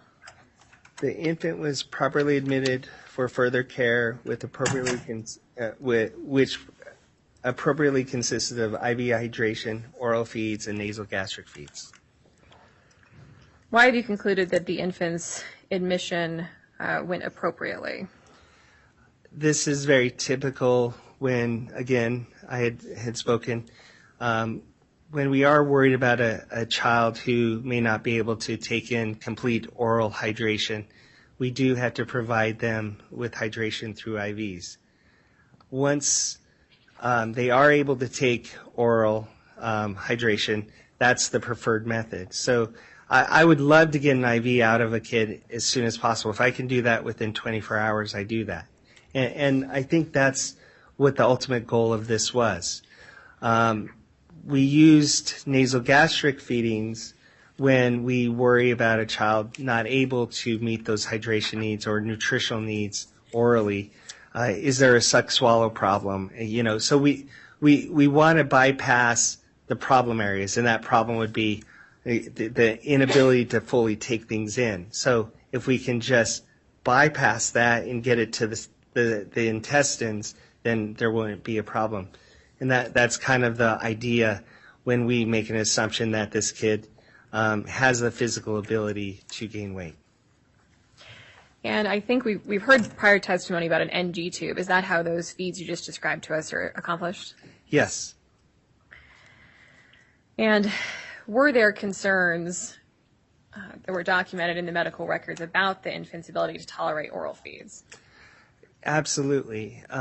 With the history of frequent vomiting, possible rapid weight loss, it was really concerning from an admitting doctor's perspective. And I can see how Dr. Erickson believed that we need to be proactive, because if we get into a situation where the kid is unable to take it orally, we can't keep the kid on an IV forever. So we have to really be able to see if his gut works, to see if he has that ability to gain weight.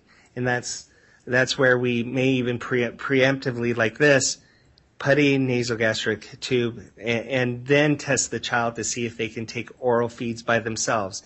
If that infant was able to take 6 ounces every single feed every 2 to 3 hours, they would have pulled that tube. So again, this care which was administered, it's your medical opinion that this was the appropriate approach with the infant given his medical concerns? Absolutely. Mr. Bollinger, if we could move to Dr. Wheaton's opinion number 3. And Dr. Wheaton, again, will you read that out loud for the benefit of the court? The medical records show that the infant gained weight during the March 1st to March 4th admission, which indicated that the infant's malnutrition was due to not getting enough calories at home. Dr. Wheaton, could you walk us through how you came to this, to form this opinion?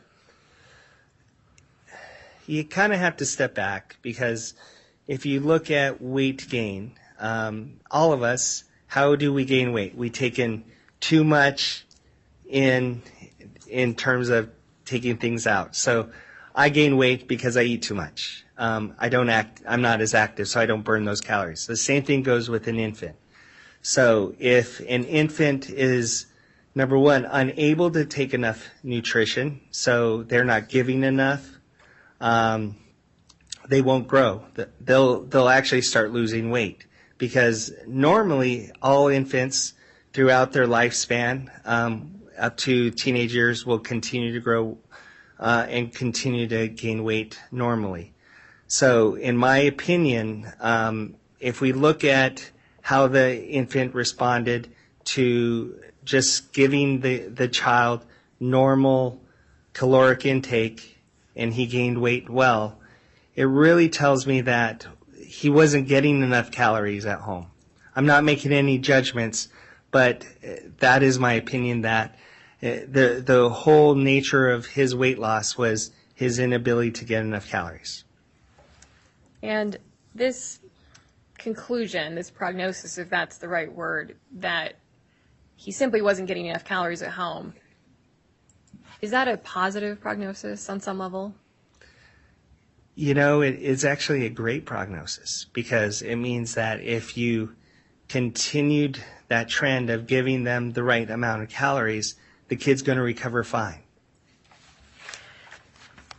Is the fact that the infant was able to gain weight did gain weight during that first admission, does that indicate to you that the infant had the physical capabilities to gain weight at this time? Absolutely, absolutely. So if we had given the infant the right amount of calories and the infant either didn't lose weight or lost more weight, it would mean that either the infant was not getting, wasn't able to absorb those calories appropriately, or was metabolizing those calories inappropriately. But in this case, the infant had that physical ability to gain weight just with appropriate calories given to him. Mr. Bollinger, if we could move to opinion number 4. Dr. Wheaton, again, if you could read that out loud.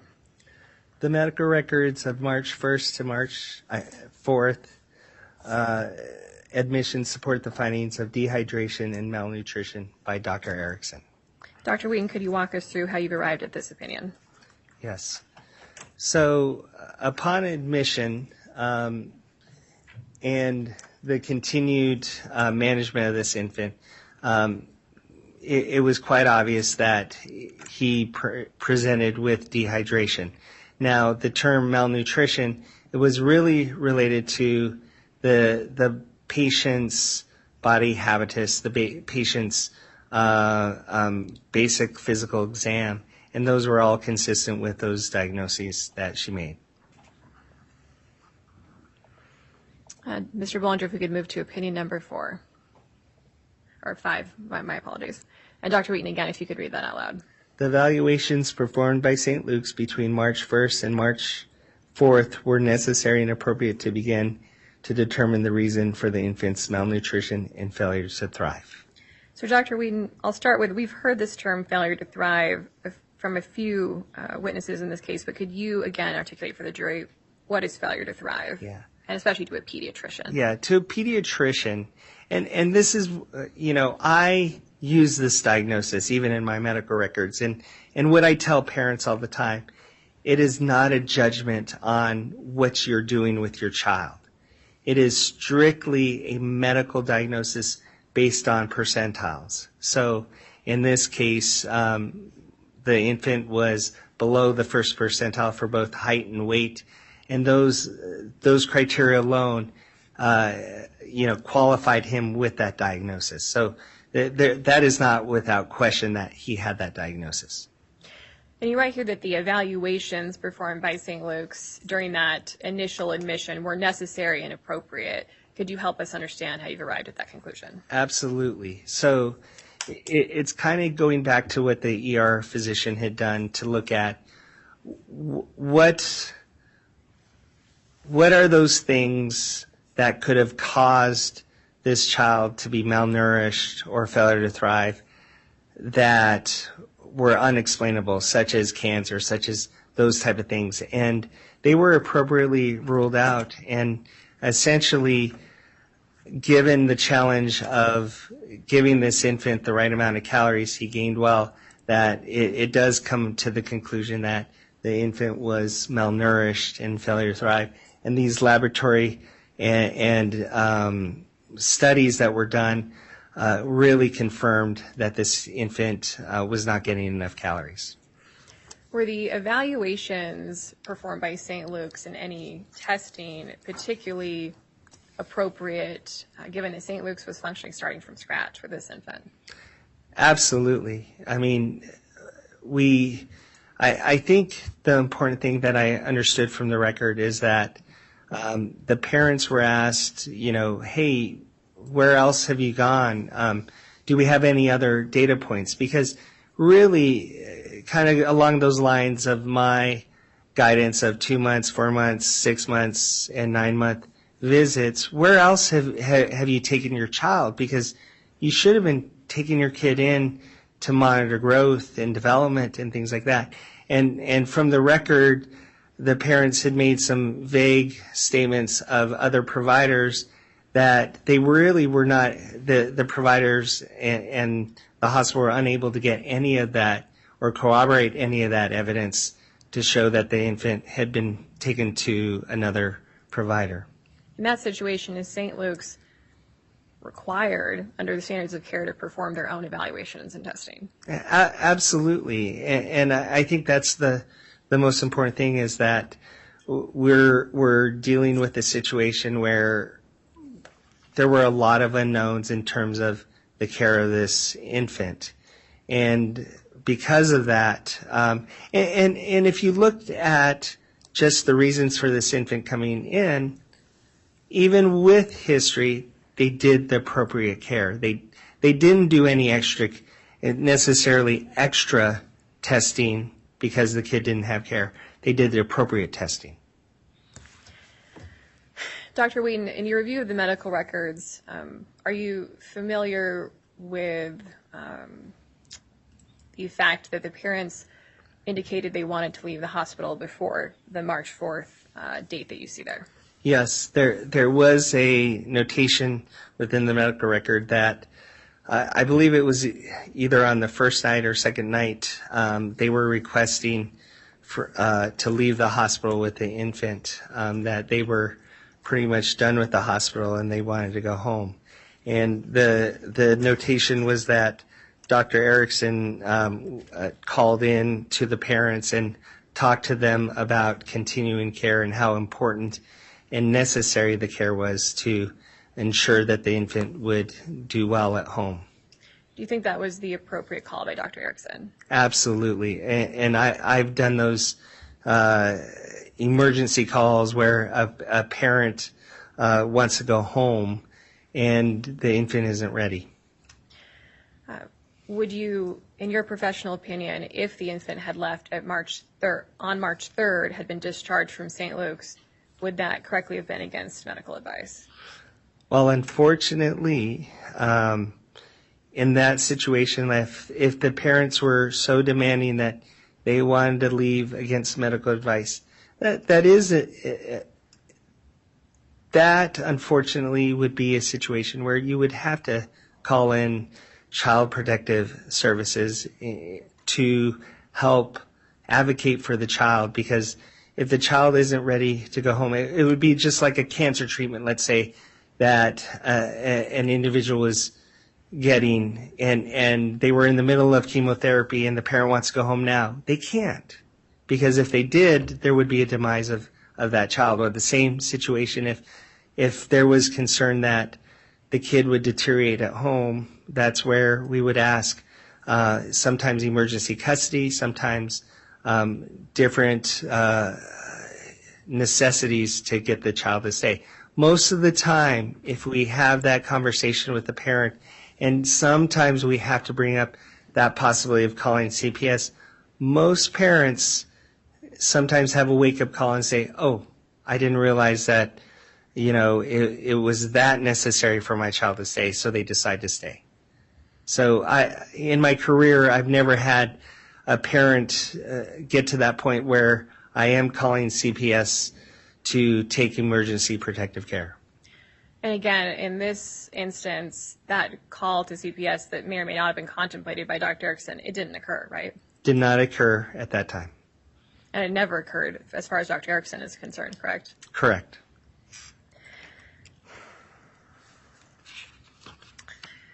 Mr. Bollinger, if we could go now to opinion number 6.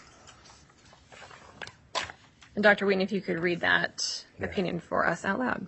The discharge instructions regarding the frequency of feedings, the amount of oral feeds explained to the parents were to ensure the infant was receiving at each feeding were appropriate. And Mr. Bollinger, if I could have you pull up Exhibit 1 at page 57. So, Dr. Wheaton, you refer here in opinion 6 to the discharge instructions. Do you recognize these as the discharge instructions that were provided to the patient on March 4th? Yes. Or provided about the patient on March 4th, Yes. but to his parents. Understood. Yes.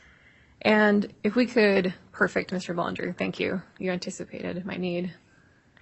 And Dr. Wheaton, could you walk us through the instructions and explain why it's your opinion that these were appropriate? Okay. So I want to kind of give you guys a perspective in terms of feeding infants. Most infants, I usually tell this the first visit, because parents will ask, well, how much should I feed my child? And they usually want to know it. They want to quantitate it. Breastfeeding is much more difficult because you can't quantitate it. But in terms of oral intake by a bottle, I usually say they're weak in life plus an ounce, up to 4 to 6 ounces per feed. And that usually lasts, that maximum 4 to 6 ounces usually lasts through their first year of life. So if we were to look at the instructions given here at 1,000 milliliters over 24 hours, about a liter over 24 hours, it actually works out to be about 4 ounces every 3 hours. So given a 10-month-old with a real oral intake of 4 ounces of either breast milk or formula every 3 hours, that's really a reasonable ask. It's really a doable ask in terms of ensuring that this infant continues to gain weight. And they proved that while the child was in the hospital, that following that regimen, the infant gained and gained very well. And it was the idea that if they continued that regimen through the follow-up appointments, that the kid would continue to gain weight. So are we to understand that this is a typical feeding plan that you would recommend for infant at this weight and age? Correct. So this would be actually a calculated amount based on their kilograms. So obviously this child was a little over 6 kilos if I remember right. And if we calculated out their total calories per day, they're calculating that this infant should be taking in roughly, and I know it's math, but it's 100 calories per kilogram per day, and that works out via breast milk or formula to be right around 4 ounces every 3 hours. And that's actually not increased calories. That's any newborn or any term infant or any child growing. We're not asking them to take in a little extra calories to kind of chunk them up or anything. This is just normal intake. So this doesn't reflect trying to feed the infant extra calories. This is just what you would expect a recommendation for any infant. Yes. Yes. So I want to give that perspective that they're not giving the infant extra calories for catch-up growth right now. The kid was doing it just based on regular intake of calories, and the kid was growing well. Is there anything else about these discharge notes that you'd like to comment on that have helped you form your opinion, number 6? I think the most important thing that I noted here, one of the things that I wanted to make note was that there was a comment here. It said, hopefully he will be able to return to breastfeeding very soon. And I think I wanted to make that stand out because this is a note from a very compassionate pediatrician that our ultimate goal for this infant was to return back to normal breastfeeding, normal feeding, all those things. And again, I want to make sure you understand that we're not making a judgment on the parents that they weren't giving the kid less calories on purpose or anything like that. We sort of figured out that the kid wasn't getting enough calories. This was the solution, and this was the expectation that if we can get this kid to grow well, I bet we can get the kid to get back to their normal regimen once the kid gains adequately. Mr. Bollinger, could you pull up at this time demonstrative 18? Dr. Wheaton, is this a graph charting the infant's weight gains and losses during this time that you prepared to help you testify in this case? Yes, it is. And could you help us understand, I think we're talking about his initial admission and then his discharge, so those first two dots. Could you explain those to us? So upon admission on March 1st, he was roughly 14 pounds and an ounce. And within 3 days, he had gained roughly 7 or 6 ounces of weight. To put in perspective, and I think we saw some recommendations that he should be gaining anywhere from 8 to 10 grams. That's like less than half an ounce a day. But this kid gained 3 ounces. Roughly 6 ounces in 3 days. That's showing that on normal caloric intake, the kid gained really, really well. So, that was the plan, and that was the expectation. If they can continued that regimen that they started in the hospital, that at that first follow-up appointment on March 7th, he would have been maybe 14.7, at least 14.7, if not 14.9 or 14.10. And on that first visit, he had lost 2 ounces or 1.5 ounces. That's concerning, because what is going on there? What has changed? And that really, from a follow-up perspective, is a red flag for myself, that I need to see this patient in a couple of days, and I need to see them frequently to ensure that is the baby truly getting what they should have done from the hospital. Mr. Bollinger, if we could pull up opinion number 7. And Dr. Wheaton, if you could read that for us at this time. Sure. Under the circumstances, it was important to have a fairly immediate follow-up appointment to ensure that the infant continued to recover from the malnutrition and gain weight at home.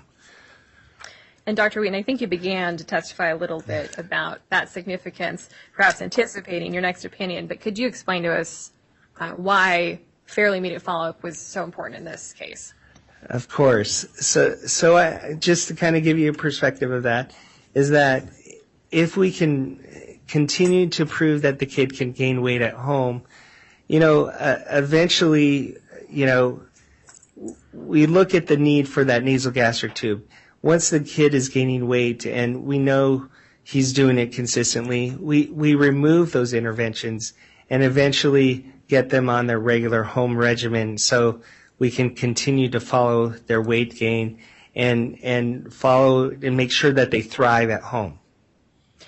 And Dr. Wheaton, I've heard you testifying today, and you say we and those sort of things. Yes. But when you're testifying, just to be clear, you are not involved in the medical care. No. I think when I say we, I lump all pediatricians or kid providers as we. That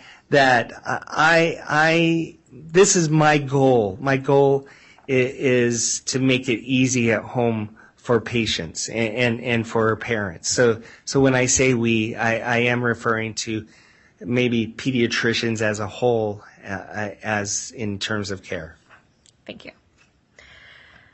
And Dr. Wheaton, when was that a follow-up appointment set to follow up fairly close in time to ensure that infant was still recovering and gaining weight? Yeah. So the infant was discharged on a Friday evening, I believe.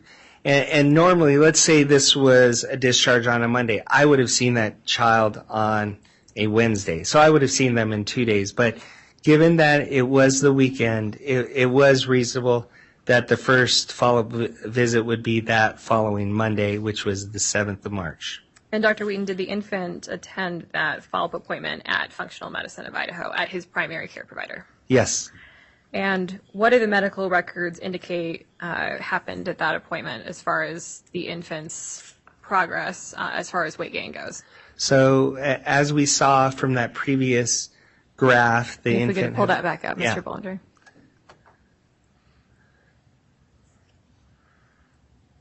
The infant had lost roughly 1.5 ounces of weight between the discharge and that first visit.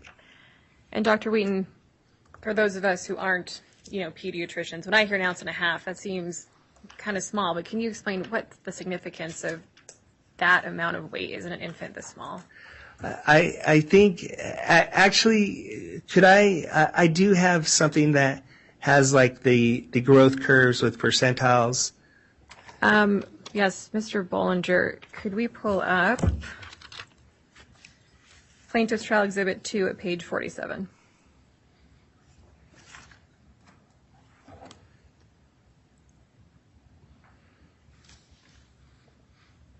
Mm. 47. Sorry. And if we could zoom in on that graph there. Okay, so let's disregard all those data points. And what I really want you to see are those lines that right here that we're talking about. These are the percentiles of growth that we expect normal children to follow sometime in their life. So in Failure to Thrive, we look at that bottom line. Obviously, this infant was right here. So significant weight loss in any child who is at that line is concerning, because if we look at infants who are on that 1 percentile or the 3% or 5th percentile, they don't have the reserve. They don't have the physical meat to lose, if that makes any sense. Is that so if an infant who had gained roughly 6 ounces all of a sudden lost another 1.5 ounces, that's a red flag, like, what's going on? Because if that trend continued, that child could be even more gravely sick, because they don't have that reserve to bounce right back up. So if you took a child who's at the 95th percentile and they lost 3 ounces, 6 ounces, it wouldn't be as much of a factor. But we're talking about an infant who is well below that first percentile and had lost more weight. And that, I think I want to give you that perspective that there was no room to lose. This kid cannot lose any more weight than he had already lost. Mr. Bollinger, if we could go on to opinion number 8.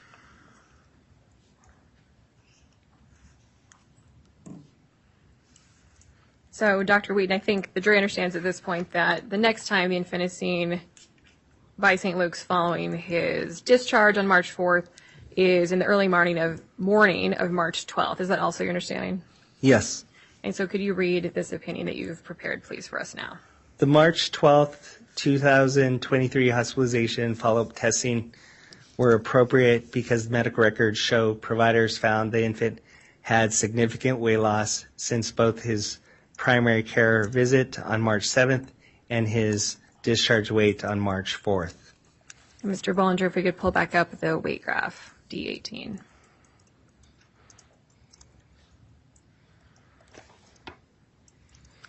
And again, talking about weight loss, so that first follow-up visit on March 7th, the infant had lost about 1.5 ounces. And then on March 12th, when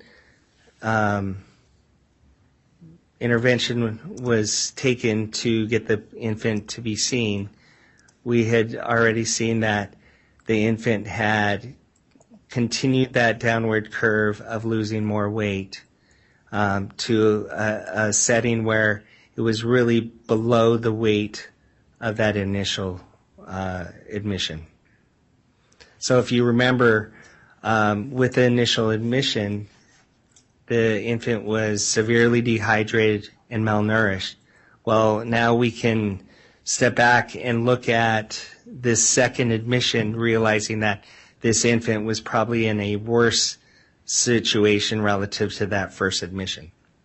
Dr. Wheaton, have you reviewed the records from the night of the infant's treatment at the St. Luke's Meridian Emergency Department? Yes, I have. And what were the findings relative to the infant's dehydration and malnutrition and failure to thrive? Again, the findings were consistent with more severe dehydration as well as those significant findings of malnutrition. But I think one of the most significant findings were that the infant was easily took down 4 ounces, easily took down another couple ounces when offered during that initial second admission. So it's very concerning that we don't really know what happened between the first admission and the second admission with the family, but we do know that the infant was at higher risk of compromise with the weight loss. Was the infant's dehydration even more severe during his second admission on March 12th than his initial admission on March 1st? I would still consider both dehydration severe and look at how they respond to IV hydration. So was it to the point of doing an interosseous, hydration? No, but it was still a situation where we had to intervene with an IV and do a saline bolus. That's not a normal intervention for regular dehydration. Mr. Bollinger, if you could pull up opinion number 9. And Dr. Wheaton, if you could read that to the jury at this time. Yeah. During the March 12th to March 15th admission, the infant was fed orally and via nasogastric tubes to meet his caloric needs. The medical records show that the infant gained weight as expected. So, Dr. Wheaton, what do you mean there when you write to meet his caloric needs? Again, going back to what was expected at discharge to continue weight gain, it really was that they would continue the same regimen. So in the hospital between March 12th and 15th, that's what they did. They gave the infant 4 ounces every 3 hours, and the infant gained well. So again, during the second admission, was he provided what you would think of any extra calories to gain weight? And again, no, they followed their same roadmap they had in the initial hospitalization, and it showed that the infant gained well. It wasn't necessary to give him extra calories. And Mr. Bollinger, if we could pull back up the weight graph.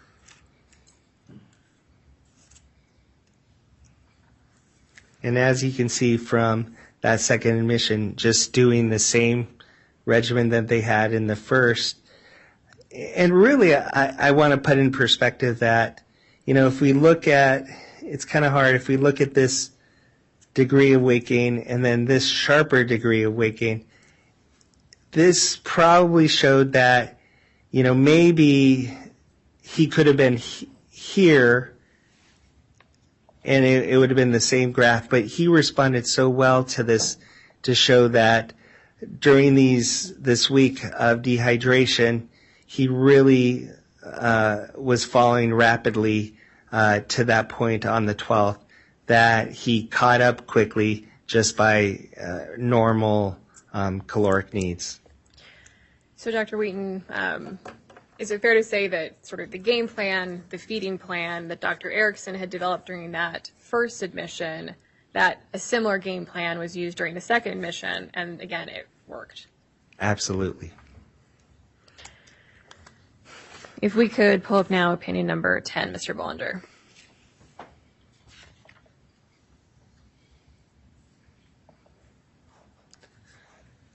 Dr. Wheaton, once again, thank you. Okay.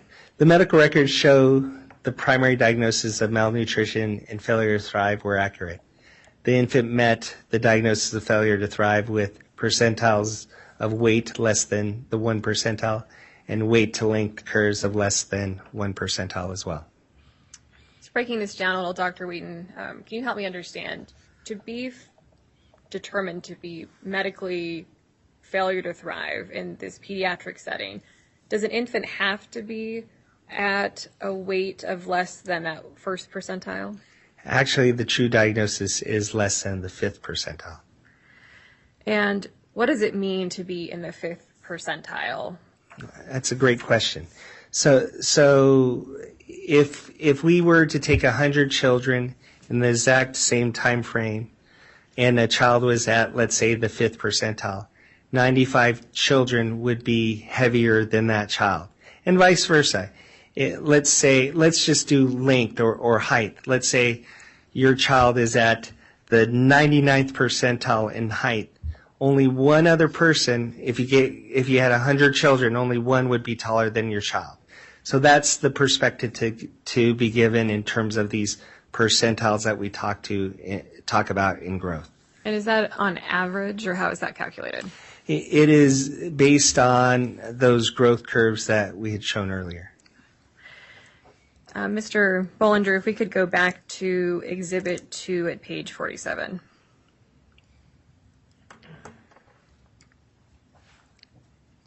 And if we could again zoom in on the graph. So, Dr. Wheaton, could you help us understand when the infant is admitted on March 12th, 2022, and is at the 0.02 percentile for his age and weight, what does that mean in terms of the analysis you've just described for us? Well, I think it's very hard. It would be impossible to say if you took 100 kids, where would he fall? Because you would know that there's no way to really calculate that. So we have to stretch it. So we can't go to 1,000. We have to actually go to 5,000. So if you took 5,000 children in that exact time frame, 4,999 would be bigger than that child. This infant would be that number one. He would be on the bottom of those 5,000 children.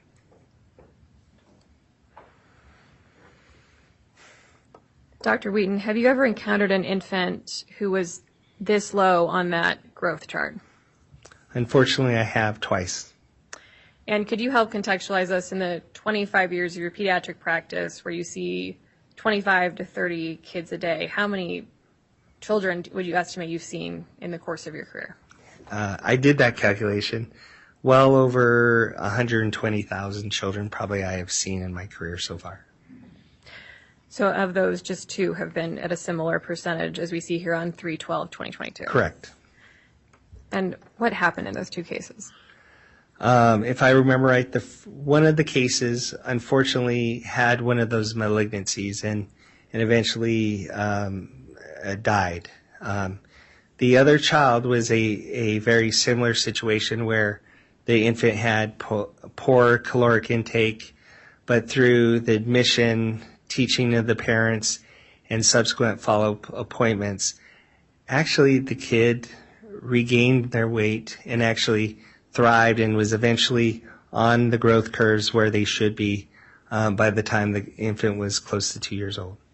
And what would you say was the reason for that success with that patient who made that recovery higher up the growth chart eventually? I think it truly was the parental participation. It was after they figured out where did they go wrong, why wasn't the infant gaining as much weight, the parents did what we asked. They participated.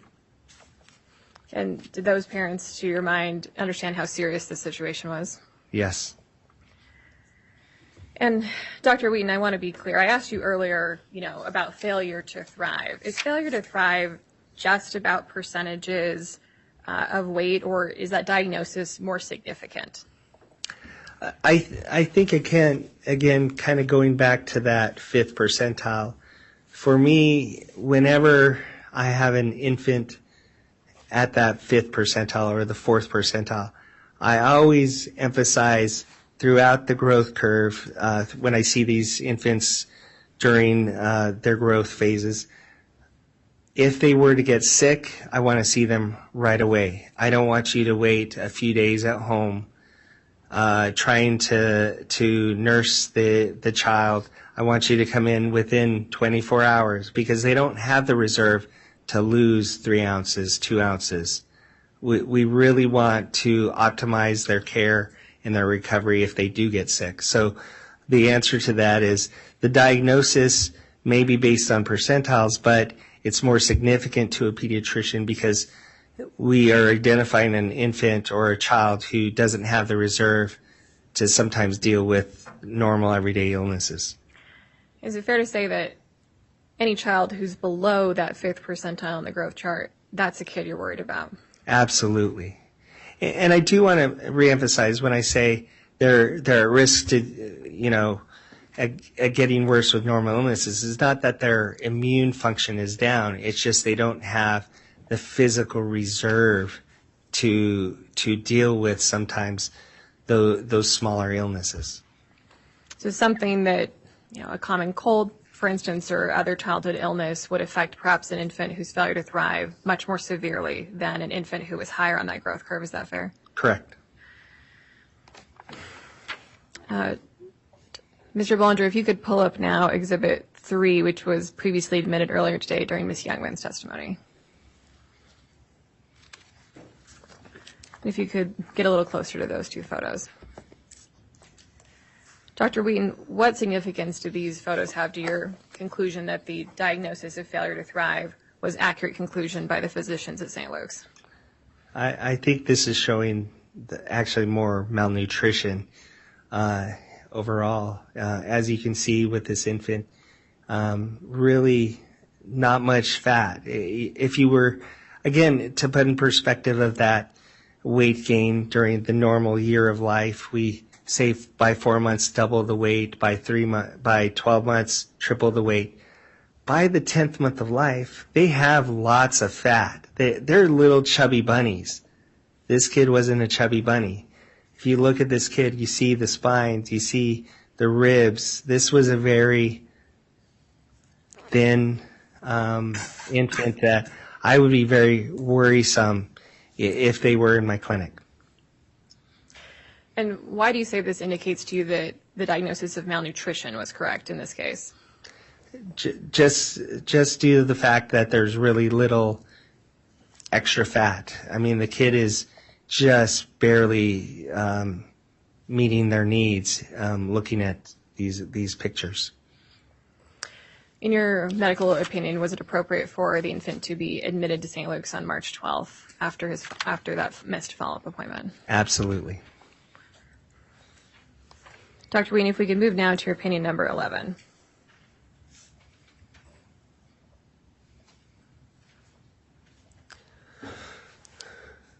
Go ahead and read that. All right.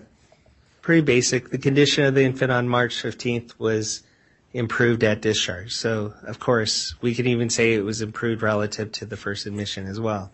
So, yes, he was improved. Are you familiar and have reviewed additional documents in this case beyond the medical records that there have been allegations that the infant was being harmed or was becoming medically sicker, was worse during his admission at St. Luke's the second time? Yeah, and even seeing that on the videos of today, I disagree. I think the infant during the hospitalization actually was improving. I don't think he was losing. The records don't state he was losing weight. He was gaining weight during the hospitalizations. He was not losing weight. Is there any medical support for the conclusion that the defendants have continued to circulate, in this case, that the infant was not improving during his care at St. Luke's during the second admission? No. And Dr. Wheaton, if we could move now to your 12th opinion. The care of St. Luke's provided the infant from March 1st to March 15th was within the expected standards of care for the evaluation of acutely dehydrated, malnourished infants. Dr. Wheaton, could you tell us how you arrived at this opinion? I think if you were to stand back, for sure, the standards of care were all met in terms of the types of labs that were ordered, the interventions that were done. I mean, they did a lot in terms of figuring out this was a lack of caloric intake as the cause of his malnourishment. They used feeding therapists. They looked at his suck swallow.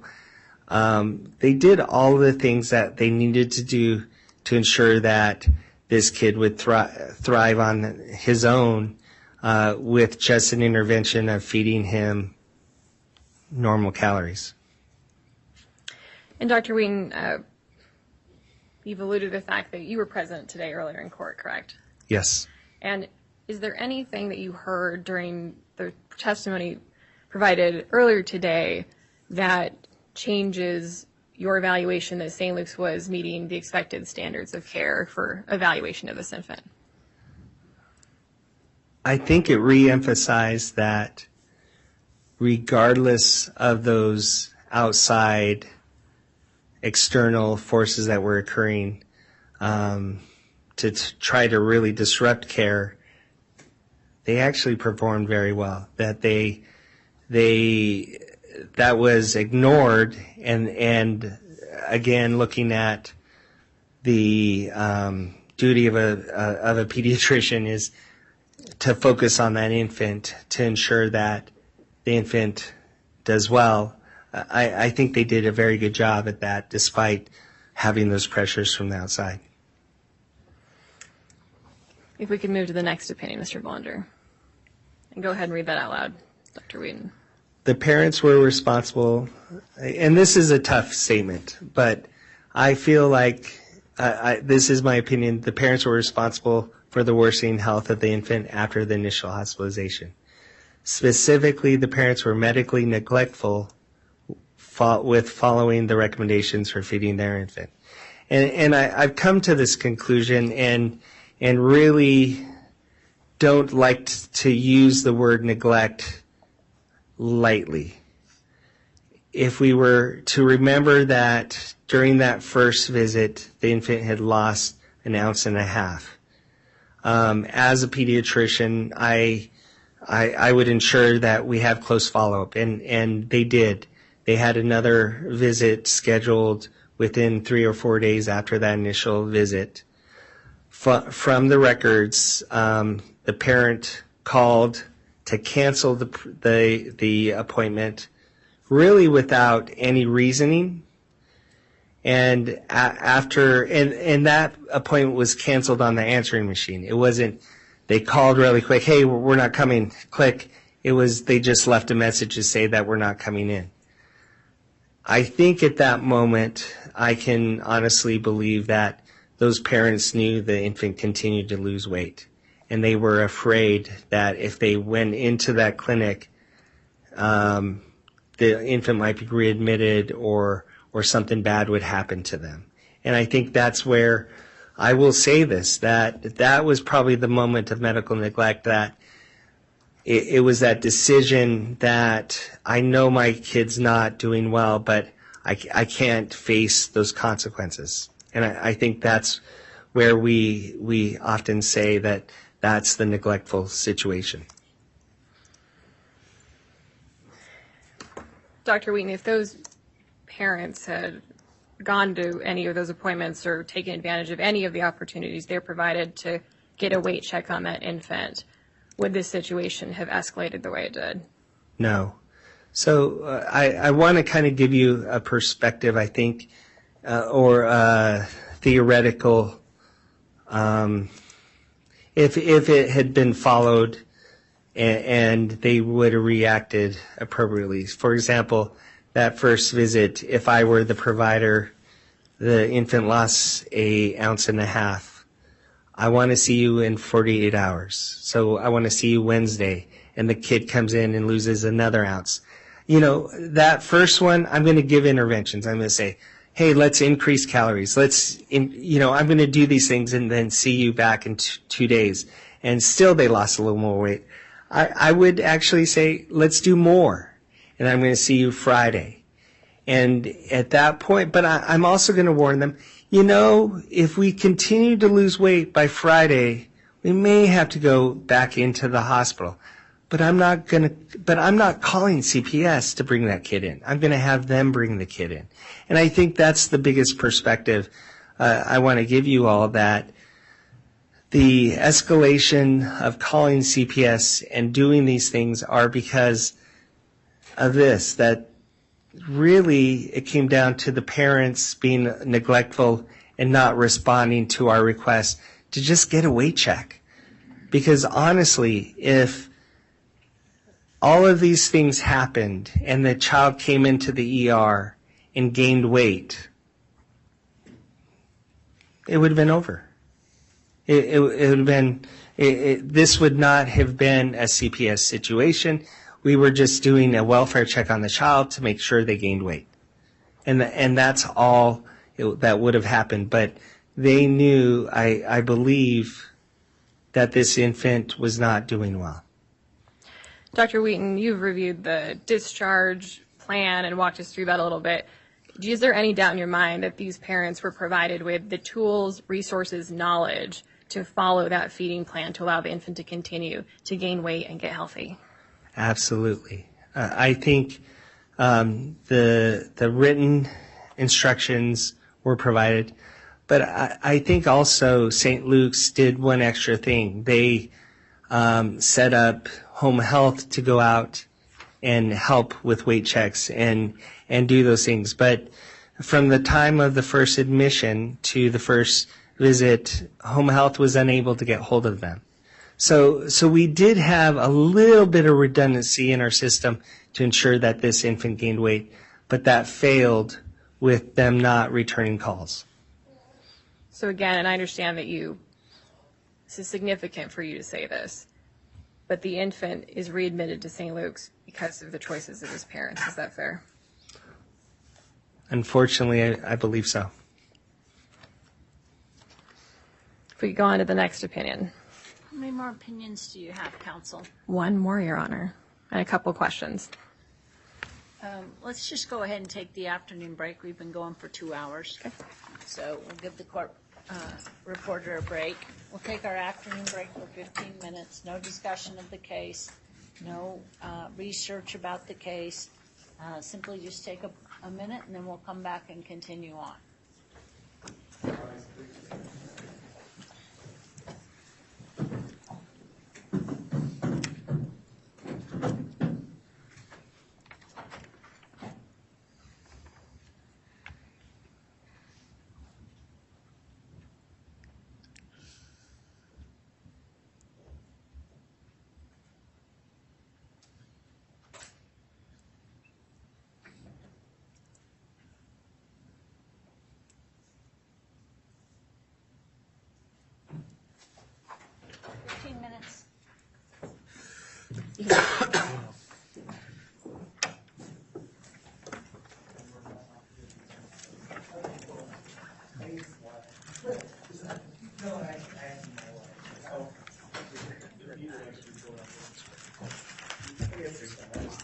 Yeah. Okay, you guys have noticed. Mm-hmm. I think they're correct. Yeah.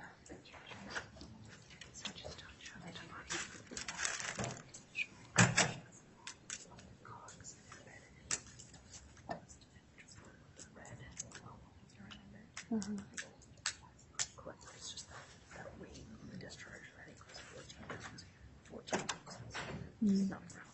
Mm-hmm. So it's missing a one. Mm-hmm.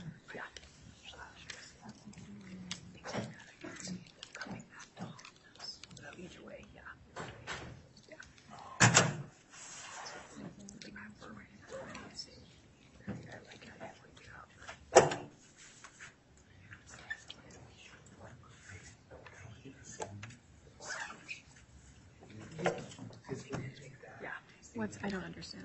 Here, so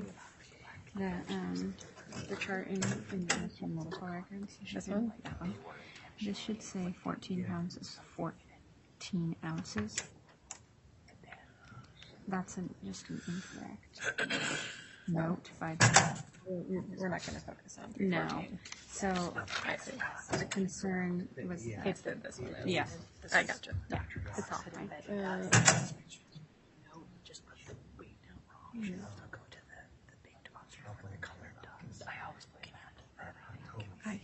are not. Geez again. Oh wait, you know what, David, you're right. Or, no, I don't think it is anymore. I think it's. I think I have. Oh, he's a crazy.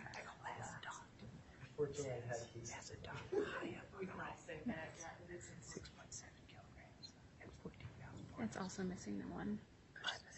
6.7 kilograms is not 14 pounds, 4 ounces. It's 14 pounds. Okay, we can fix that. We can clarify that. Yeah, I can. Because otherwise, put the doctor high. I got you. Yeah. Did you verify for sure on the medical records? Because I was going to travel. I have not.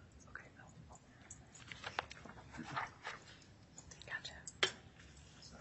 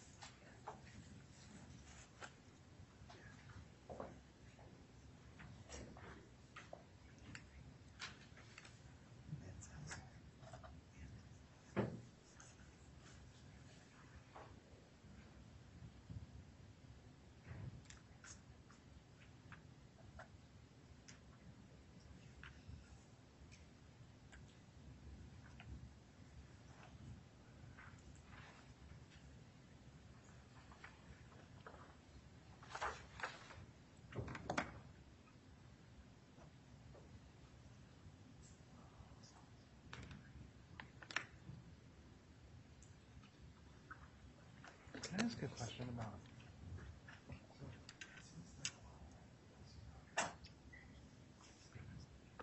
Oh, University of Washington. Yeah. Yes. Yeah. Yes. Because I know, obviously. Yes. Yes. Has its context with that. So, essentially, the reason why University of Washington has a lot is that there's a response for it. So, one of my needs, my need response. So, when I went to that school, I could use it. And that's the reason I wanted to go there. And they try to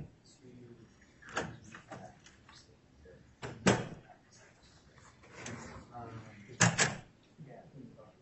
Well, Idaho is ranked like 49th in terms of primary, in terms of doctors per capita. No, even worse for pediatricians because the average, for 100,000 people, you should average 35 pediatricians. On average here, I think we're 18. Yeah. Yeah, and that's the important thing is that I think out here in Idaho, the specialty of pediatrics is still growing rapidly. And I think we just need to bring more pediatric and seniors as well. But I'd like to see it else. Yeah. I'm partial. But it's hard because, you know, it's a different spot here relative to the East Coast. And the East Coast, you know, when I practiced in Charleston, shoot, I think it was 200,000.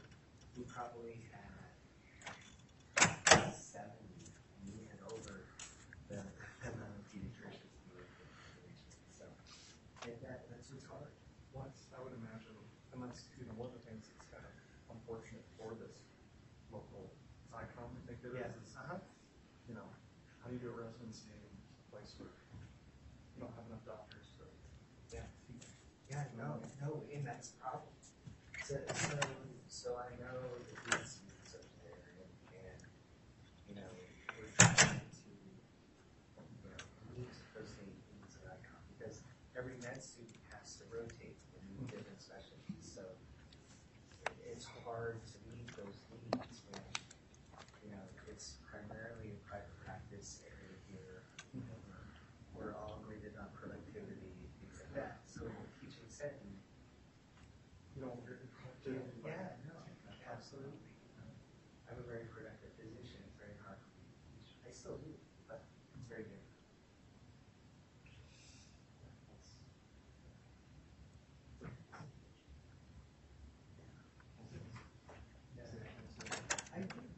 I think icon is part of the future. I think, you know, we are gradually even getting more residencies started. So I think those are all potentials that hopefully long term your team is required.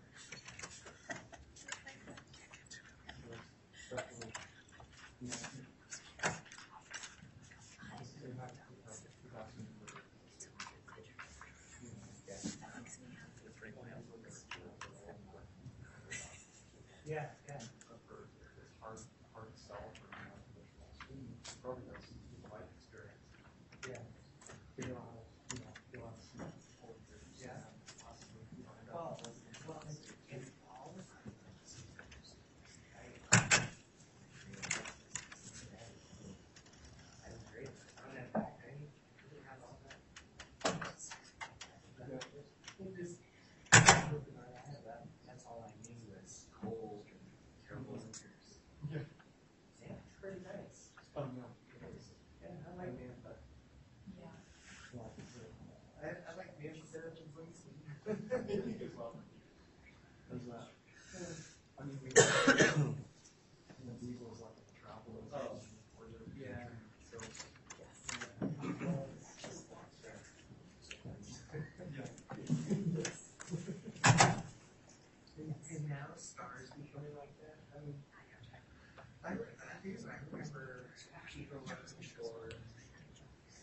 have that chart here because it should look actually even nicer.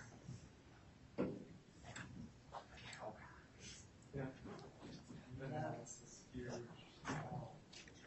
it's so weird. It's growing so much.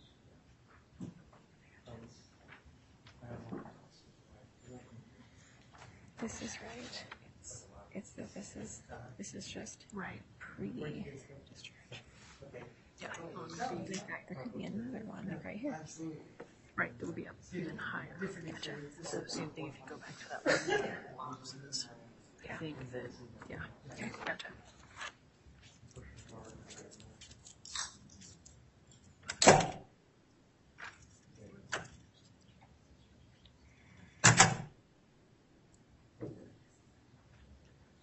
Okay.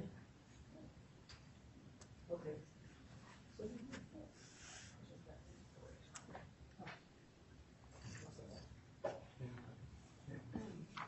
Yeah, so truthfully, I moved back east, so I lived in Southern just had one school. And I think from there, there was a kid that was dropped out. And that was the everyday occurrence. All the time. Really see it. Yeah, yeah, yeah. And then you come here, you watch the news, you see dogs. It's the end of the year pulled by little dogs. When Dairy Festival. Yeah. Yeah. Yeah. It in a good way. Still, it's still pretty good. This is a good example, and that's a joke. So I'm on, people come. Shook Hughes. Yeah, I do, it's actually hard to improve. That makes it.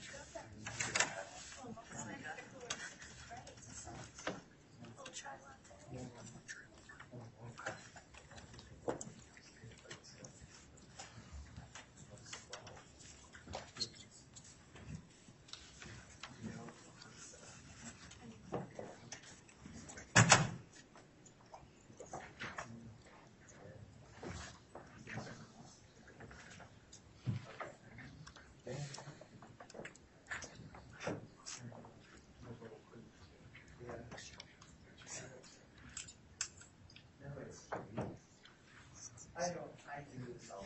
That's good. Plus anything coming back,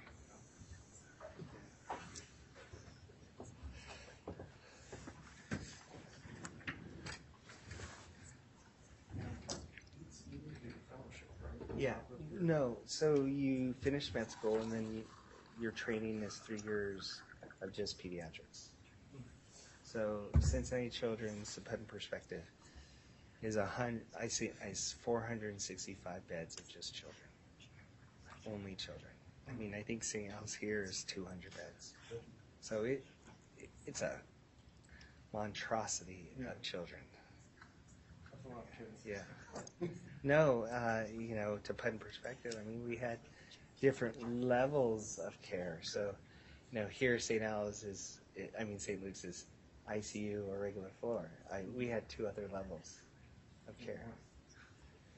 So like I talked about guarded, they'd go into the intermediate care floor so they could hurry up and go to the ICU and that type of stuff. Well, then that makes it rough for, those ICU doctors. Right? Oh, but they totally choose that guy. Yeah. Oh yeah. Oh yeah. So ICU doctors they did their peds and then did another 2 to 3 years of care. Oh, so they know what they. Oh yeah. They didn't volunteer. That's fine. Yeah.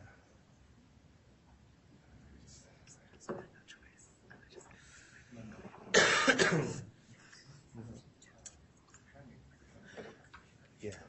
Yeah. Yeah. Yeah. It is.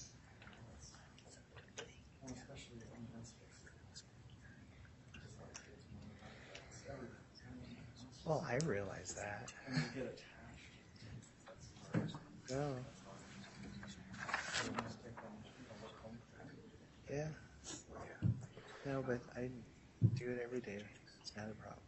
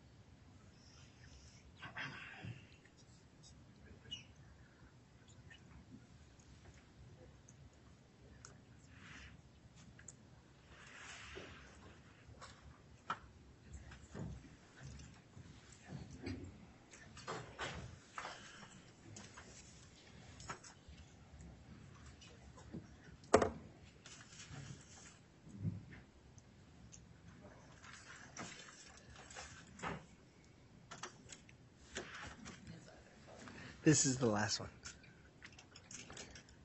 Okay.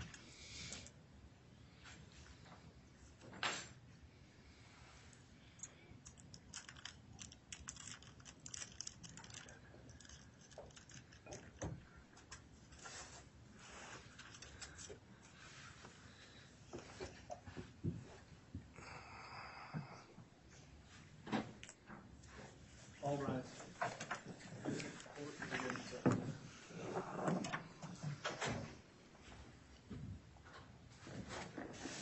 All rise.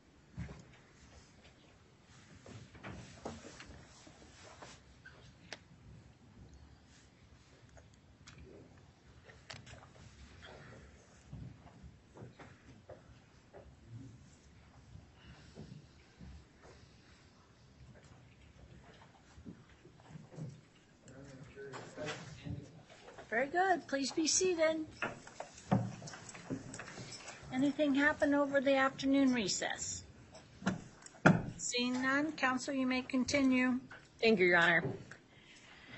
Before we move into opinion, your last opinion, Dr. Wheaton, Mr. Bollinger, if you could pull back up the weight graph demonstrative we've been referring to during this testimony.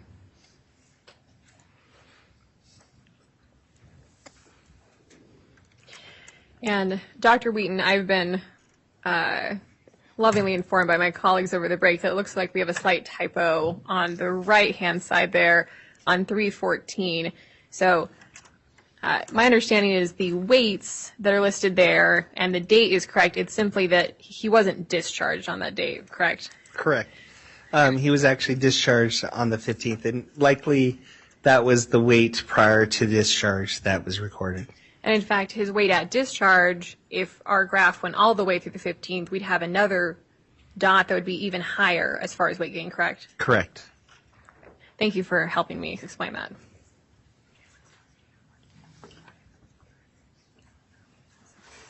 Oh. Yeah, figure it out. Thank you. And then if we could move now to your final opinion. I think it's opinion 14. Okay. If you could read that out loud for us. So my final opinion for today. The medical records show the infant was not receiving enough calories at home during that time. This is shown by his weight loss between the March 4th discharge and the March 11th admission. Weight loss of any amount was a significant health risk for the infant given the diagnosis of malnutrition and failure to thrive. And I kind of went through that previously when we looked at those growth curves, that an infant who is really failure to thrive, less than the 5th percentile, and in this case less than the 1 percentile, doesn't have the reserve to lose weight. So that's what really makes this more significant and really shows that between that time of discharge and readmission, again, he did not get enough calories. And could we focus on the language you use there where you say that weight loss of any amount was a significant health risk for the infant? Could you explain what you mean by that? Yes. And I think significantly along the lines of dehydration, if an infant who is malnourished becomes more dehydrated, and this is along the lines of even the third world, because really I want to give a perspective into this kid with malnourishment that this is not a first world problem. This shouldn't ever be. This kid should never, ever have been at 0.02% of weight percentile. These are percentiles we see in the third world countries like Nicaragua, Haiti, places in the Western Hemisphere where it is the poor of the poor, where you can't get food, you can't get nourishment, and yet we see this here. So in the third world countries, when kids become more dehydrated, they die because they don't have the access to interventions we have here. So when we talk about an infant who has acutely lost more weight in the setting of malnutrition, we start to worry, like we do in the third world countries, that this kid may not recover. This kid could continue to decline if we don't intervene. And I think that's what I want to kind of address, that if we had not found this infant through CPS, if we had not intervened to bring this kid to the hospital, that this could have been a tragic story. And I think that's something to realize, that St. Luke's and the care for this infant was excellent, and thus this kid has shown that he could grow if given the right amount of calories. And Dr. Wheaton, I think it would be helpful to put this in a little more explicit terms. So if we could go back to that growth chart on the demonstrative D18. If the infant had continued the rate of decline noted between March 7th and March 12th, What do you mean more explicitly when you say he was at risk for significant health complications? Well, I mean, I'm going to say death. I'm going to say organ failure. So if an infant continues to lose weight like this, they don't have the ability to maintain the hydration needed for their kidneys to work, their brain to develop. That and I don't say that lightly, but those things could have happened here if things weren't intervened. Because if you think about the discharge from the 4th and now to the 12th, the kid was losing weight and losing it fast. It would have continued to lose that rapidly. I don't think it would have plateaued. I think the kid would have died.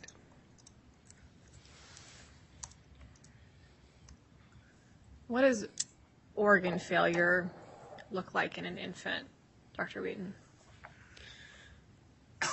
That's not something like anyone would like to see. Children who die of organ failure or things like that, they don't die vigorously. They die quietly, unfortunately. So they're more lethargic. They're more they're not responsive. Those type of things. That's what typically happens when an infant is dying of malnourishment, dehydration, those type of things.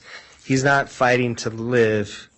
When that fight is lost, when I walk into a room and I see a kid screaming, I take a sigh.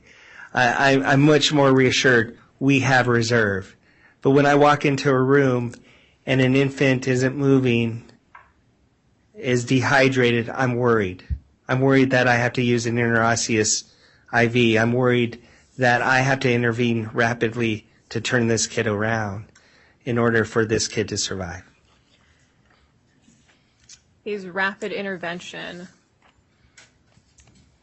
required in a situation like you see on this chart? Fortunately, they were able to get an IV, but if they had not, it would have gone to that extreme. Dr. Wheaton, what is your opinion? I'll just ask you some high-level questions here. So what is your opinion regarding whether Nurse Tracy Youngman, you've reviewed the medical records, whether she met the standard of care in her treatment of this infant? Absolutely. She absolutely met it. She absolutely met it. What is your opinion regarding whether Dr. Natasha Erickson, the care she provided to this infant, met the standard of care for a pediatrician, your profession? I think she did great. Met the standard of care? Yes.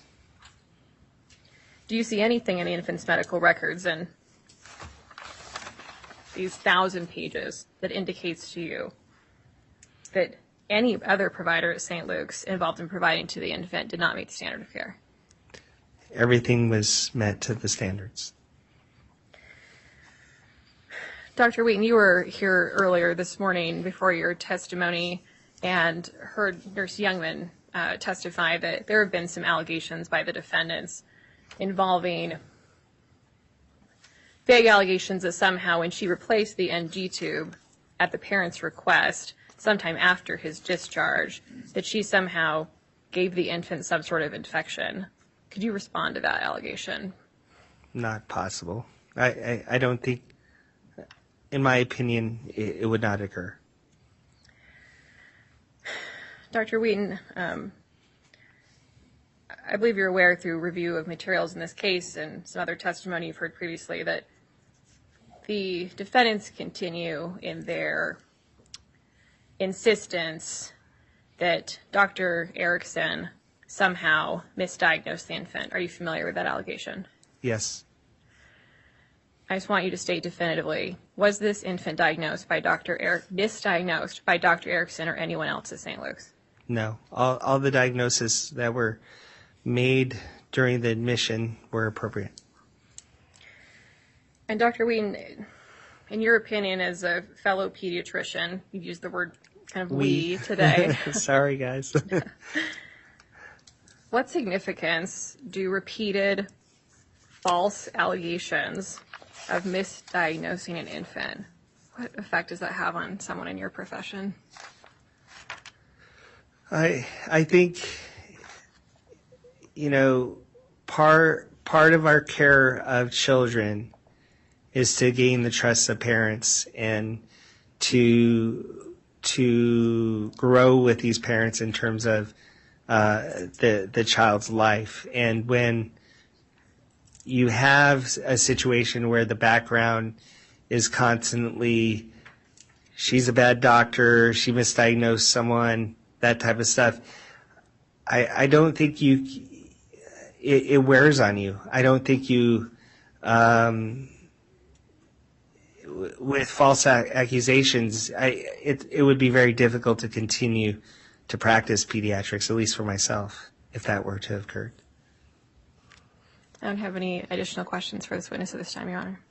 May he be excused? He may, Your Honor. Thank you, sir. You are excused. Thank you. Clients may call their next witness. Witness follow Dr. Camille Lacroix.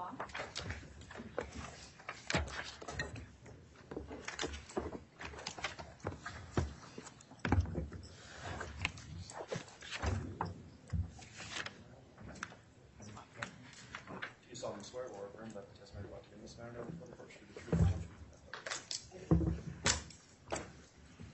and nothing but the truth?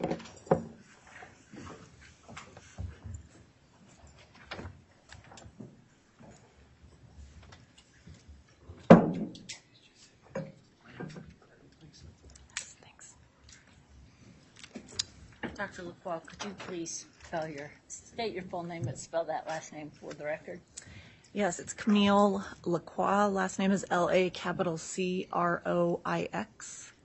and I'm an MD. Thank you. Counsel, you may proceed. Thank you, Your Honor. Dr. Lacroix, good afternoon. Good afternoon. What is your profession? I'm a psychiatrist, and a subspecialty of mine is forensic psychiatry. And do you work locally in Boise? I do. What's the name of your practice? My practice name is Forensic Psychiatry Services of Idaho. And how long have you been in Boise? Well, technically I was raised in Boise, but as far as my practice under that name, I've been practicing as a physician back in Idaho since 2005. Okay. And how long have you been a licensed psychiatrist? Over 23 years. And where did you attend and graduate from undergraduate university? I went to a college named Kenyon College. It's in Ohio. And what degree did you obtain there? A Bachelor's of Science. What did you do after earning your undergraduate degree from Kenyon College? I took a year off and came back here to Boise and worked at the Boise VA as a research assistant. And then I went to medical school at the University of Washington. Okay. And you obtained a medical degree there? Correct. Was that in psychiatry? No, the medical degree is just a general medical degree, and then you go to residency, and I went to residency for psychiatry, so that was additional 4 years after medical school. Excuse me. So where did you complete your residency? At the University of Washington in Seattle as well. And what did you do after you completed your residency?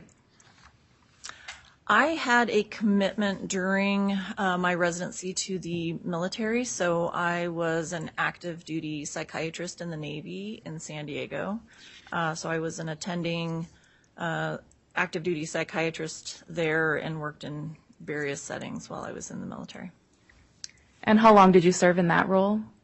I was active duty for 4 and then inactive for another 4 years. Okay. And then what did you do after you completed your 4 years of active service in the Navy? I ended up applying to forensic fellowship, which is a subspecialty of psychiatry, and that fellowship didn't start, I think, for another 6 months. So I worked 6 months in the California Department of Corrections as a psychiatrist, and then I went and did my fellowship at UC Davis in Sacramento. Okay. And during your practice in the Navy and then, shortly thereafter, Did you treat patients who had dealt with trauma? Yes, I did. How much? A majority of the individuals that I saw had been involved in some kind of a trauma. Okay. And what was the next step in your professional career? After I completed fellowship, I came back to Boise, and I was a staff psychiatrist at the Boise VA for 6 years. That I was an attending psychiatrist, and myself and several other individuals started a psychiatry residency program that's still running. It's about 18 years along.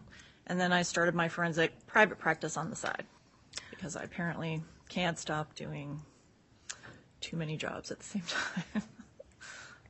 Fair enough.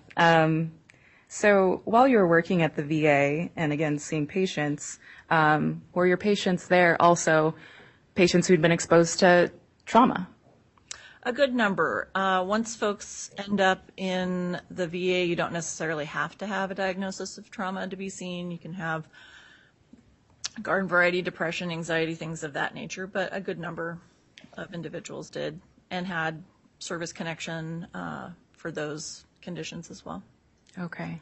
And fair to say that in the course of your practice that we've talked about so far, you have treated many patients who've been exposed to trauma? Yes.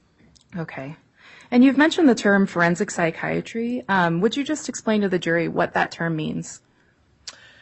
Sure. So anything forensic is the interface of a field with the law. So in forensic psychiatry, it's psychiatry with additional training and knowledge of legal matters and analyses to answer a question for a court or for an administrative purpose. Okay. And you're board certified in forensic psychiatry? Correct. Do you hold any additional board certifications? I'm also board certified in general psychiatry.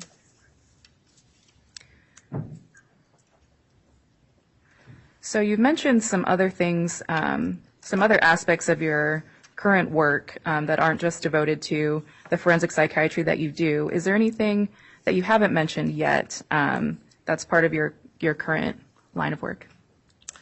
So I continue to be a professor in the psychiatry residency. That residency runs as a track through the University of Washington. So I'm a professor in that program. I teach mostly residents now, but I've taught medical students as well. I'm also a medical director of a company in town called BPA Health. And then I serve on several committees nationally and here in the state of Idaho. Okay. Are you a member of any professional associations that are significant to your opinions today? Yes, most significant would be the National Forensic Psychiatry Association. It's called the American Academy of Psychiatry and the Law, as well as the American Psychiatric Association, and we have what's called a district branch here in Idaho. I'm a member of that, as well as the Idaho Medical Association, Ada County, and some other ones, but that's plenty. And are you a distinguished fellow of the American Psychiatric Association? I am. And what does that mean? So to become a fellow of the American Psychiatric Association, it's a honor that they bestow on individuals who have held certain positions within the state. I've been the president of the Psychiatric Association, the first female president of the State Psychiatric Association, and for things like teaching or your service in the community. There's many levels of it, but the first level is becoming a fellow, and then last year became a distinguished fellow. So you're here today to testify as an expert in forensic psychiatry, correct? Correct. Okay. And have you ever testified as an expert in a legal case before? I have. How many times? Over 100 times. And would you describe your role in general terms? What is your role when you testify as an expert witness in a civil case like this one? So, sure. In a case like this, I will be asked by one side. There's, in theory, two parties in a case like this, and the side that hires me will preliminarily ask me a question to see if it's something I can address or I have the knowledge to answer. In this case, it was to perform an evaluation of 2 of the plaintiffs in this matter to see if they had any diagnoses or damages related to the defendant's behaviors. Okay. And just to back up to your prior experience as an expert witness, have you testified for both plaintiff and defense side in different matters? Yes. Okay. So I'd like to just talk generally about what goes into your analysis when you do a forensic psychiatric assessment like what you did in this case. Would you just describe for the jury in general terms what that process looks like? Sure. So I think it's important maybe to understand the difference between a normal psychiatric evaluation. You sit with an individual, hear what is going on with them, make a diagnosis and a treatment plan. And there's elements of that if I'm asked those questions that occur in a forensic evaluation.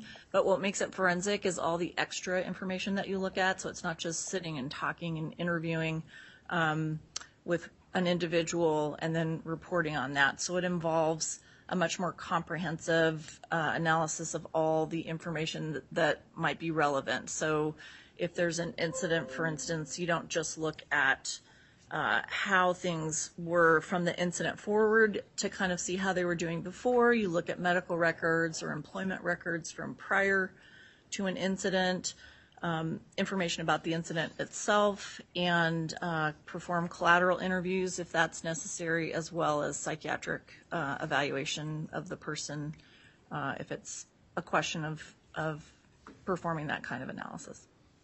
Okay. So there's a wide range of documents and records that you review in addition to interviewing and speaking with the person for which you're doing the analysis? Yes. Okay. Were you asked by Holland and Hart to prepare reports based on your findings as to Dr. Erickson and nurse practitioner Youngman? I was. And did you prepare reports? I did. When was that? Oh, I believe in, I want to say March of 2023. And when you prepared those reports, were you able to reach your conclusions regarding the impact of the actions on Dr. Erickson to a reasonable degree of medical certainty? I was. And how about same question, as to nurse practitioner Youngman? Yes, I was. And could you just explain briefly what it means to reach a conclusion to a reasonable degree of medical certainty? Yes, so again, in that difference between being a treating psychiatrist and being a forensic psychiatrist, reaching a conclusion with reasonable medical certainty means that all of those techniques are applied as far as proper evaluation and consideration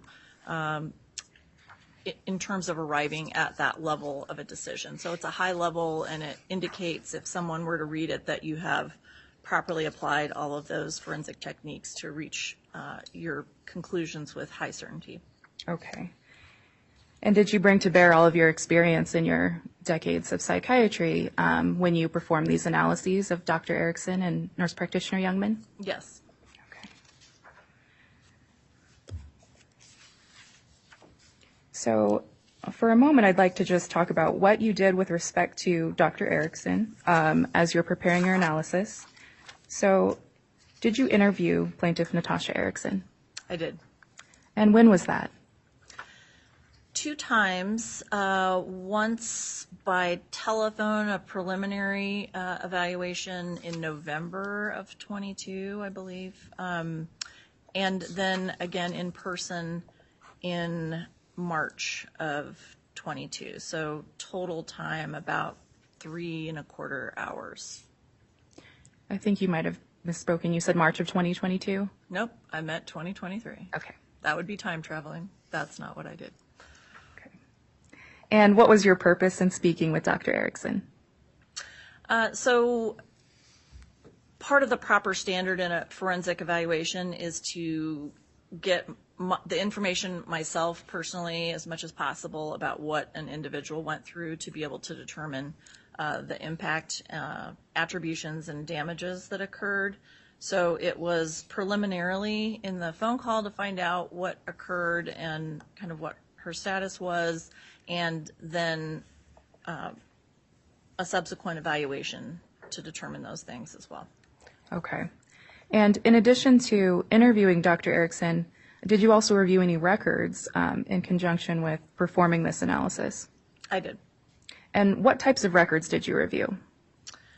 So the types of records start with, again, the legal filings, what the complaint is, and various things that are disclosed as far as the kind of back and forth, all the binders and things that you guys have reviewed that are pertinent there. Employment records, again, from pre-harassment to the current state.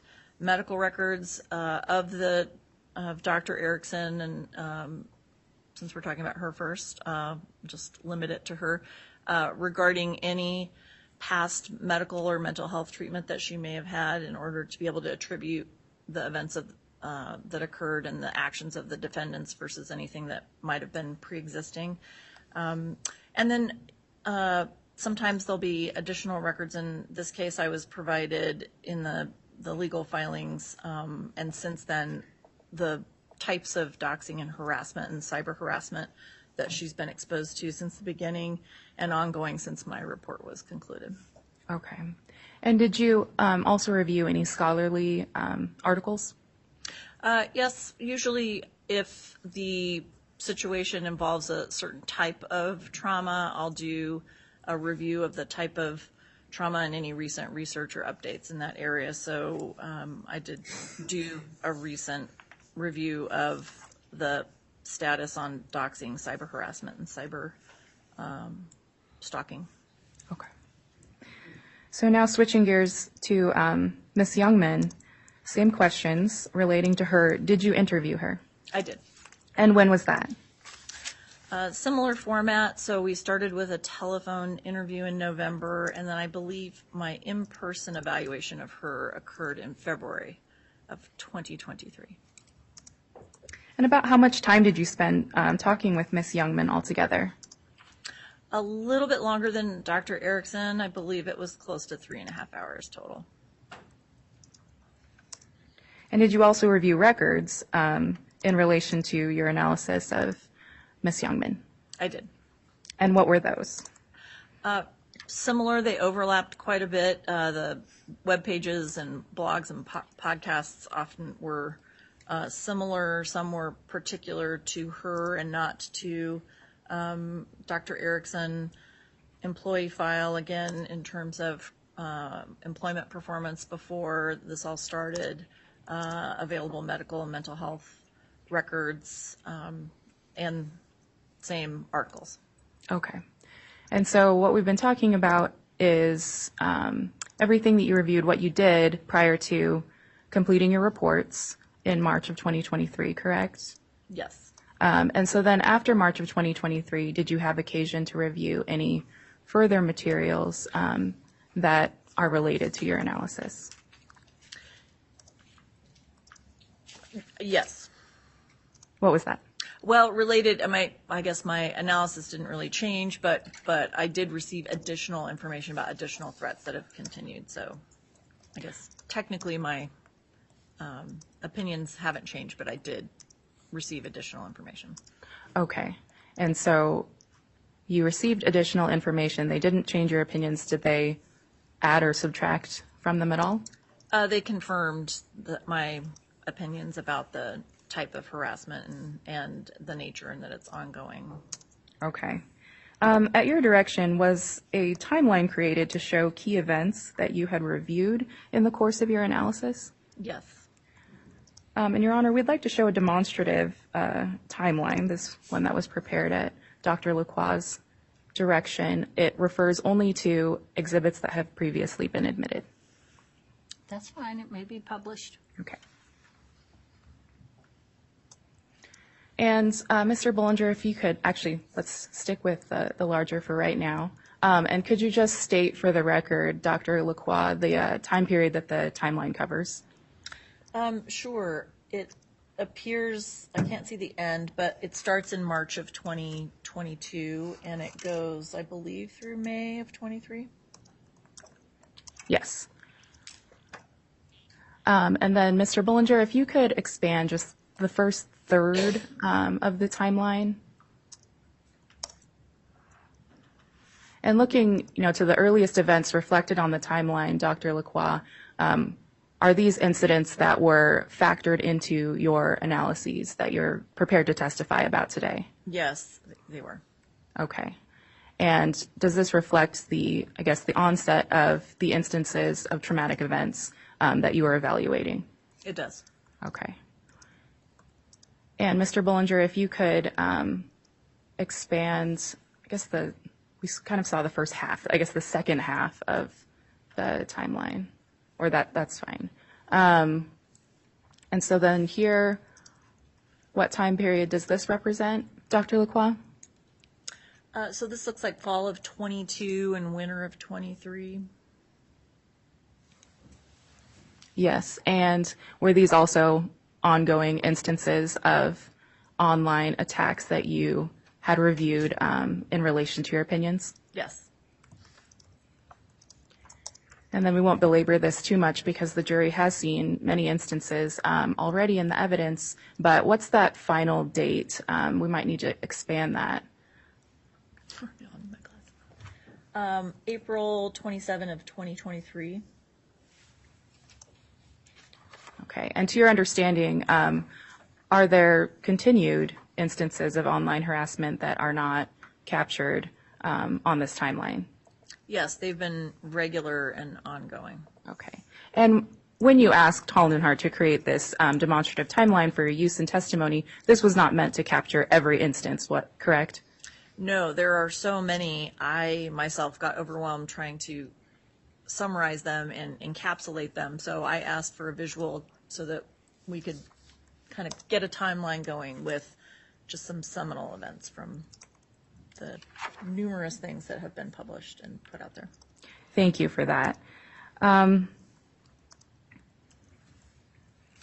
like to move on then to just starting with your conclusions and starting with Dr. Erickson. Before we break them down, my first question for you with respect to Dr. Erickson is, did you make any diagnoses for her? I did. And what were those diagnoses? She meets criteria for 2 diagnoses. The first is post-traumatic stress disorder, and the other is an acute stress disorder. Okay. And for nurse practitioner Youngman, did you reach any diagnoses? Yes, she met criteria for the same diagnoses, post-traumatic stress disorder and acute stress disorder. Thank you.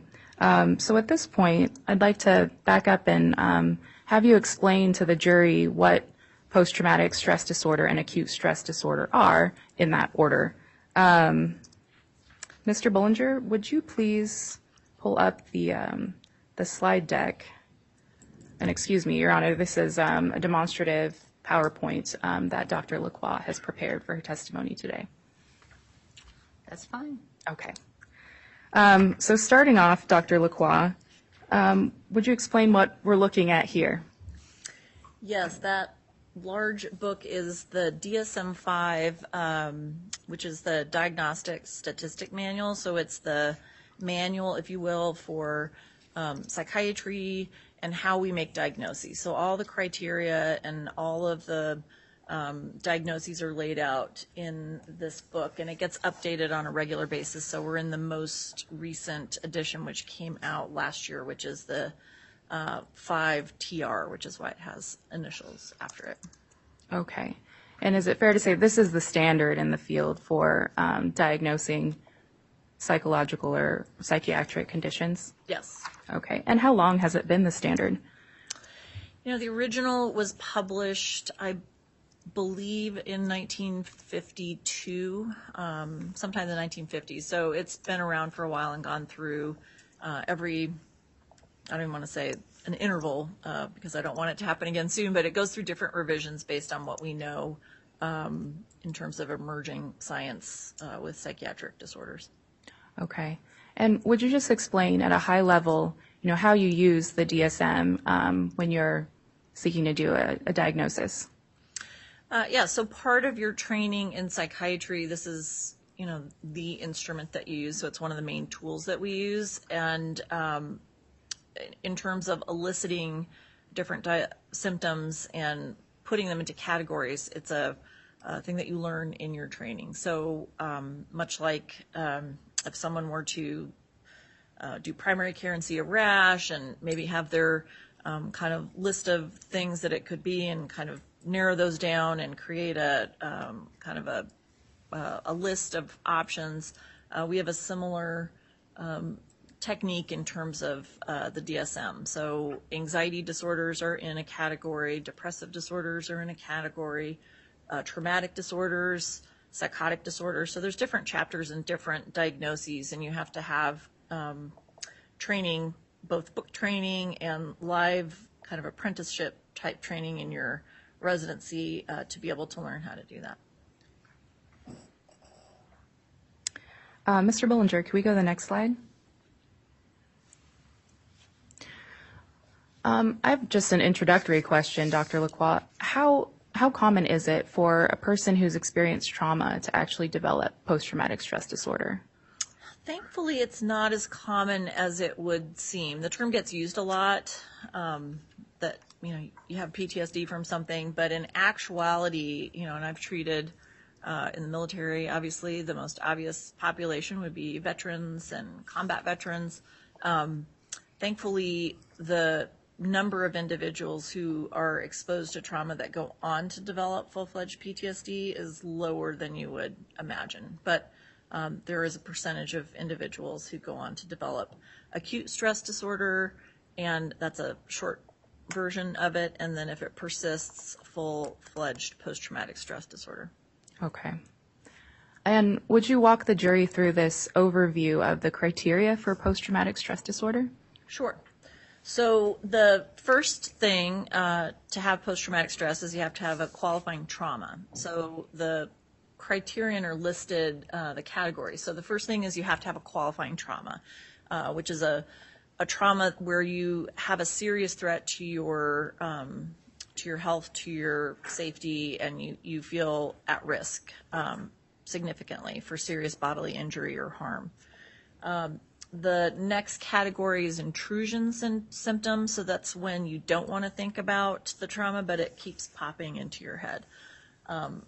Persistent avoidance means that despite your best efforts, or that you do make your best efforts, I guess, to try to avoid things that remind you of the trauma, because it's too painful when you are exposed to certain things.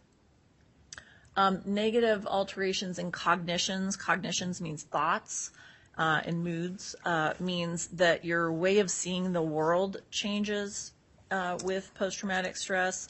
When something horrible happens, individuals no longer have kind of that happy-go-lucky, everything's going to be great and wonderful. It tends to cloud things and make it feel like the world's no longer a safe, joyous place like it used to be.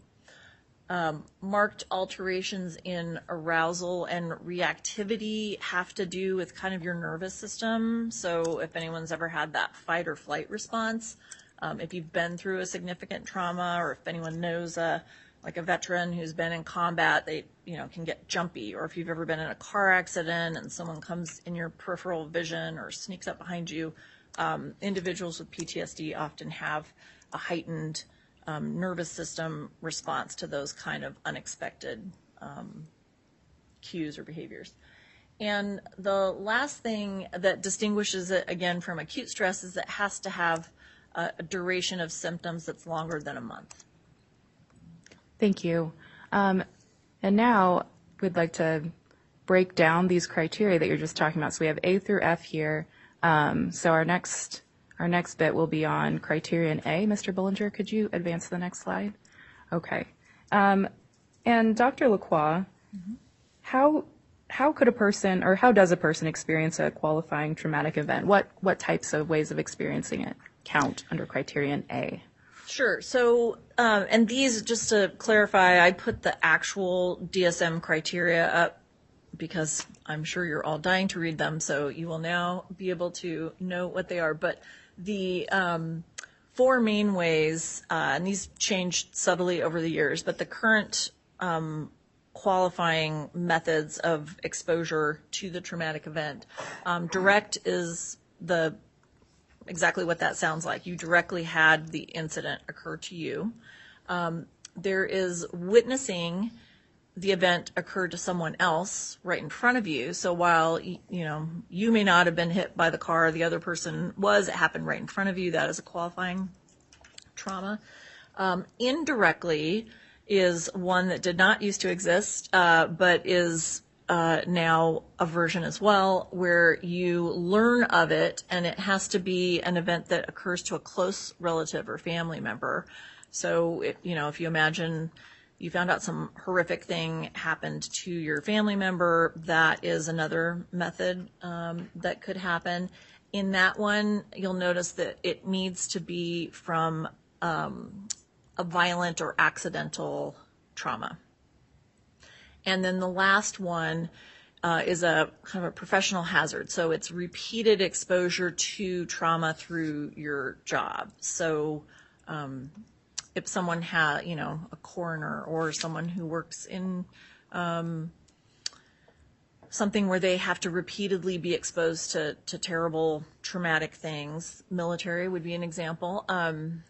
For combat veterans, that is another type of exposure that would create a qualifying trauma scenario. Mr. Bullinger, could you go to the next slide?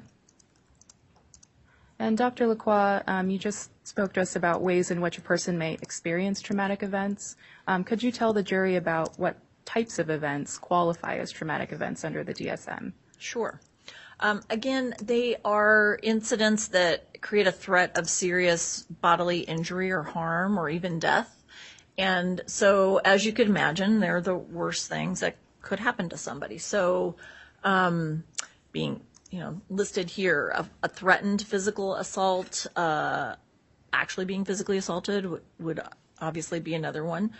Being kidnapped, taken hostage, being stalked or harassed with threats of harm, a terrorist attack, disasters, severe motor vehicle accidents, and I gave that example already. The military combat is a common one. And of this list of examples that you provided here, Dr. Lacroix, what's relevant in this case? Stalking and harassment. Okay. And you mentioned earlier that you had looked at academic articles relating and studies relating to cyber stalking and cyber harassment. The jury's seen many examples of what happened with to Dr. Erickson and Ms. Youngman. Do those fit within the definition of cyber stalking and cyber harassment? They do. And why is that? Well, they are taking place electronically, hence the word cyber. And, a stalking action is intended to instill fear and intimidation and a threat that something will occur, which has happened in this case. The harassment applies as well because through the electronic transmission of these instructions and this misinformation, these terrible allegations, there's also, in addition to those being harassing, there's also an implied call to action of unknown, unseen individuals to harass the doctors as well, and Ms. Youngman. And when you're looking at cyber stalking and cyber harassment, is there any element of repetition or frequency that goes into whether or not it qualifies? No, it's partially, one threat could be enough with the way things circulate through the internet that could be all it takes, right? So, but there is a persistent nature to stalking. It's a repeated behavior, so it's not usually one time. But again, you go out on the internet once, and that gets carried and can be perpetuated. And you think of, high school kids have this happen if someone's bullied them or cyber harassed them. That perpetuates it, it accentuates it and magnifies it. Okay. So, generally speaking, is there a difference that a victim of stalking experiences versus cyber stalking? Is there a difference in the harm or the effect? Stalking is terrible. It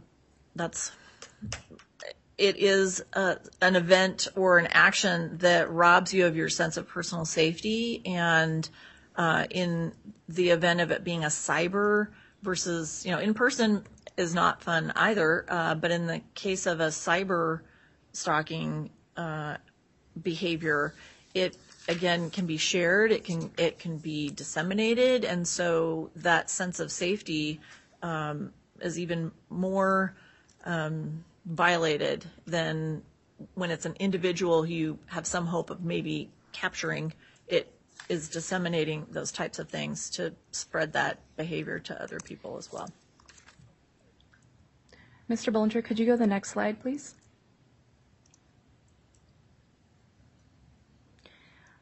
So criterion B under the DSM, Dr. Lacroix, could you explain what intrusion means in this context?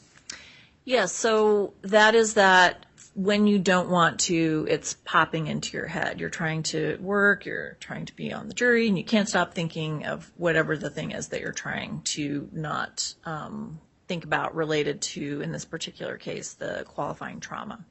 So there, in each of these, kind of a thing to know about the DSM, just sort of the general structure, is the diagnosis will say, here's the criteria, you need to meet X number of these to have the diagnosis. So in each set of these symptoms, you have to meet a certain number, and then they have to cause you some type of impairment or distress in terms of it being a diagnosis versus something that's unfortunate that made you feel badly. So in this category, so category A was just you have to have one of those qualifying traumas experienced in one of the ways that we discussed. For criterion B, it's that you have the symptoms that occur after the trauma. In intrusion, they are recurrent, involuntary, and they're distressing memories of the event. It could be distressing dreams, so it can be a memory while you're awake. It can be dreams and nightmares that you have that you wake up from that are related to the trauma. What we call a dissociative reaction, which is when you kind of blank out, you're awake, you're moving, but you almost aren't there. So for folks who've gone through, I think combat's the easiest way to describe that one. For folks who were in the desert and driving on high alert with IEDs and things going off, there are certain stretches of Idaho that mimic some of that landscape, and so they'll find themselves kind of checked out from I'm in Idaho driving, and then all of a sudden they're back in Iraq or in an environment where they feel like they're actually driving in a war zone. The criterion for intense or prolonged psychological distress at exposure to cues that symbolize. So if you had a terrible trauma occur at a specific location and you have to go to that location, that physiologic response occurs because you're there. And then the, again, physiologic meaning body response to things either internal to you, like the memory, or external, like you see something that reminds you of it, is another thing. So there's psychological distress and there's physiological distress that can occur that's a hallmark of this category, and you need one of these. And when you say physiological reaction, what are some examples of that? Sure. So like the example with the car accident, if you've ever been, T-boned or rear-ended and someone maybe comes up behind you very quickly and you don't even notice that you're mentally thinking about it, but your body tenses or you do the dramatic grab to the dashboard, that's an example of that physiologic reaction, that you're not even thinking about it, it's just your body reacts. Mr. Bollinger, could we go to the next slide? And Dr. Lacroix, I know you already gave an overview of avoidance while we're going through the general overview of PTSD, but could you provide some examples of avoidance in this context? Sure. So in terms of the trauma, because it does create all those physical and psychological and mental distressing phenomena, you try obviously to avoid thinking about that or going places that remind you of it. So again, say it's a car accident, you try to do routes that avoid that intersection. Some people never drive that car again. Or a house break-in. Some people have had, a traumatic house break-in and don't want to live in their home any longer. So people sometimes go to great lengths to avoid a place where something significantly traumatic has happened because it's too difficult to live there when they have PTSD. Mr. Bullinger, next slide, please. So criterion D, negative alterations in cognitions and mood. Dr. Lacroix, are there any in this list that are more relevant to a stalking and harassment case? Yes, I think, most, and this is 7 of them, you need 2 or more of them.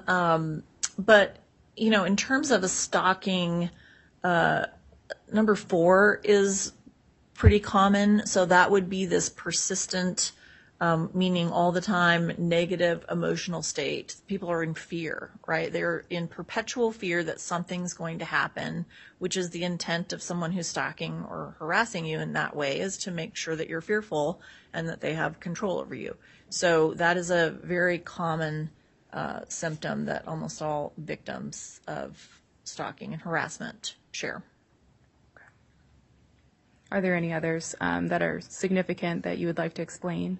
Yeah, as a result of that, you could imagine number 5, you start to have, you don't do as many things, right?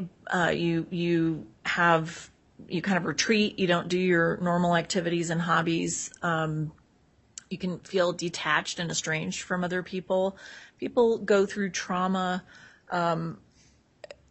in a very personal way. It's very difficult, even if you have a supportive colleague, friend, family member, it is very difficult for them to understand that while the event may have happened in the past, you're living it every day, and you don't want to be Debbie Downer and make everyone feel badly, but you are often with PTSD having these thoughts and feelings running through your mind, and you don't want to let on that that's occurring, so everyone else has moved on, and it's a very solitary experience for individuals to carry that every day. Mr. Bullinger, next slide, please. Criterion E, hyperarousal. Dr. Lacroix, could you start by explaining what arousal means? Yes, because it can mean different things. In a medical context, what that means is the nervous system, right? So that thing that I talked about where you're in fight or flight mode, right? You're protecting yourself.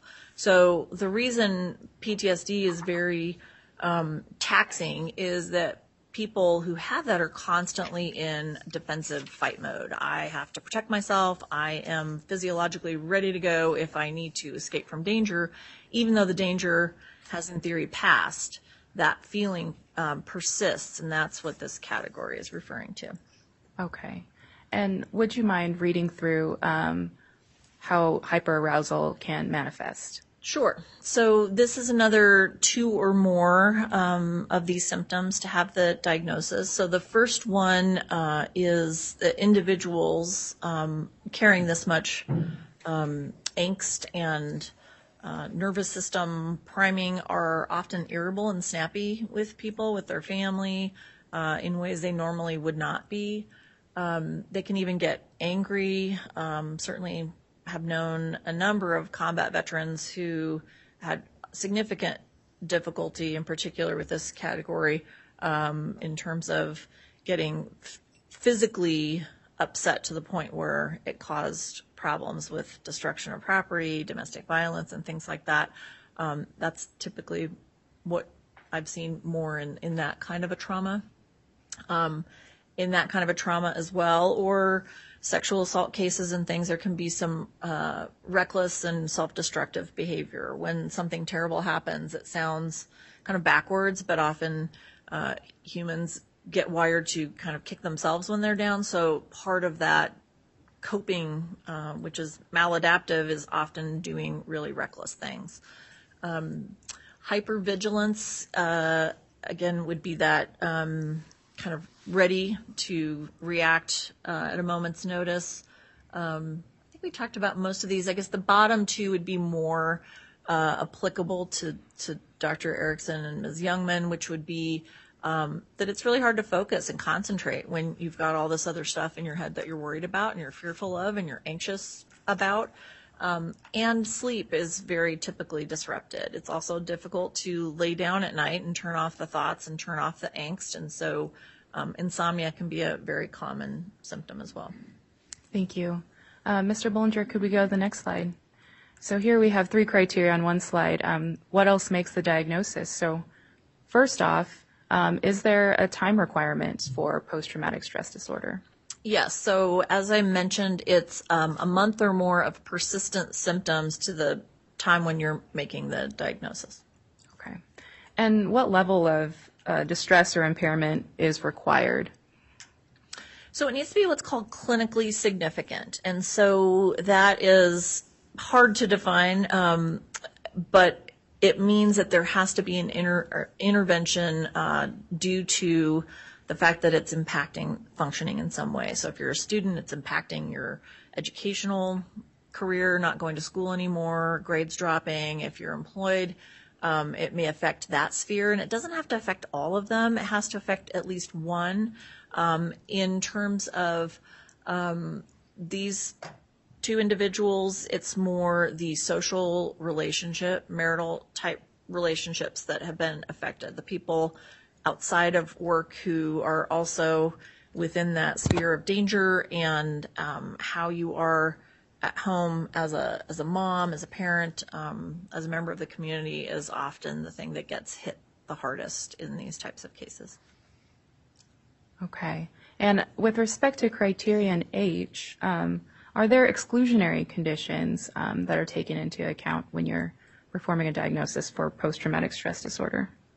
Yes, and it extends to not just sort of the physiological effects of something, that someone doesn't have PTSD because of a, side effect of a medication or being on illicit substances. It can also be other psychiatric diagnoses aren't more a better explanation for this. And so all those things get ruled out to arrive at a diagnosis of post-traumatic stress.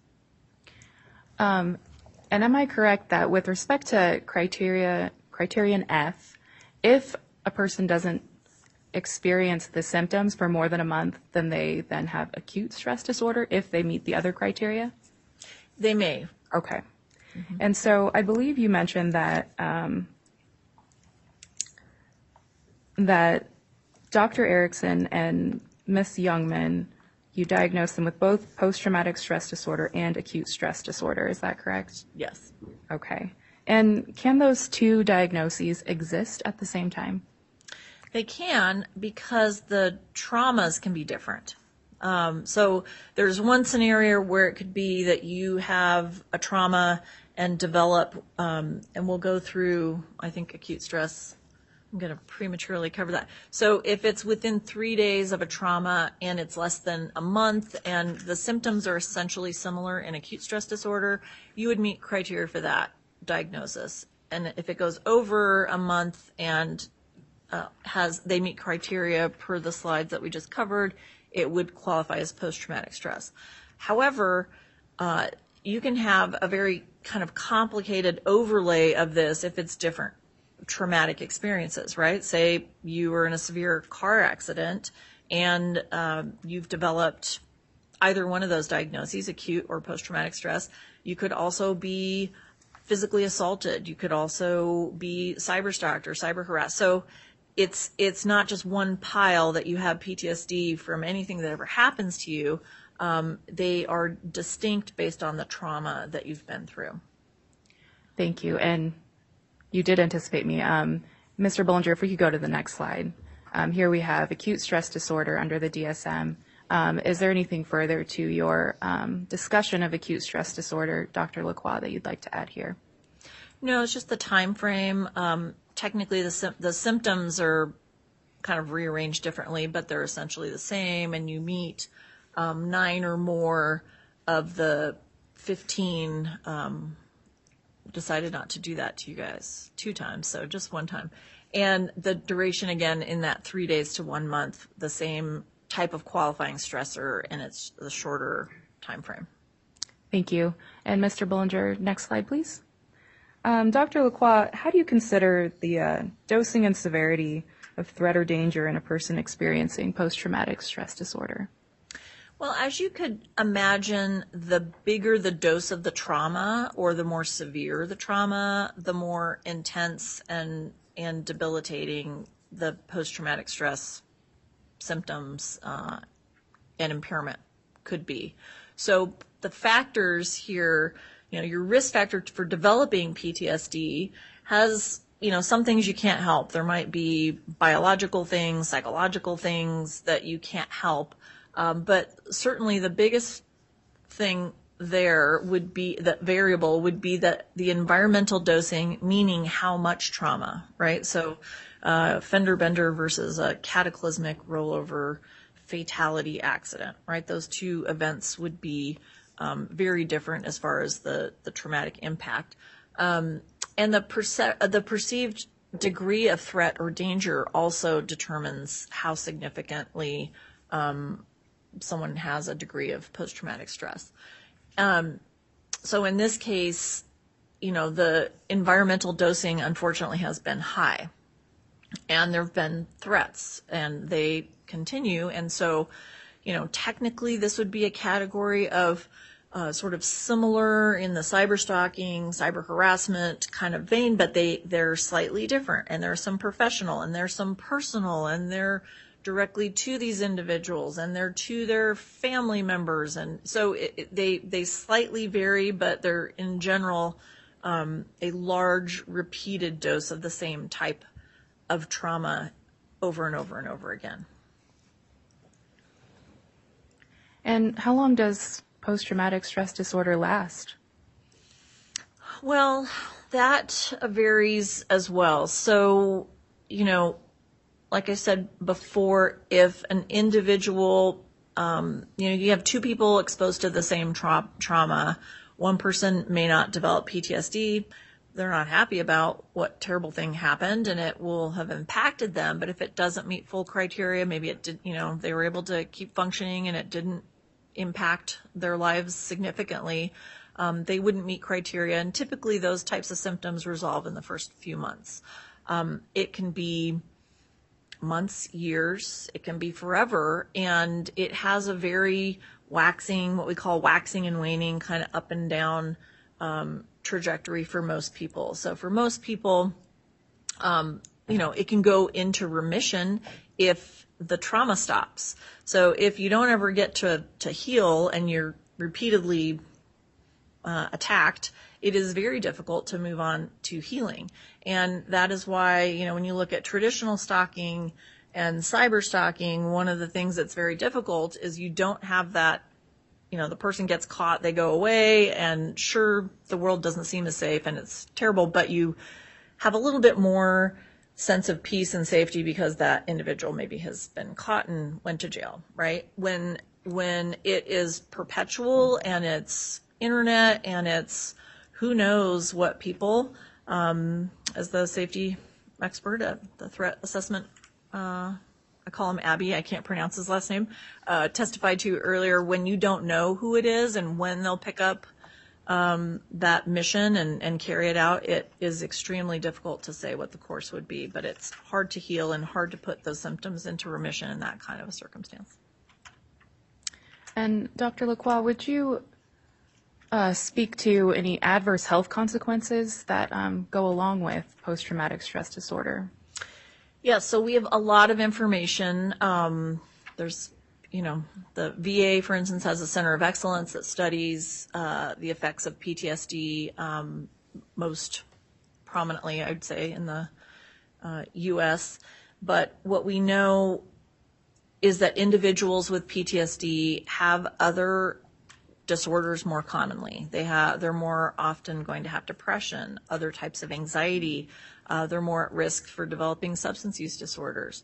They actually did an interesting study where they found that women in particular with a future trauma like a car accident, just having the diagnosis of PTSD made females with that diagnosis more at risk for having what we call neurocognitive symptoms. So inability to kind of think and function as far as your brain working than folks who did not have a pre-existing diagnosis of PTSD. Okay. Thank you, Dr. Lacroix. Now to your analyses of the plaintiffs. Let's start with Dr. Erickson. Mr. Bullinger, would you please advance to the next slide? And what's the information here that you've prepared to share with the jury, Dr. Lacroix? Just a review, just as a reminder, that she's a pediatric hospitalist, which means that her location is treating patients in the hospital as opposed to an outpatient clinic, and that she herself married 2 young kids and was working shifts where you're on for 7 days straight and off for 14 days. And that the onset, again, with so many events and so many different things, it's very difficult to say the onset. So you can say when the very first thing happened, but then as you've seen, innumerable things have happened since then, but this started for her around the week of March 12th to 15th. Thank you. Mr. Bullinger, next slide. And Dr. Lacroix, is this list of statements that you've included here some of the statements that you found significant when you were performing your analysis as to how the trauma had affected Dr. Erickson? Yes, so these are things that she told me when we met, and they're kind of obviously the worst, most hurtful. Being called a child trafficker would be terrible for anybody to be labeled, but especially someone who works with children. So that was particularly traumatic, obviously. The significance of saying, falsely that she called CPS and she started this, it might not seem, it's like, oh, what's the big deal? But it's not true. And it also implies, that you can't potentially take your child to the hospital because they'll call CPS on you, right? So there's a sort of an extra implication there that's been very damaging as far as it just not being true, but also that, it betrays the trust of the individual in the hospital getting treatment if they think that you're getting this ball rolling and ready to call CPS at a moment's notice. Doctors don't take that lightly, and it's in this case, it didn't happen that she did that.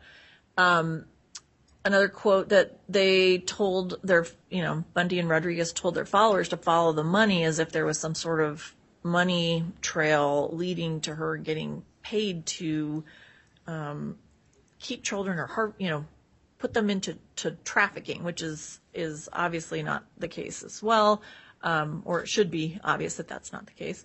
And that was obviously very damaging, as if she's getting kickbacks and financial incentives to try to take children away from their parents. Even though we publicly as physicians, when you work for a health system, they publish your photo and it seems like this nice thing, like get to know your doctor and look at that photo of you. Having that taken out of its professional context and then put on the internet with you labeled as a despicable human who abuses children was also extremely traumatic. Her full bio was on there. And at first, what was very distressing was not knowing, she said, about whether or not they had her actual home address. So as this was unfolding, she's calling her husband and worried about the safety of her children, and the police were immediately involved in helping ensure that they were safe at home, because that was the suggestion. You should go to the houses of all these people and expose them for who they really are, which was terrifying to her. Thank you. Mr. Bullinger, next slide. And then these are her, so that was the first slide was kind of things they did, this was her kind of response to that. And the first one, that she anticipated they'd come to her home because they had already done that to the police officer and the social worker involved, and had done chalk outlines that they do, on a body after a body is dead in the movies. They do a chalk outline. They don't really do that anymore, but it's a fun reference to kind of an old movie type thing. But the implication, which is not fun, is that's on your sidewalk means, hey, we want you to feel threatened, like we might kill you. These events also occurred at your place of work. So, being afraid to be at work and to have an online presence. So Dr. Erickson had to use a service to kind of erase her presence from the internet as best as they could, and try to secure private information so that they couldn't physically go after her. She had to install a security system with cameras around the home to get more angles and ensure her family's safety. She also, I think you've heard about that as well, but had a sitter, a daytime nanny, who had her own children, and had to explain to this nanny and her children and her own children that they couldn't play in certain areas due to safety, as well as a neighbor across the street who would often be outside playing with, alone, had to go tell those neighbors what was happening. So police cars and, hey, don't go outside. So that extended beyond just her own home as well.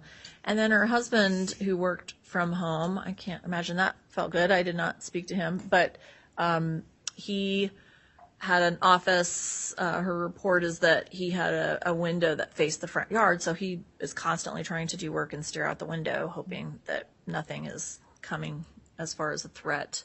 And they had to rearrange. He had a trip planned apparently right after this first started, and he canceled to make sure he was home and that she was safe. Thank you, Dr. Lacroix. May I ask, when you were gathering this information from Dr. Erickson, speaking with her, what was her demeanor?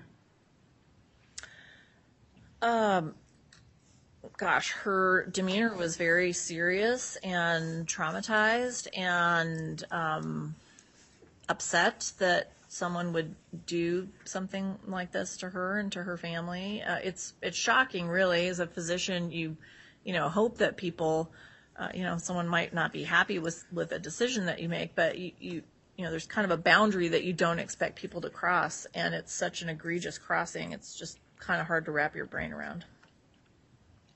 Mr. Bullinger, next slide, please. And is this an overview of the PTSD criteria for Dr. Erickson? That she meets, yes. Yes, okay. And we'll walk through these in detail? Yes.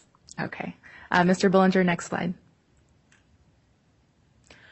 So what I did here, just to kind of refresh your memory, is put the criteria that we just went through on the left, and then on the right is the specific symptoms with some example quotes of what criteria Dr. Erickson meets.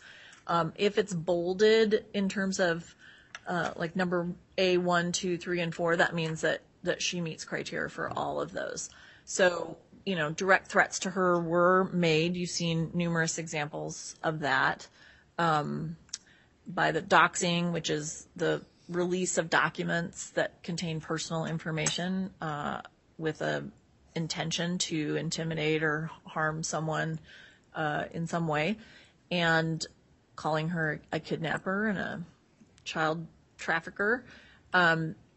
She also witnessed direct threats to others, these things that happened on campus and at St. Luke's proper.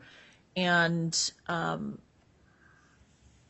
she additionally, as things were unfolding and the riots were occurring, also was witnessing a need to potentially get out and protect her family as well, which is the well, there's numerous examples of. As far as indirect threats, those same threats towards other colleagues, right? So when you're threatening St. Luke's or the head of St. Luke's, or in this lawsuit, you threaten the attorney, there's indirect threats to other people that are, intended to kind of circle back and threaten you as well. And then repeated exposure, as you've seen, to different details of the trauma. This case has had innumerable examples of threats and trauma, and they are repeated, unfortunately. Thank you, Dr. Erickson. Thank you, Dr. Lacroix. So Criterion A has 4 different means of suffering a traumatic event, correct? Correct. And only one of them is required to meet Criterion A? Yes. Ideally, people don't have all 4 happen, and that is a unique circumstance to have all of that happen in the course of one type of traumatic event or events. Understood. Next slide, please. So Criterion B, with respect to Dr. Erickson, Dr. Lacroix, would you please address Criterion B? Sure. So even though you're now experts in this, so that would be the intrusive re-experiencing symptoms. Okay, so in this particular case, she meets criteria for 1, 2, and 4. So 1 is that recurrent involuntary, you don't want to, but those thoughts just pop into your head when you are not consciously wanting them to be there. In particular, she talked about being, that these thoughts and thinking about it and the fear and the safety issues have caused her to feel distressed, and it's impacting her being with her family and feeling like a good mom at home. There's several incidents I think you heard about when she testified as well about a family or a child with a similar name, and she didn't realize that just the name itself was a trigger, and then all of a sudden she's saying the baby's name from this case and didn't realize that it was so present in her brain that she kind of transposed the names and thought about that child, and when she was taking care of a different child. That happened several times. As far as recurrent distressing dreams, she talked about those. In particular, Diego Rodriguez doing an interview and saying her name pops up at a press conference. She has dreams about checking its website, of the hospital riots, and Eamon Bundy and the statements that he's made as well. So they are unfortunately visiting her when she's not awake as well. I'm not done. I gave you the I'm done look, but I'm not done. Number 4, intense prolonged psychological distress to internal or external cues of the trauma. So, for instance, coming to court when you have this disorder to talk all about your trauma is extremely unpleasant. I can't quite see, but it's a very difficult, very brave thing to do, and it's extremely uncomfortable. So both Dr. Erickson and Ms. Youngman had a lot of trepidation and a lot of angst about doing that, on top of that kicking the hornet's nest phenomenon that can occur from doing this. They've never even met these individuals in person who are doing this to them, and yet they potentially would be facing them and meeting them in person for the first time during this trial. And again, anytime her name is used, and it's unfortunately used often in association with the false allegations and harassment and stalking behaviors that they're doing, it is extremely distressing. And you find out from, the hospital calls you and says there's another incident, maybe your friends and family notice, so you never know when that's going to happen in terms of the pattern in this case. Dr. Lacroix, if you could be a little bit more aware of the court reporter and maybe slow down just a little bit. Sure. That would be helpful.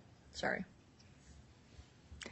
And Dr. Lacroix, with respect to this Criterion B intrusion, again, only one or more needs to be experienced in order to meet the criterion? Correct. And again, Dr. Erickson met a number. Yes. Next slide, please.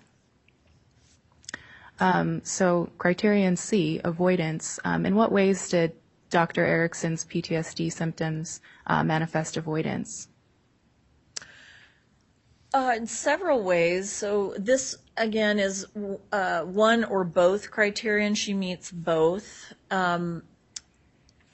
Attempting to avoid the memories and not talk about it, not think about it, has occurred, but it's very difficult. Again, due to the regular posting and articles and podcasts and shows, it's just been a constant litany of material going out with defamatory false allegations against her. It's very difficult in this particular case to avoid several things, right? It's hard to avoid the internet in this day and age. It's hard to avoid your place of employment, and this happened at work with the riots and releasing your professional identification badge and photo. It's hard to avoid your home once that information has been released. So it's extremely difficult in this particular case to avoid the things that remind you of the trauma or that you're in danger. Oh, and the last one, when Mr. Bundy ran for governor, that both of them described significant angst going around town, seeing his name everywhere in commercials and things like that as well. So difficult to avoid even the defendant's name. Yes. Mr. Bullinger, next slide, please.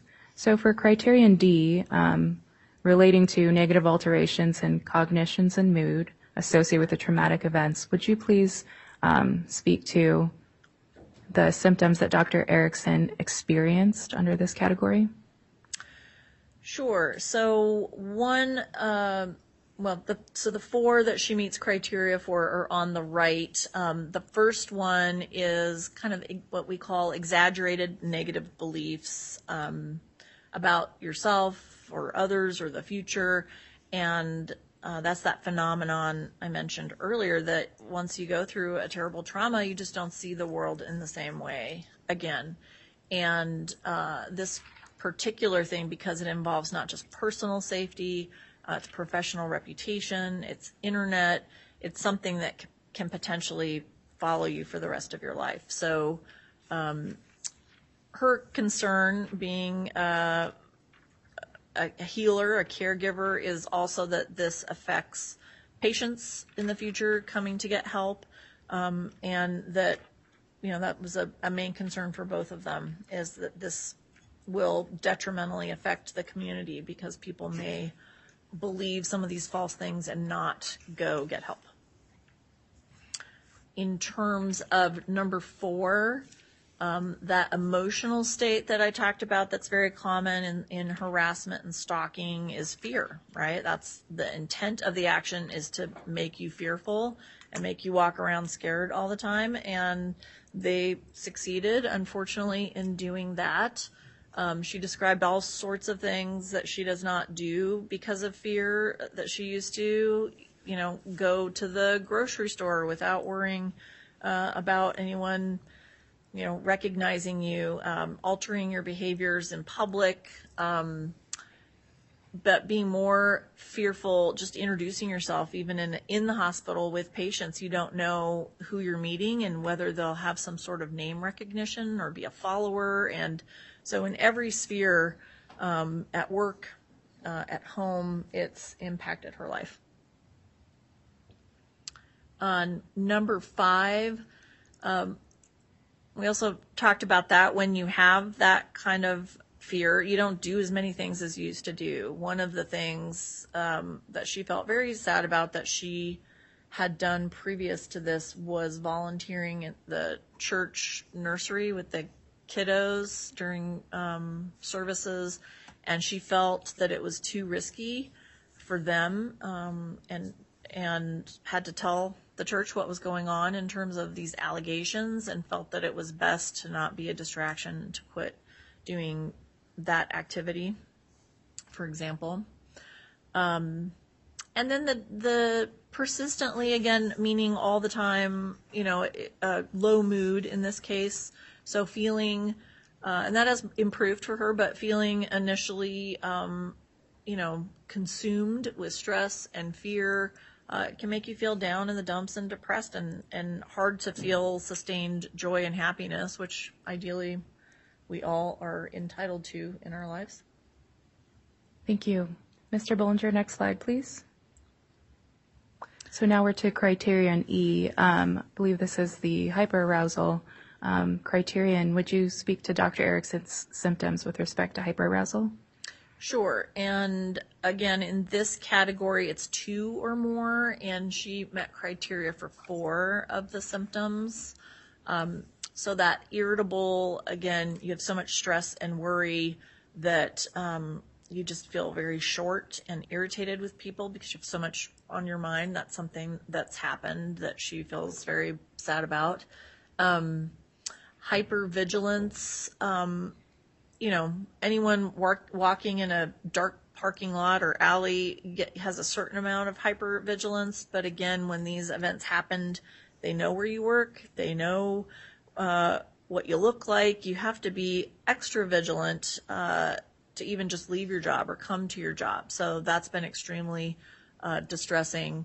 The exaggerated startle, her answer was just yes, being more jumpy, people come up behind you, just not having that sense of safety, your body just reacting because you're in fight or flight mode is something she endorsed having constantly since this started as well.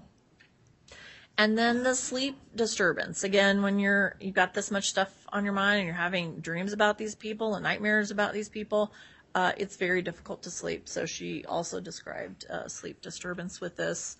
Worse, and that's the normal progression, worse at the beginning, and it gets better. But again, every time a thing happens, it's like going back to the beginning, right? So you might get some sense of peace and calm and start to feel better, and then blammo, another incident, and all these symptoms can flare. Mr. Bollinger, next slide, please. And then for final criteria for Dr. Erickson, does Dr. Erickson meet criteria F through H?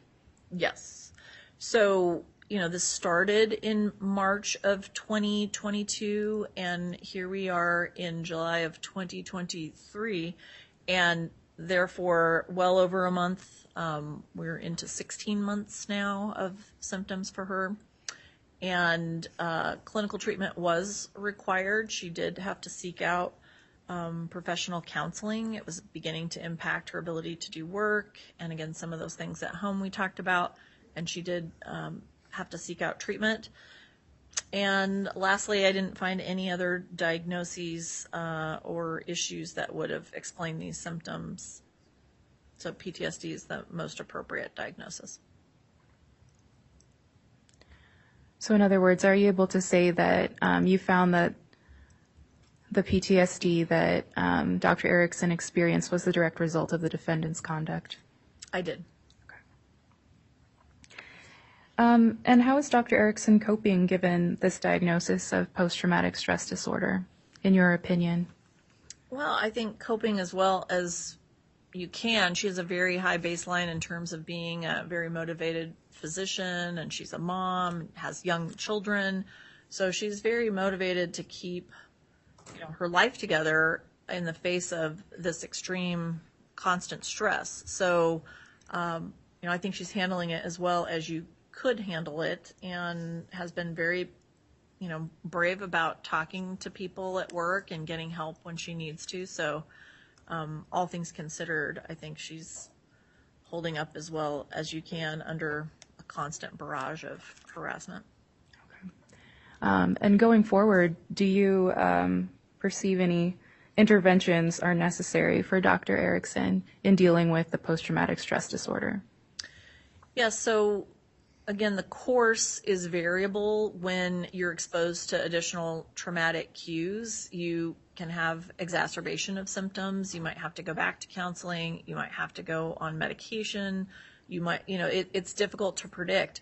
But that calm and having your symptoms in remission can occur, and something can happen, and things go right back to first day or a particular event. So the course is variable, but often requires intermittent counseling and or medication and support to take care of your physical and mental health.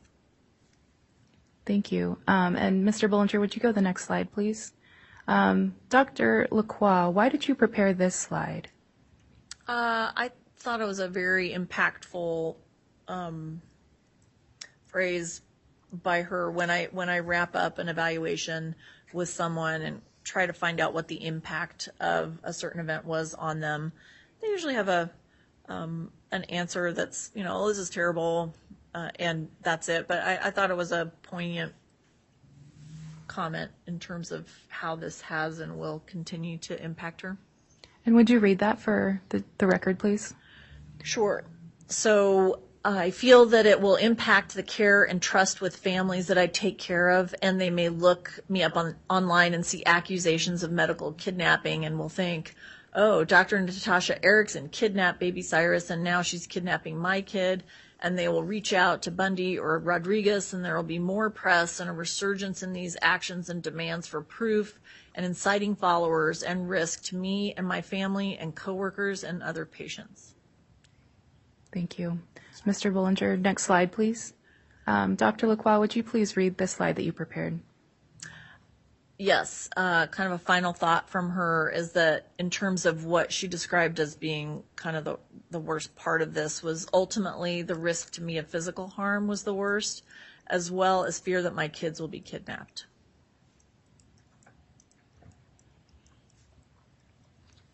Thank you, Dr. Lacroix. With respect to this cyber stalking and cyber harassment, as to both plaintiffs that we've been talking about today, is there any exacerbating effect if the perpetrator is a celebrity? Yes, that would be definitely worse in terms of access and audience and followers. Thank you. Mr. Bullinger, would you go to the next slide, please? So now let's talk about Ms. Youngman and the diagnoses that you performed, Dr. Lacroix. Would you give the jury just a reminder of the background facts that you were considering? Sure. So just briefly, Ms. Youngman has been a nurse since 2002, has worked for over 20 years for St. Luke's, and became a family nurse practitioner in 2016, and has been doing the CARES team, I believe, full-time since 2017, but has been, at St. Luke's for a long time as a nurse. And her social situation is significant because of shared households, being divorced and having children that spend a week at your house and a week at your ex-husband's house, means that safety concerns are magnified and you have to involve an entire other household. And so that was a significant logistical issue for her. And her onset of this behavior and harassment and stalking behavior was a little bit more delayed and started in April as opposed to March. And to be clear, the jury did hear from Ms. Youngman earlier today, and she spoke to the April 5th posting in which she had first seen that she'd been attacked online by the defendants. Is that your understanding? Yes. But that there had been incidences before that she had not seen yet? Correct. Okay. Next slide, please, Mr. Bullinger. And reflected here, Dr. Lacroix, is this, these are the criteria that we'll discuss in a moment showing that Ms. Youngman meets the post-traumatic stress disorder diagnosis? Correct. Next slide, please. Dr. Lacroix, would you speak to criterion A, the traumatic event? Yes, so again, very similar as you've heard in terms of the types of exposure. So direct threats to her, even more direct. I think her home address came out very quickly in the doxing activities. she talked about at one point another type of threat, again under this larger umbrella, involved when she went to the undisclosed location to do a medical intervention on the baby, and so the family was not aware of where it would be for everyone's safety and to help prevent a protest or some sort of physical altercation or threat to occur. She mentioned, for example, the presence of large trucks outside once they were aware of the location, and had, for her own safety, had her partner drive her to the appointment well in advance and park blocks away so that they couldn't identify her car, etc. So the online version and some physical in-person versions directly occurred to her as far as perceived threats. Same thing as far as witnessing direct threats to others with the riots and indirect threats through the online activities with all the terrible things happening to colleagues and Chris Roth and even counsel in this case, and repeated exposure through those regular updates and postings and child kidnapping, trafficking allegations. Mr. Bullinger, next slide, please. And would you speak to intrusion in Ms. Youngman's case? Sure. And in this category, again, 1 is necessary for the diagnosis. She meets criteria for 2, the first being also recurrent involuntary memories and thoughts about the trauma. And again, exacerbated. They both talked about how terrible this process is, to have to talk about it and hear about yourself through other people talking about your trauma. And the security measures that have had to be taken as well is in terms of thinking about it, when you have to set alarms and check in on your children and do different behaviors than you used to do, getting to work or parking at work or parking around the corner. So kind of changing up your routine all the time is something that she mentioned was a new thing she'd never had to do in all the years that she's worked as a nurse at the hospital and with children who have been at risk through the CARES program. Number 4, also that intense psychological distress, so unwanted thoughts about safety, right? When you want to just live your life and not have to think about those things, having those thoughts pop in her head and about her children and their threat, of kidnapping her own children so that she could see how that feels, certainly does not go away quickly or if ever. Mr. Bullinger, next slide, please. And Dr. Lacroix, would you please speak to avoidance symptoms for Ms. Youngman? Sure. So for this, it's 1 symptom, and again, there's only 2, but she met criteria for both as well. And in terms of kind of the avoidance, this one, I think in particular, her children are a little bit older, early adult and teen, and I think that again, being stoic and being a care provider, she's trying to kind of go on and live life and not let people know, especially your children, that this is something that she's thinking about constantly and having to deal with every day. And doesn't talk about it with her partner and tries to move on and not have it rent so much space in her head, but it's extremely difficult because those thoughts involuntarily pop up. As far as avoidance of external reminders, she actually had so much distress reading and scanning and looking for articles that and postings that she's had other people do that, and they then report to her if something's happening. So the security staff from St. Luke's, Abby, and another individual at the hospital are doing that. And so, of course, anytime one of them tries to get in touch with her, she said it's extremely stressful because she sees a text or a call and assumes that there's bad news associated with that. Mr. Bullinger, next slide, please. Dr. Lacroix, what negative alterations in cognition and mood has Ms. Youngman experienced under criterion D? Sure.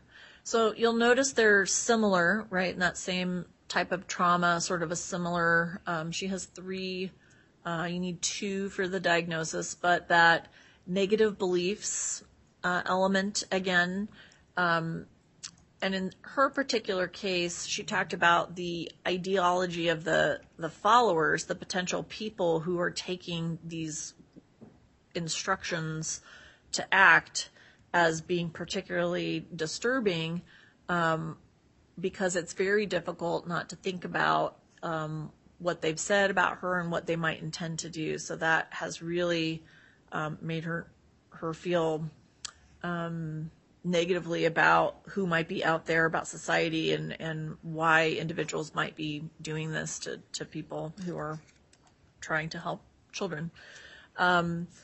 The persistent negative emotional state, again, the intent of cyber stalkers, of folks who are attempting to do this, is to instill fear, and they succeeded with her as well.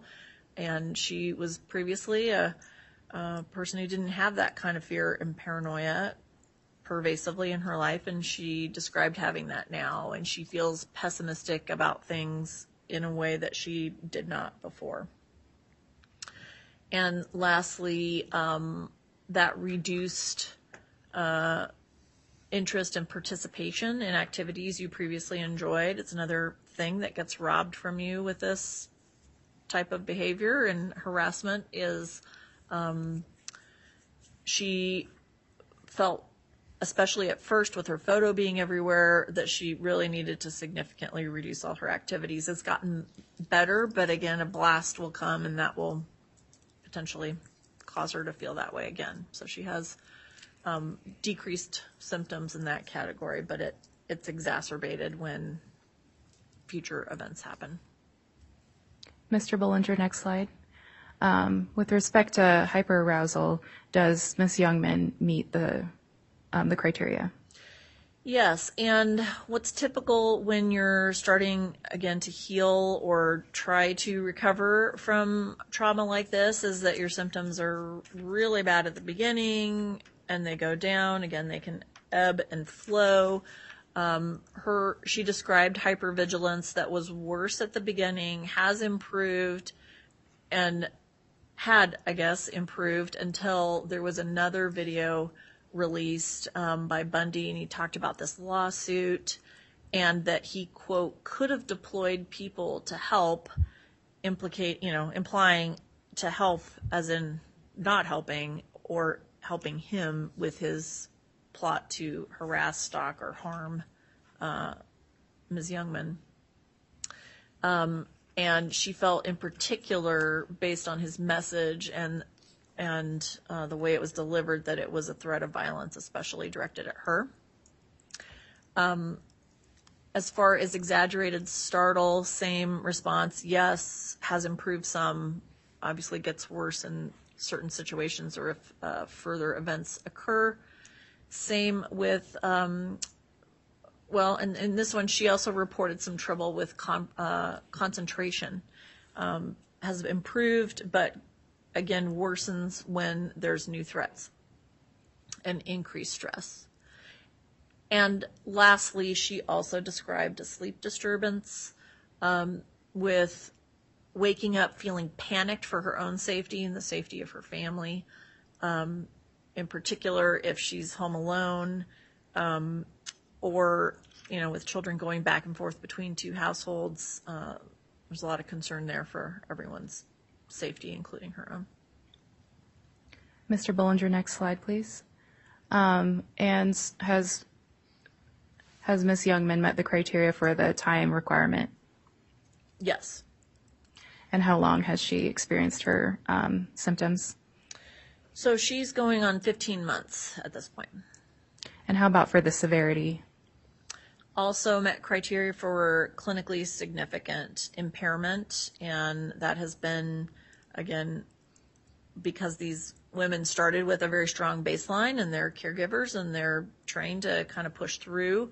She's attempted to do that as best she can, but has certainly, in particular, affected social and relational things and parenting functioning as well. Okay. And were there any significant prior diagnoses or other circumstances that would take away from the diagnosis of post-traumatic stress disorder? No, I did not find that. Okay. And will future interventions be necessary for Ms. Youngman? Yes, similar answer. She has had to seek out professional care to cope with the symptoms of this disorder. And with PTSD, again, the evidence-based treatments can be certain types of psychotherapy, medication may be necessary. So similar trajectory. Okay. And in your opinion, will Dr. Erickson and Ms. Youngman face increased health risks or conditions as they go into the future due to these diagnoses for post-traumatic stress disorder? Yes, there's a lot of evidence on the impact of stress on the body. It's not good.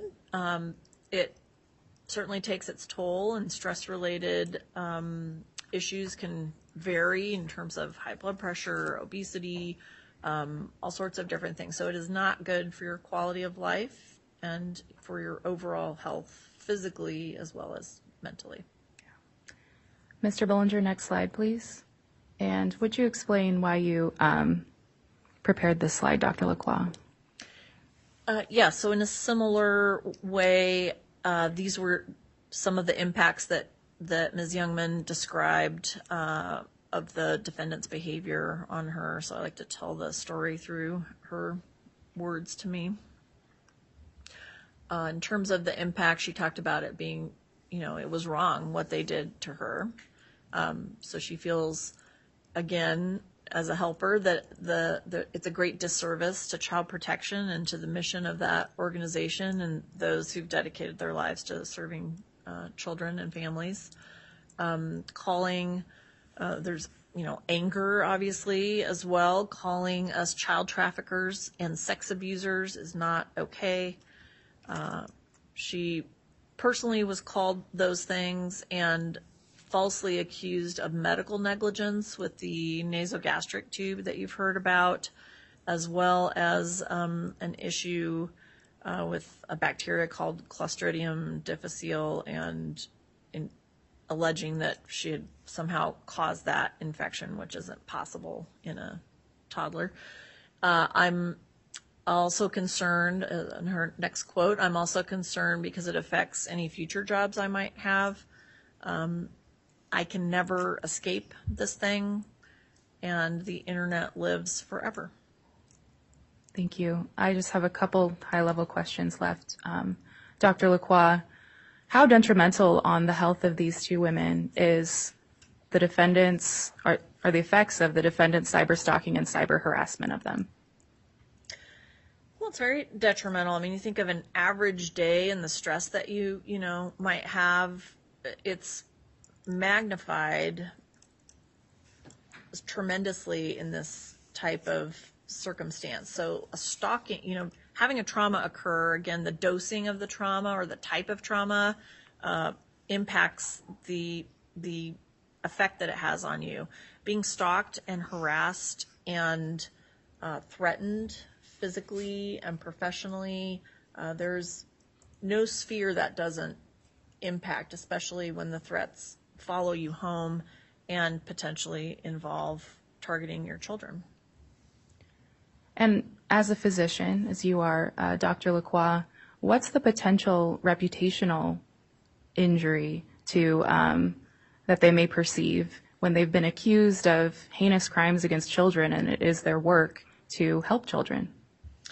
Yeah, well, it's devastating. You spend, thousands of hours training to become a physician, and you literally take an oath to help people and to do no harm, to have your reputation just decimated in that way with it's very challenging to undo that. Even a Google review as a physician, if someone's unhappy and wants to talk about, the wait was too long in the waiting room, you take that very personally, and you don't want individuals to feel unhappy with something that you're doing. You want them to feel like they've had a good experience and they can feel well and satisfied with their interaction. So even a review like that on the internet can be distressing.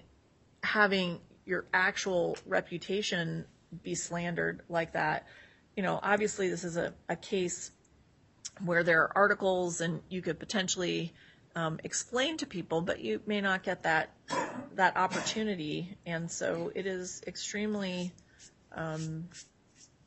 traumatic and devastating to years and years and years of building up your reputation, to have that be just taken away like that.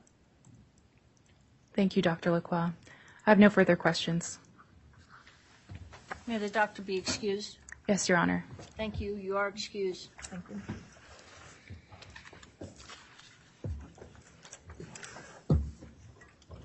All right, ladies and gentlemen. Tomorrow you are not coming back. Thursday morning at 8:30 we'll start again. Thursday, right now, I think I have something late afternoon, maybe at 4 o'clock or something like that. If that happens to go off, we potentially go till 5. So over this extra long recess till Thursday, it's important that you heed the admonitions of the court previously given. No discussion, no research. Do not allow yourself to be approached about this case. Get a good night's rest tonight and Wednesday, and we'll see you Thursday morning at 8:30.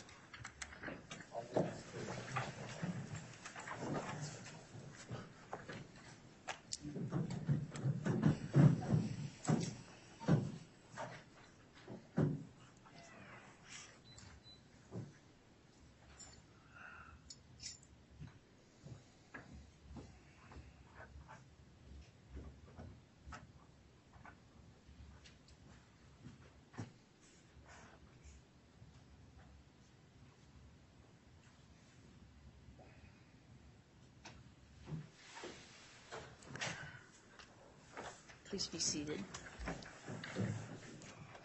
Okay, Thursday morning at 8 a.m., I'm going to hear argument on adverse inferences instruction. And Rick, we need to make sure that folks can get in a little bit before 8 so we can start on the record at 8 on Thursday. Okay? And that is argument. The parties don't necessarily have to be present as long as counsel's present. And then we'll start at 8:30.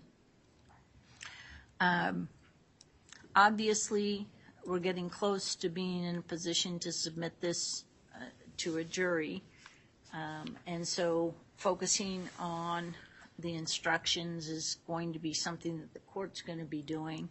I'm wondering if we might just have an informal conference with counsel even tonight on the verdict form and tell you what I'm thinking makes a little bit more sense to me.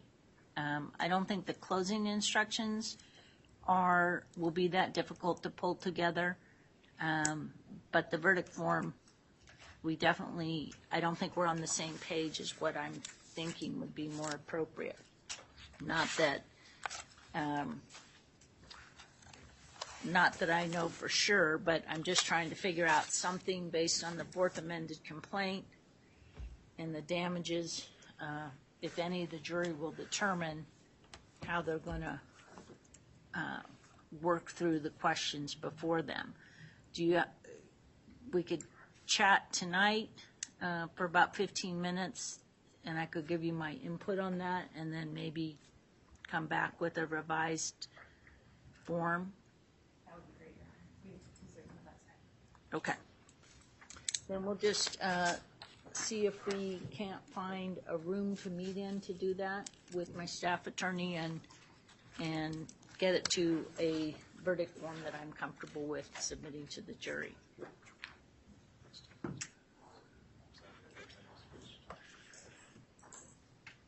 Okay, so fifth floor, can you wait to let him in? And we'll meet in the jury room next to 510? Okay, all right. So Thursday morning, and again, Mr. Nelson is busy Wednesday, but exhibits also need to be, we need to be on the same page as exhibits. And I don't think you offered exhibit 4, although it was in one of the notebooks, but that exhibit has some redactions. If it's going to be offered between now and the end of the trial, it has some redactions that appeared appropriate to me that weren't in there. Okay? All right. So just meet up on the 5th floor. Maybe Dan can meet them at the end of the hall. All right. Thank you very much.